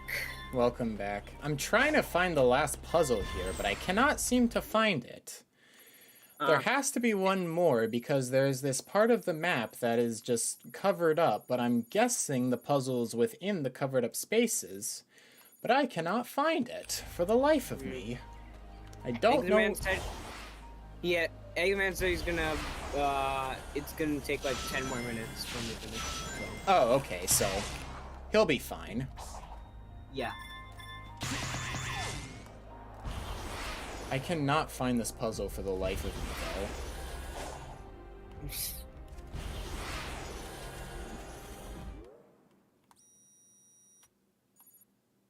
It's literally just one more. Oh, wait. I just zoomed out and I found it. Okay, I don't know how that works, but sure, game. And I have to wait till nighttime. Okay, I will just wait here for a second for it to become night. Bruh, those nighttime ones are really annoying. It's a nice concept, but I wish there was like a way to like make it so like it can turn nighttime instantly, like with Unleashed. There we go. Actually, We've come a long way, haven't we? okay, cool, Sonic. I don't know what you were implying with that piece of dialogue, but sure. That was so random. Well, I'm literally about to do the puzzle, I'm about to Psyloop the light, and then it just stops me, and Sonic is like, Sage, we've come a long way, haven't we? This is so random. It's like he had no dialogue in addition to that. He just literally is just like, Sage, we've come a long way, haven't we? And that's it. He doesn't say anything else. I did it! I unlocked more of the map. Or I've unlocked the entire map. yay! Gotten so far. Now I just need to collect memory tokens. Collect Sage's memory tokens and purchase Amy's memory tokens, but now they're Sage's memory tokens.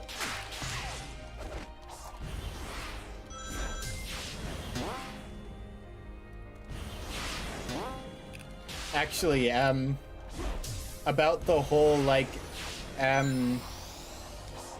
saying that that there should be a way to, like, make it so you can change it from day to night, like, easily. Rig actually told me about an idea that he actually wanted to do for the game, that he actually, like, said, and he was just, like, making it so, like, all the, like, shelters, you can go inside them and change it from night to day. or day to night. Oh, that'd be cool. Yeah. He's just like in one of my streams, he's just like, I wish they went with my idea, which was what I just told you. Dude, that would be cool. Yeah, and just it's like, yeah, it'd be interesting considering like it would just be like, okay, so the shelters are actually still livable in a sense, I don't think they can compete with direct brain downloads. I can roll which I with that, find but know it's alien tech, which but I it's find still a bit weird to interesting. me. It would Why add are like a the bit villages missing to when like everything else is so the detailed? ancients' The technology, ancients just had a like how difficult time advanced their adapting to technology this world, was. adjusting to the new flora and fauna, Yes. dealing with technological incompatibilities. Their settlements were under constant revision. The map was designed for universal knowledge of the islands I and don't their know. facilities. Never mind. I guess that Okay. makes sense. And it's probably a good idea to limit the info to make sure whoever can access it can be trusted first.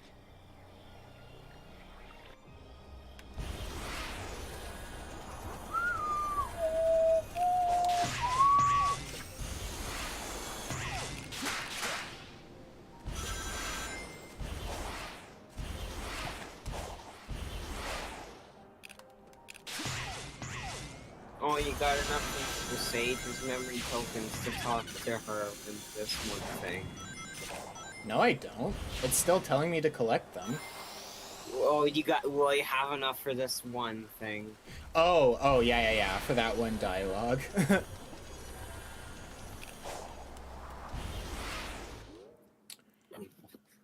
Oh, there's so many memory tokens everywhere.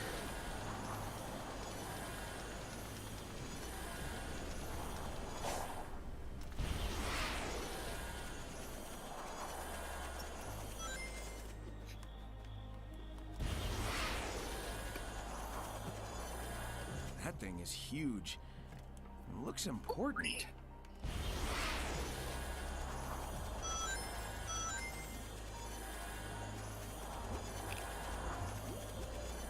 I have no idea what triggers these dialogues sometimes.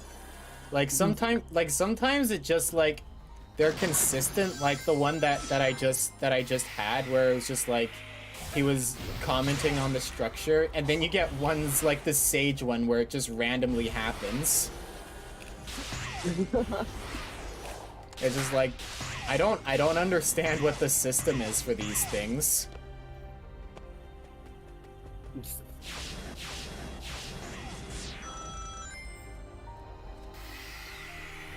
Kinda wish Rig was still here. I could ask his insight.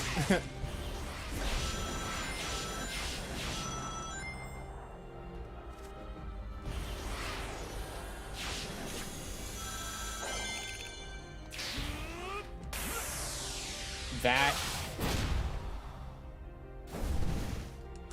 Sure.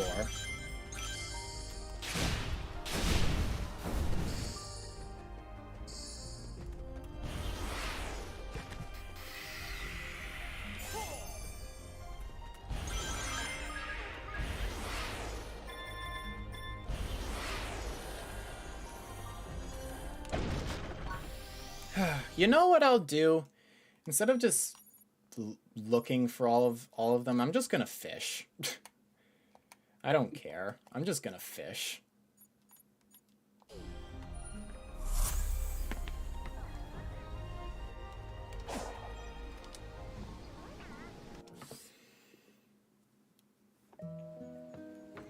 Hey, Sonic. It's Big the Welcome Stupid back. Fat. Would you I'm like to sorry. try? I'll let you Big the borrow- Cat. It's Big the Cat. Big the cat. Big the Cat.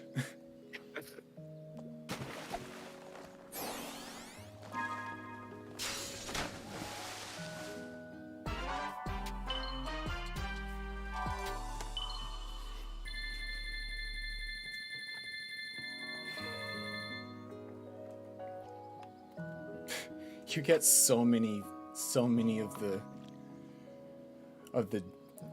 tokens on Oranos. Yeah. Literally, if you just want to grind for tokens, go on Oranos. Right. likes those purple coins. Froggy really likes those purple coins. Okay, Big. Why are you saying it to me like that? What exactly does he do with those purple coins once he has them? Why does Froggy like those purple coins? Yeah. Yeah, I don't know. Or unless that's how they pay their rent for their house in the Mystic Ruins.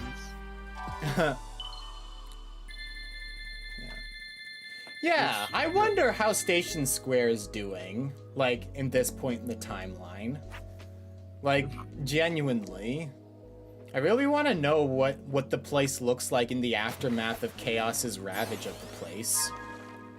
It's probably fine. I mean, yeah, but I want to know, like, how did it, like, affect the people there? And then, like, did they, like, take the opportunity to, like, rebuild the city, like, from the ground up instead of just repairing what was already there? So, like, they would give themselves, like, better buildings and whatnot. You know? Yeah. Because Station Square was left in an interesting spot for, like, city development and whatnot. It's just, like, there's so many things that could be done with Station Square with its, like, total destruction. Yeah. Oh my goodness, that was 3. Come here, I want to fish you again. There we go.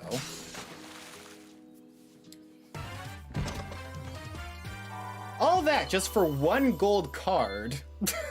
They make you do that for 1 gold card.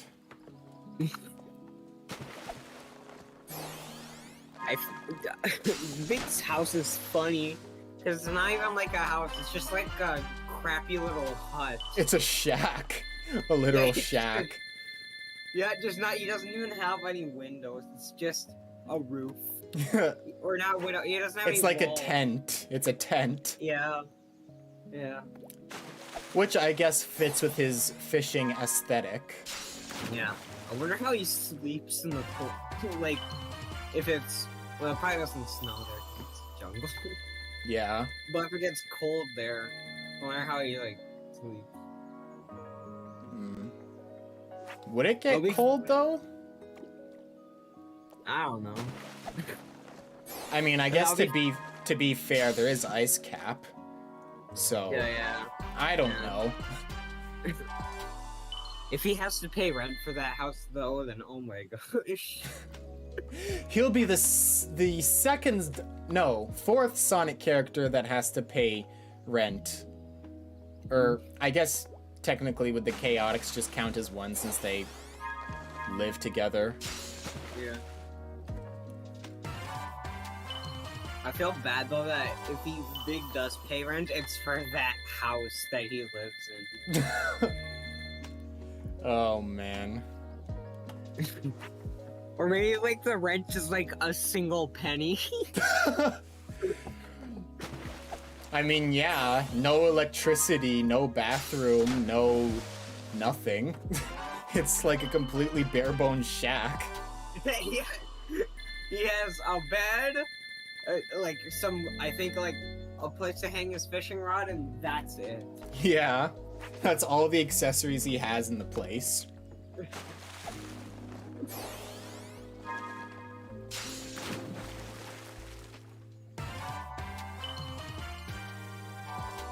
Not that he needs much, since he spends most of his time fishing. Yeah. Well, it's just funny to think about. Yeah. That'll be something interesting to see what Egg the Man thinks of. Yeah.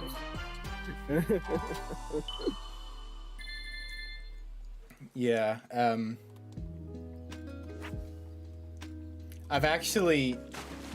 Fishing is actually a very relaxing thing to do. I've done fishing a few times in real life. It's fun. Cool.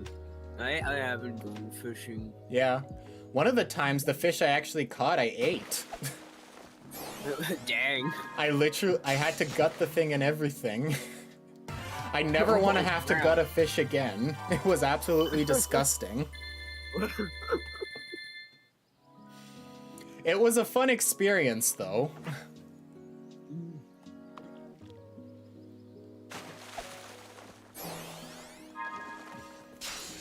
And the fish was a good eat. Nice. What kind of fish did you catch? That you ate? I caught a bass. Cool. I'm pretty sure it was was it a smallmouth bass? Yeah, I think it was a smallmouth bass. Yeah, there's no big mouths where I was. I don't think anyway. I think it was all like smallmouth bass and what else was there? I think there was salmon, but it wasn't the right time of the year for them. I see. But yeah, I think it was just mainly was just bass. Hello, Eggman. He's finally here. Yay! He says Mike music currently. Sorry? Did you see my very insightful comment in the chat? I did not. It hasn't come through yet. I see. Anyway, yeah, we were just talking about Big the Cat and if he has to pay rent for his crappy house in the ruins. I think he built it out in the ruins deliberately to evade taxes. No, he doesn't have to. If he does have to pay taxes, he doesn't have to pay for electricity or like water or anything like that. Yeah, he literally just has a bed and a place to hang his fishing rod. Taxes are a social construct invented by the government.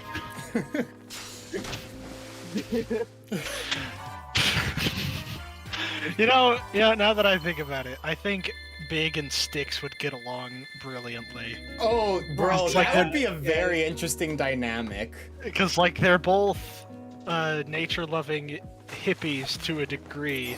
Yeah. So I imagine Big lives out in the woods in order to be closer to nature, but Sticks lives out in the woods in order to escape society. Yeah. So they're two sides of the same coin. Mm-hmm. That actually kind of makes me want to see Big and Sticks interact now. That actually sounds like it would have a lot of potential as a concept. Would you like to try? Let me at him! Violence is not the answer, Sticks. Well, I mean, it's worked for me so far, so...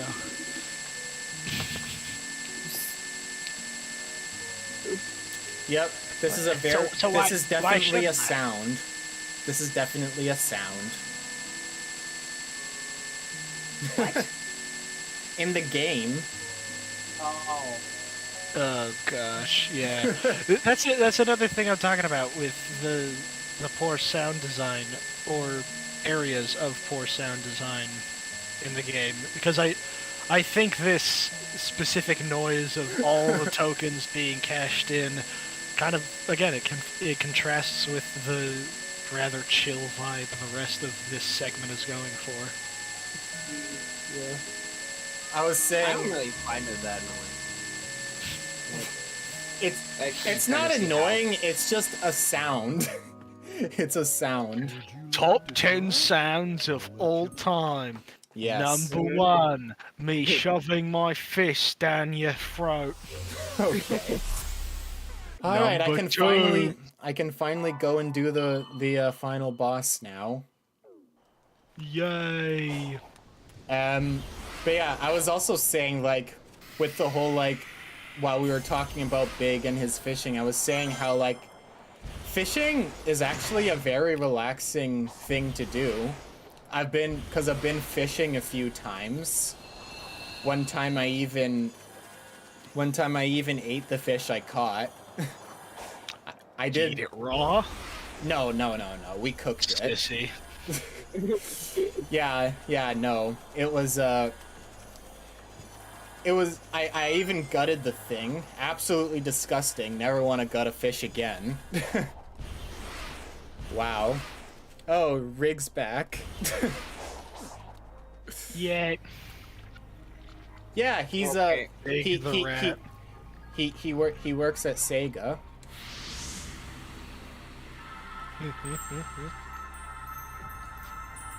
Okay, so I watched the Mario movie, and I think it is completely fine. First, it is an you gotta okay open that door. movie. Yeah. Yeah, Good with hanging it's around? fine. I thought you were Literally, supposed to be looking literally, after Eggman while he I've- helps hunt down the emeralds? I've said before that I'm talking about you, Rig. But yeah, I said before, like in my like review in the server, I'm just like, yeah, it's just a simple, fun movie. It's a fun watch, but not something Yeah. you would watch like again anytime soon. If I'm being completely honest, I think Sonic Movie 1 is better. Mm. Mario movie, if I'm being completely honest. Yeah. Because like that was an actual Hello? that had an Hello? actual story and What? Why aren't my triggers working? It's not trigger, it's the bumpers. I'm stupid. I'm sorry. Alright. Hold on, I'll be right back. I'll be right back. Alright. Oh, I did it again. Bumpers, not trigger. I am of the opinion that the Mario movie is bad, but I am of the disposition that I just don't really care that it's bad. Because there are movies and stories that I'll get really emotive while talking about it, and that's largely because I care about them. I've been talking about the MCU and Star Wars. I But think yeah, we're both talking are about the better. MCU and Star Wars and what have you. Well, I mean, yeah, but I mean, like, if you're saying Sonic Movie 1 is better, then it's a given that Sonic Movie 2 is better, because Sonic Movie 2 is better than Sonic Movie 1. But anyway, what were you saying, Rick? I mean, what were you saying, Egg the Man? I am of the opinion that the Mario movie is bad. I just don't really care that it's bad. Here we come. Because people will say, it's just typical fun kids movie, you know. But I'm like, well, what does that mean? You can say anything is fun. You can say The Nut Job or Chicken Little. Yeah, both of no, which are I made kids a movies that I mistake in the can- name, sorry. Yeah, sorry, I'm talking to my chat. Continue. Okay. The threat we face is beyond imagination. But yeah, I am. If there's even a 1% Both of chance I those can turn are that movies that, despair of yours into hope, because you can I call won't something like disappoint. Chicken Little fun or The Nut Job fun. Mm-hmm. Both of these movies are movies that I think are bad.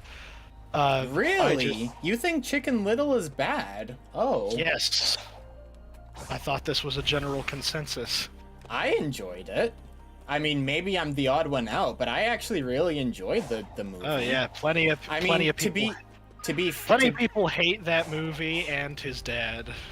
To be fair, it's probably because it was one of my childhood movies. So. Oh, it was one of my childhood movies too, and I remember liking it as a kid. Nah, It's just- Chicken I Little never- is actually good. Okay, so I'm not the only one. Care to qualify that? Huh? Care to qualify its quality? What do you mean? What do you mean? Yeah, you can just say a movie is fun, but that's conjecture for a lot of things.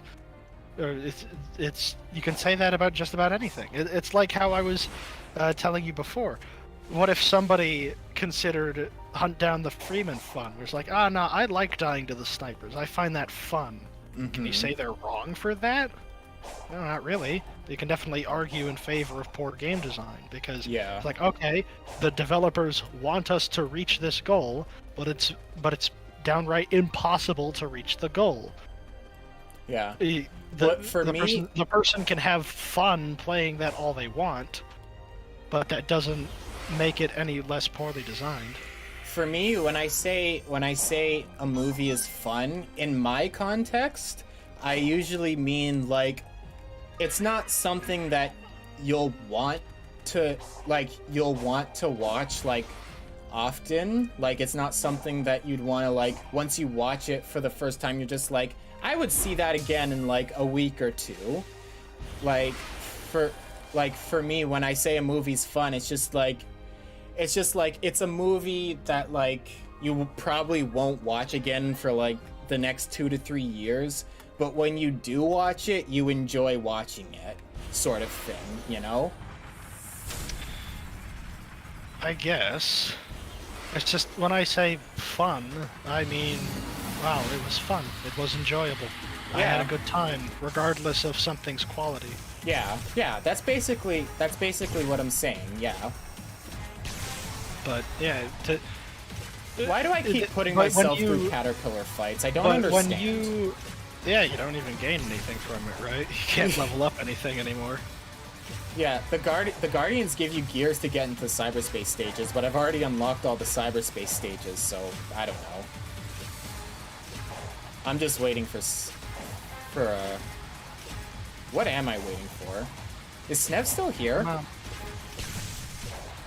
I don't think so, actually. I think he left. Yeah, that's probably what I'm waiting for, honestly. Because I want us all to be here for the final boss. But yeah, anyway, what you were saying? Yeah, so what? Because when you say I had fun with it, that's fine, because I can't say you're wrong. No one can say you're wrong. That's just yes, you had fun. Good on you. But when you say it was fun, as in the movie, that is a quality that it has, that it is fun. Yeah. That's like me saying someone is beautiful. It's like, wait, do you mean that like conventionally beautiful, or do you mean they have like a good heart in that instance? Yeah. And again, me saying that could be just completely destroyed by, well, I thought they were beautiful, or well, I didn't think they were beautiful. Okay, you know? I'm back. I just have to eat like lunch. Hi, back. I'm Dad.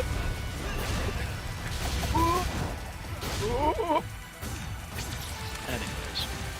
Where am I supposed to go? I'm soft locked right now, by the way. What happened? I don't know. I just pressed the X button because I wanted to do the slash attack, but then he just started jumping, and now I can't move. Just pray the lasers don't kill you.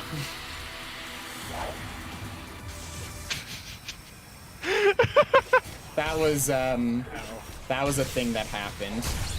Top 10 Sonic moments of all time. And then it just kills me this to a freaking thing. And then I just died to a laser because my jump didn't.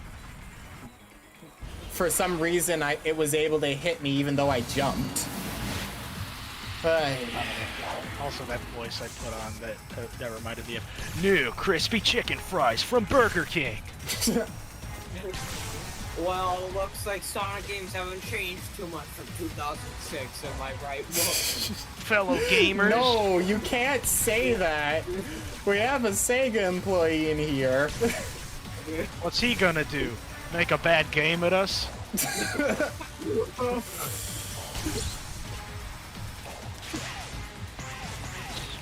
this. I am just going to start a new game.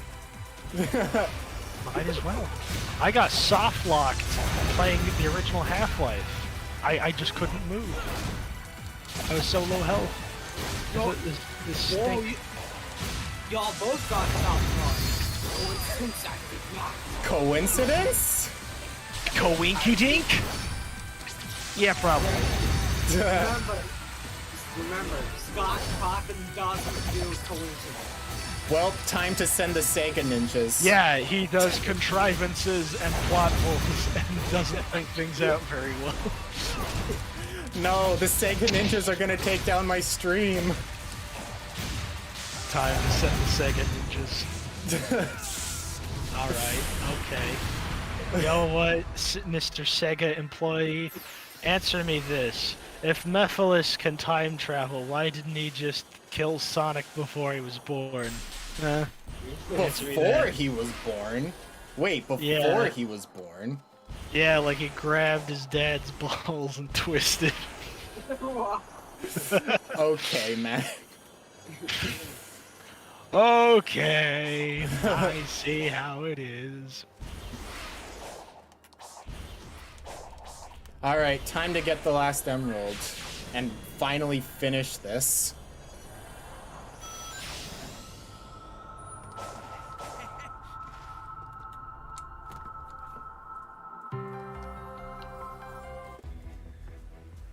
Damn, that's something I never thought about. Ooh, the perfect atmosphere for this! It's raining! Oh, yeah. One If- more. If Mephiles were to do that, you would need to know where Sonic was born, who his parents were, and all that stuff.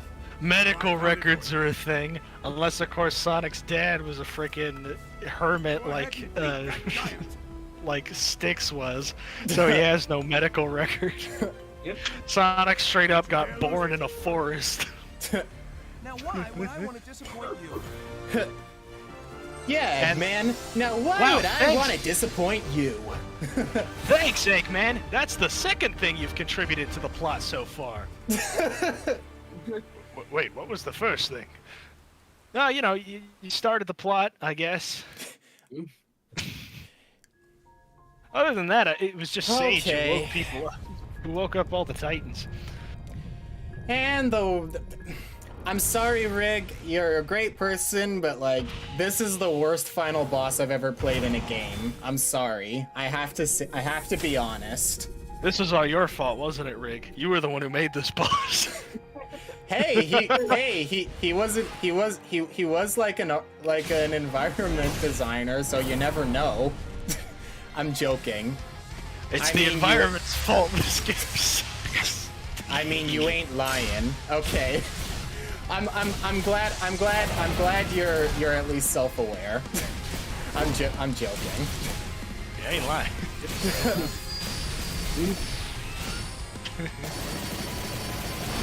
No, not really. Oh wait, no, this was. Da da da da da da. Ba ba ba ba ba ba da da. Whatever the frick this song is, I don't know. I'm here. I'm here to cause some unforeseen consequences at the Black Mesa Research Facility. Okay. Why is the cart moving? Born in He-Man. Go to the Starfall Island and take out all of the Titans. You didn't. Take out all the Titans? What's a Titan? I don't understand what a Titan is. Is that like... It's the third class in Destiny 2. Whoa! I get to fight... Whoa! I get to fight characters from Destiny? That's incredible! My game's soft locked again. The tram won't move. Destiny 2, go to Steam, uninstall Destiny 2. Hey, yo, base. You want to hear something hysterical? I spent $160 on Destiny 2, and now those dollars me. And yeah, I did. I bought the base game. That was $60. I bought Curse of Osiris. That was $20. I bought Warmind, another $20.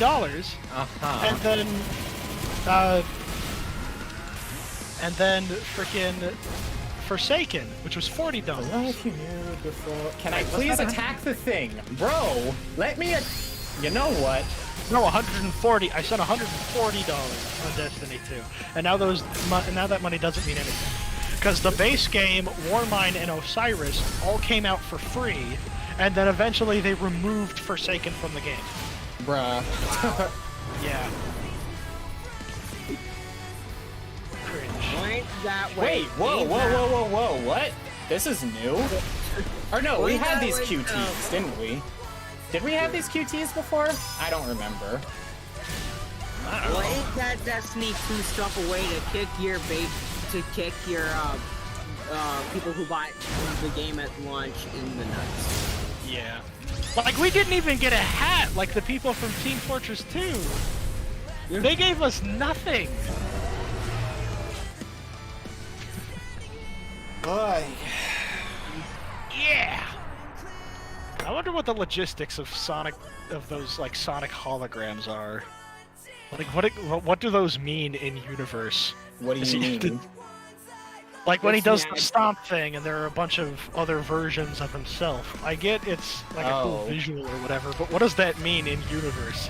Did Sonic like hit copy paste on himself? It's magic. Cyber magic.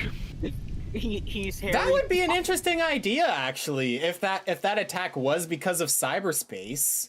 Like even like Phantom Rush 2, where he can create multiples of himself. That would be an interesting idea. Yeah, that would be interesting.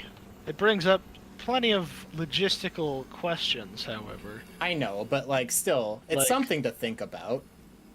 It's science. Rick Well, says malaria, it's science. malaria, diarrhea, Okay. disintegration. All those are stuff to think about. You probably wouldn't want to, but you can think about them. Yeah. All we did was chase it out of its shell. Oy. It space to regain its true form. Is that it? Supersonic won't be able to stop it. What he said. We'll have one more crappy boss to go. Father, I'm Yeah. turning blue. Dabu dabu day. One more awful boss to go and then we're done. Keep your original color palette. And I'm gonna try not to like space out this time like I did in my original playthrough. I like the expressions in this scene. Like, I don't think the scene was earned at all, but I like the expressions. Ladies first. It lets Eggman communicate a plethora of emotions that aren't anger, glee at destroying something or defeating Sonic, Yeah. disbelief, and I honestly hope I honestly hope Sage. Wow. I honestly hope Sage becomes a staple in the Sonic series, just to give Eggman a little more depth to his character. Stage becomes a staple in the Sonic universe. I meant Sage. You know what I meant. Stage, the IA. Guys, Sage is in Sonic Forces. You wanna know how? Oh. He took your lives. Because if you go, you see the loading screen. I swear. Why does the end? Hold on a second. I Hold on a swear. second. We can end Why this. does the end look like it was rendered in the Nintendo DS? I don't know. I swear. I'm like 95% certain that the boss was not supposed to play out this way. Like, literally. Because, like, the screams rushed. yeah, and I mean, like, the dialogue that Sonic said at the beginning, it sounds like he was talking to the Ancients, not Sage herself. And it's like, in the dialogue, like, the dialogue that I was just in, where it was like the tutorial and whatnot, it said team up with the Titans, which makes it sound like they were all supposed to come back for an epic battle. But it's like, it's just so upsetting to me how the lost potential of this boss fight. Yeah. Okay. You guys interrupted me on what I was saying about Sage being in Sonic Forces. Yeah. Because if you go back and you see something. Yeah, you know how in the loading screen, when you pick a stage, it says stage? Oh! If you remove the T, you get saved! Wow. It was a reference all the time. Up there with Freddy Five Night, Baldy Basic, Neighbor. What is happening right now? You're playing the best boss battle ever. No. Yes. My neighbor snuck onto the star. Also, hold on, that super move you pull when, like, you know, you call all the rockets, those look like they're coming off to the side. Maybe the other ancients were supposed to shoot those. Maybe. I feel like what we were. Well, I gotta go. All right, bye, Rig. I feel like we can't roast them anymore. I feel like what we should have gotten was like a Supersonic versus Dark Gaia type thing, where like Where you switch between yeah, where you switch between Supersonic and the Ancients or the Titans. That would have been really cool. Yeah, Or it feels like it was setting up for that. Like even in what we got, it feels like they were setting up for like just having you control Supreme and Sonic, but it's just like, oh no, it's a bullet hell. Yeah, remember that one mini game you played those 2 times? Yeah, that's the final boss. Yeah. Literally Undertale. That would be like if the final boss of Dark Souls was a bonfire.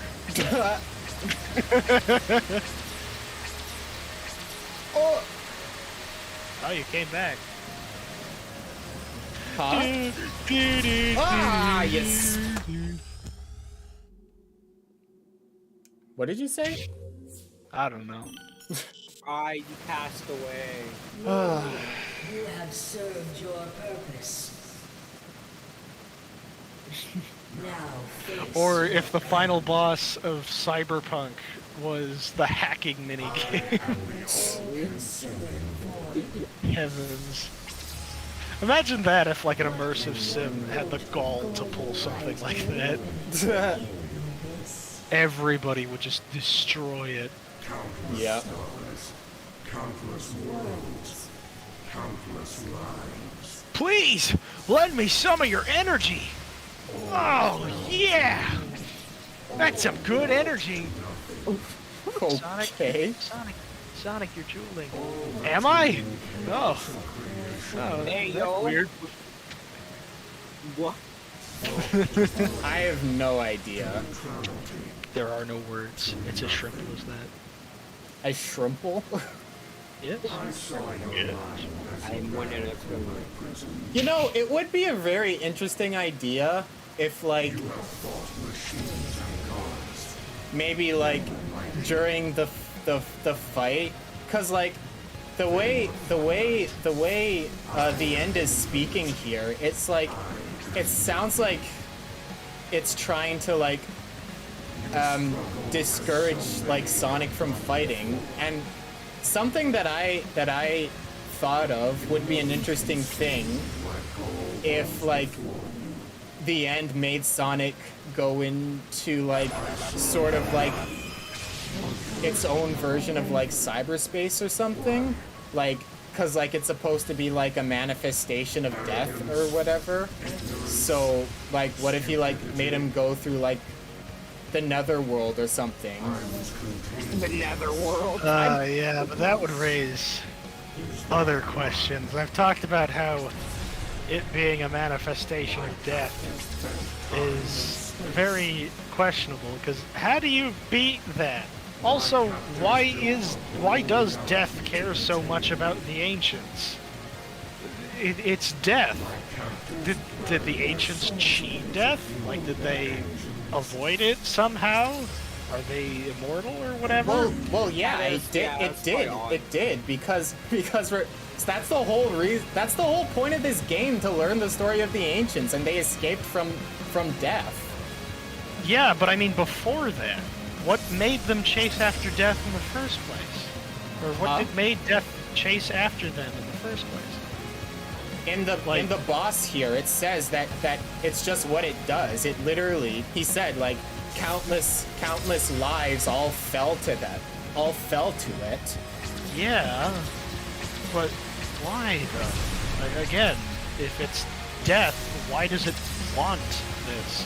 Like, what? I'm more willing to accept the black arms than I am this thing, because the black arms, not much of an explanation is needed. it's like, okay, it is a species. A species needs resources to survive. They are also bloodthirsty. Therefore, in order to survive, they hunt down other species. It's a lot easier to accept, but when you get like, this is the literal manifestation of death, like, okay, why do you want them that bad, though? Shouldn't you just wait until they die to absorb them? Heck, this was actually, and I haven't seen the show, but this is based on a little summary that I saw.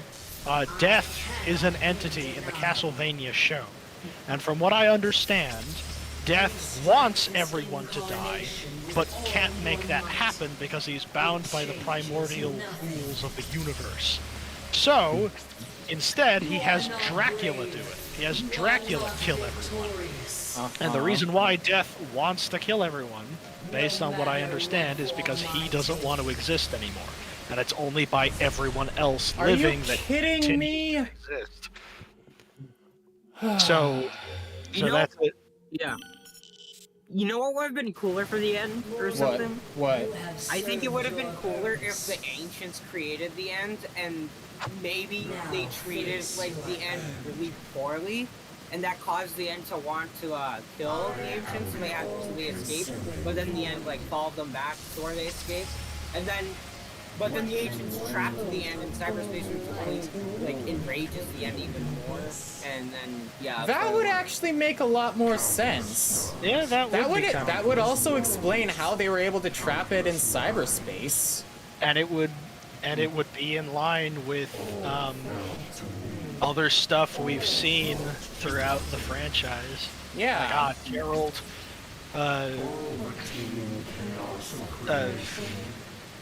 friggin' Eggman created Metal Sonic, and because he treated him poorly, he gained sentience and turned against him. Mm-hmm. Yeah. I feel like also I want to say something about Metal Sonic being like wanting a when Murder Sonic has like that Go Dad shirt on. Yeah. I feel like it would have been cooler if Metal Sonic because because Eggman treats him poorly. I feel like it would have been cooler if Metal Sonic kind of distanced himself from Eggman and maybe started his own thing. Mm-hmm. Yeah, that would. Or what if after the event, and if this were a better written or interconnected story, I think it would have been an interesting jumping off point where it was Metal Sonic who made Eggman start to reconsider his ideologies and what he wants in life. Because maybe the perspective that Eggman gained some semblance of perspective from the way he treated Metal Sonic and how that led to his demise, and led to Eggman consider, am I really happy? Like, am I happy doing this? If we did what I suggested, where Eggman worked with Sonic and friends from the very beginning, that could be some cause for self-reflection. I'm sorry, I just had a shower thought. If you know how Snev was saying how like the end should be a creation of the ancients and they like treated the end badly. That would be like a perfect contrast to like Eggman and Sage. Yeah. Oh yeah. Bro, man, now I wish that was actually the story.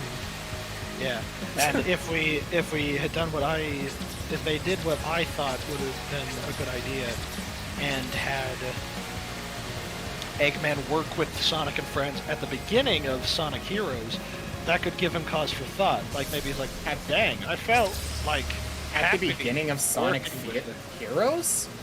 Yeah, what I'm suggesting is, at the end of Heroes, when Eggman realizes that Metal Sonic did what he did because of how poorly he treated him, it would give him cause for thought, like, wow, this is the negative ramifications of what I've been doing. And by working with Sonic and friends, he's like, dang, actually happy being a part of a team and collaborating with others. And with Sage, that could be the final word, as The it breaking were. point. Not a breaking point, because breaking point implies a bad thing. Not necessarily, but yeah. But Anyway, the continue. final step in his grand arc, as it were. Because I'm of the opinion that for a story this long, if you're just gonna keep letting Eggman be the bad guy, why hasn't someone killed him yet? Given all the horrible atrocities he's committed, all the pain that he's caused, and just how many powerful people there are in the world, why hasn't someone finished the job? Why hasn't the government determined that he should be placed, or why isn't the government determined that he should face capital punishment? You know? Yeah. So. All right, we're finished. So I think a nice alternative to that isn't, straight up just killing him in a final battle or whatever, is to have him go on an arc, have him change, have him be like a good person by the end of it all. Yeah. And then like bring on like a new villain. New villains. Official image on the Lego website. Wow. Oh, that's brilliant.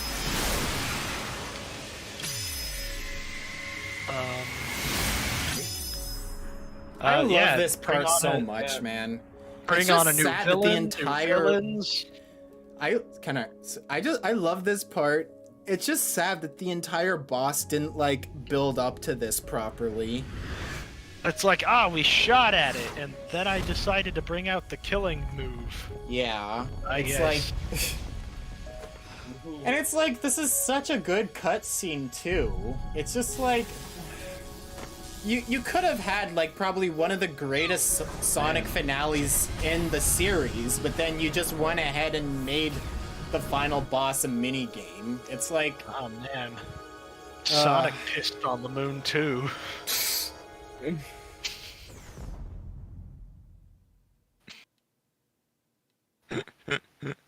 Please, look after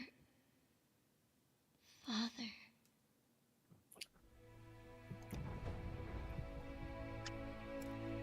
Yeah. Sonic Frontiers is finished. Yep. My favorite part is when Sonic said it's Sonic Frontiering time, and then he Sonic Frontiered all over those guys. Yeah. He went, "I'm here." Yes.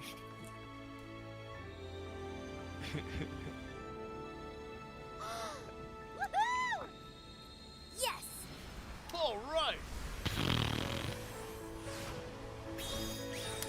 And after you reach a certain point, you can have like different arcs. Like, after Eggman turns good, you can have an arc where he helps, Sonic and friends face a new villain or faction or whatever. Or you could reboot and tell the story and tell different stories with the same characters, but give them different abilities and backstories to have them fit within a new world. Yeah. Like imagine a series of games based in Arthurian legend. And so Sonic and the Black Knight? Yeah, and either building off of Sonic and the Black Knight or just doing it over. Speaking of Sonic and the Black Knight, I would have loved for there to be more storybook games. Yeah. Especially a Western one. I would love to see Sonic in a Western style. Just Shadow the Hedgehog, but Sonic. That would be amazing to see Sonic have to like deal with crap in the Wild West. Yeah. Just oh man, just imagine. But it's a Western, but instead of actual guns, they all got the corkscrew popper thing that Knack did in Sonic Mania. Wow. Yeah. And yeah, Sonic and the Black Knight was like,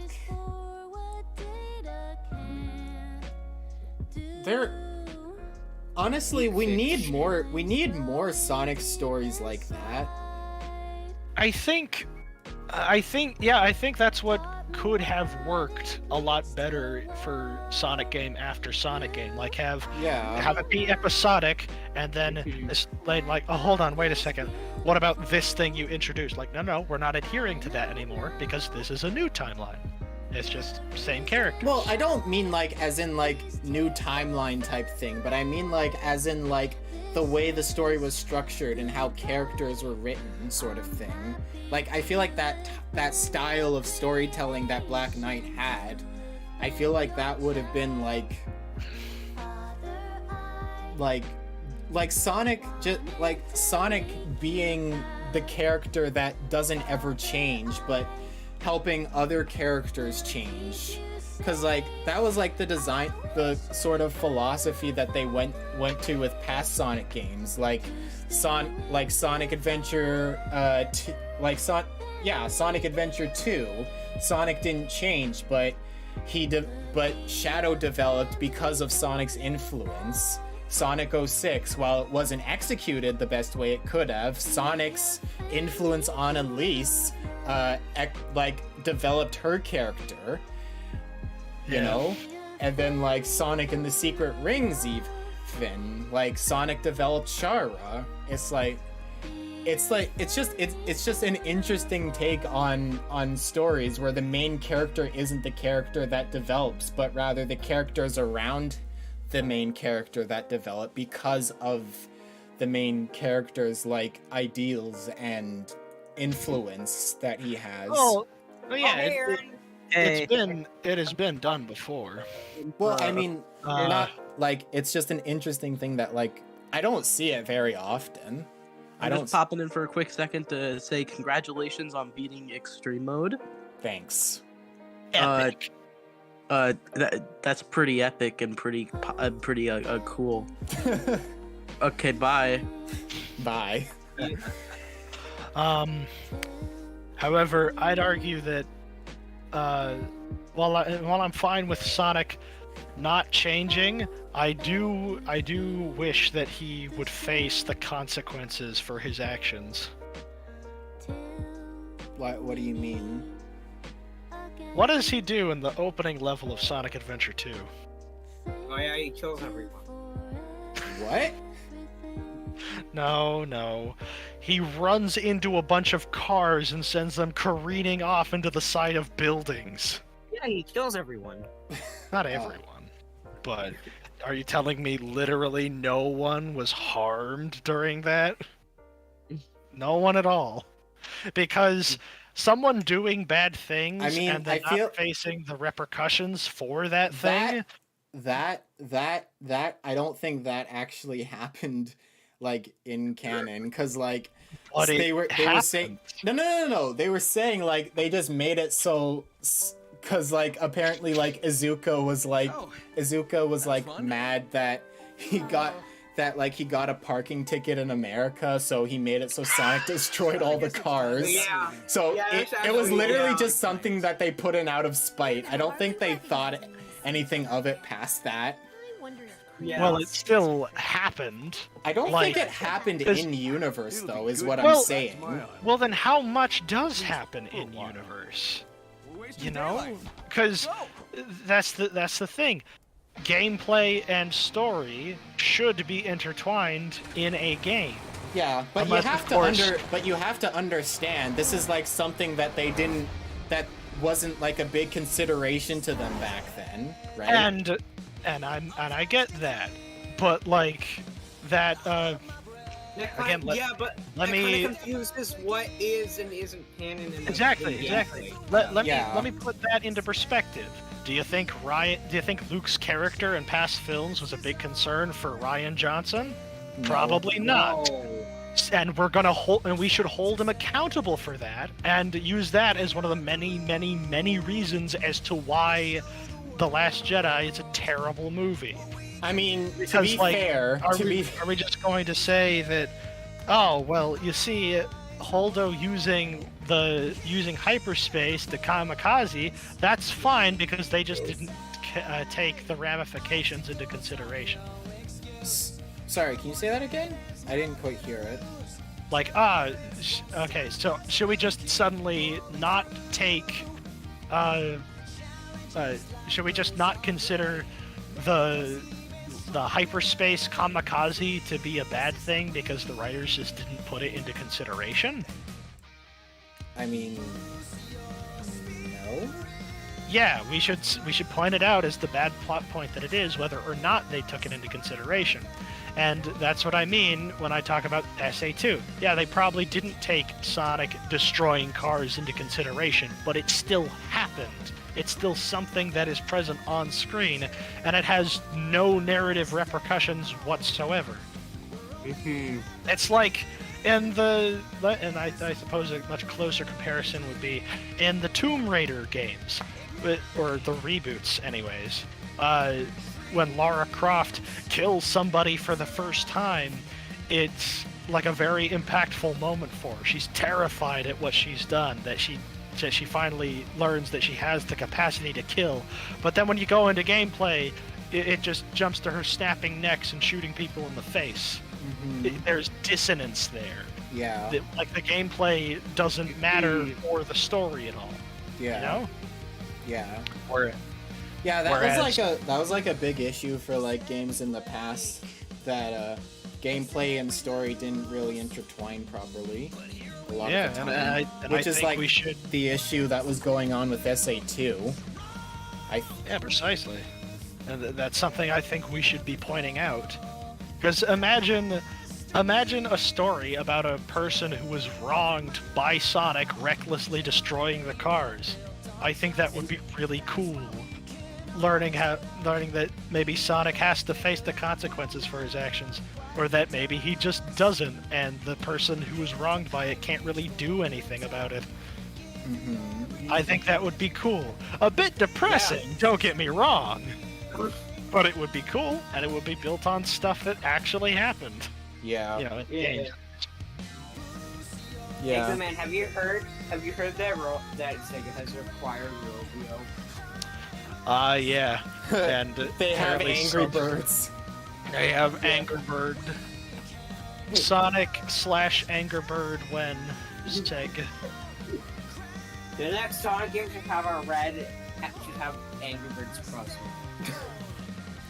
Yeah. Actually, I think it was actually Snev that said this. What if like in one of the updates it changes like the Coco that are around you to Angry Birds? Oh,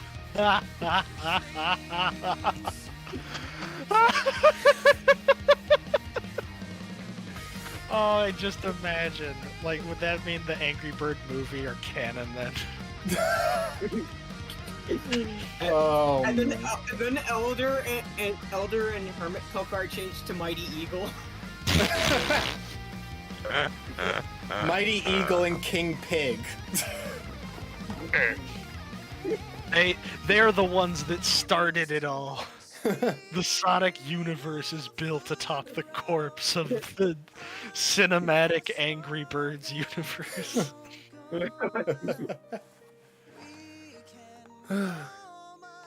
Heavens. Heavens above. Can't hold us down. We're only at the beginning of this one way. Dream. Dream on. Dream on. Dream on. Dream on. Dream on.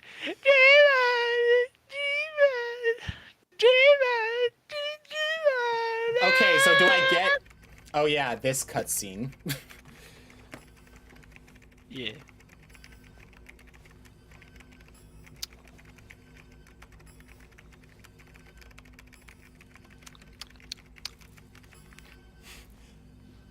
I'm taking back my nudes from Twitter.com. No! They found my 70 alternative accounts. Sage, you would What assist me in does taking the zap mean? What does the zap mean? It's a reference. It's a reference. No, to no, Sonic. no. I'm asking a genuine question here. They literally set this thing up to be like the big mystery throughout all the marketing, and yet I feel like I still don't understand what it means. I feel they barely even touched on it. Literally. It's a reference to Sonichu. No, it's a reference to the fact that you should have a bath with your toaster and zap yourself. Okay. Wow. All right. Okay. Well, that's it. The game is over. I will probably not be coming back to this until the second update. So, I can't wait. I can't wait for them to add Gadget as a playable character. Gadget? The custom character? It's the custom character that was yeah, shown that off in the guy. Forces trailer, and people That nicknamed guy. him Gadget. But like, Yeah. imagine how much of a middle finger that would be to fans. Like, oh, you thought it was Knuckles or Tails? Nah, it's Gadget. Friggin' Gadget. Some people Inspector Gadget. Some people thought it was thought it was Bubsy.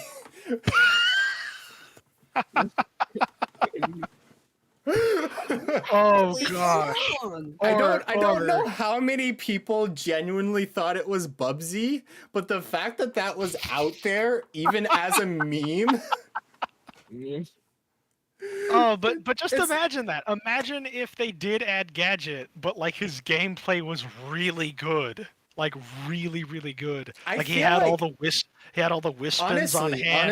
Honestly, I feel like that he could actually work for like open world combat, like his idea as a character. But like, just imagine that. Like they Mhm. reworked all the enemy AI to work around him and his Wispins. All Yeah. the Wispins had different platforming abilities, and Yeah. you could upgrade them in meaningful ways. But Oh, everybody man. doesn't care because like it's friggin' Gadget. And they're like, okay, fine. And then they just and then they just like take Knuckles' character model, don't animate it, and you can just play as a T-posing Knuckles. It's a reference to the Rainbow Ring glitch in Sonic 06.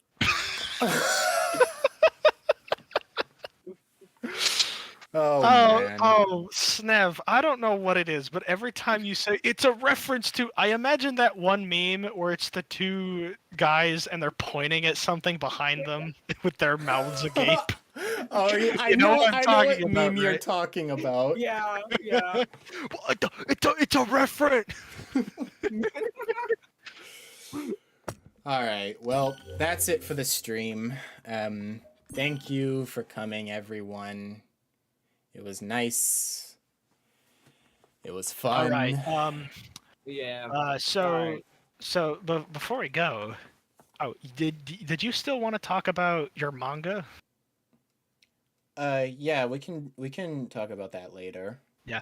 Spoilers, everybody. Bubsy dies in his manga. Goodbye. Bye, everyone. Bye bye.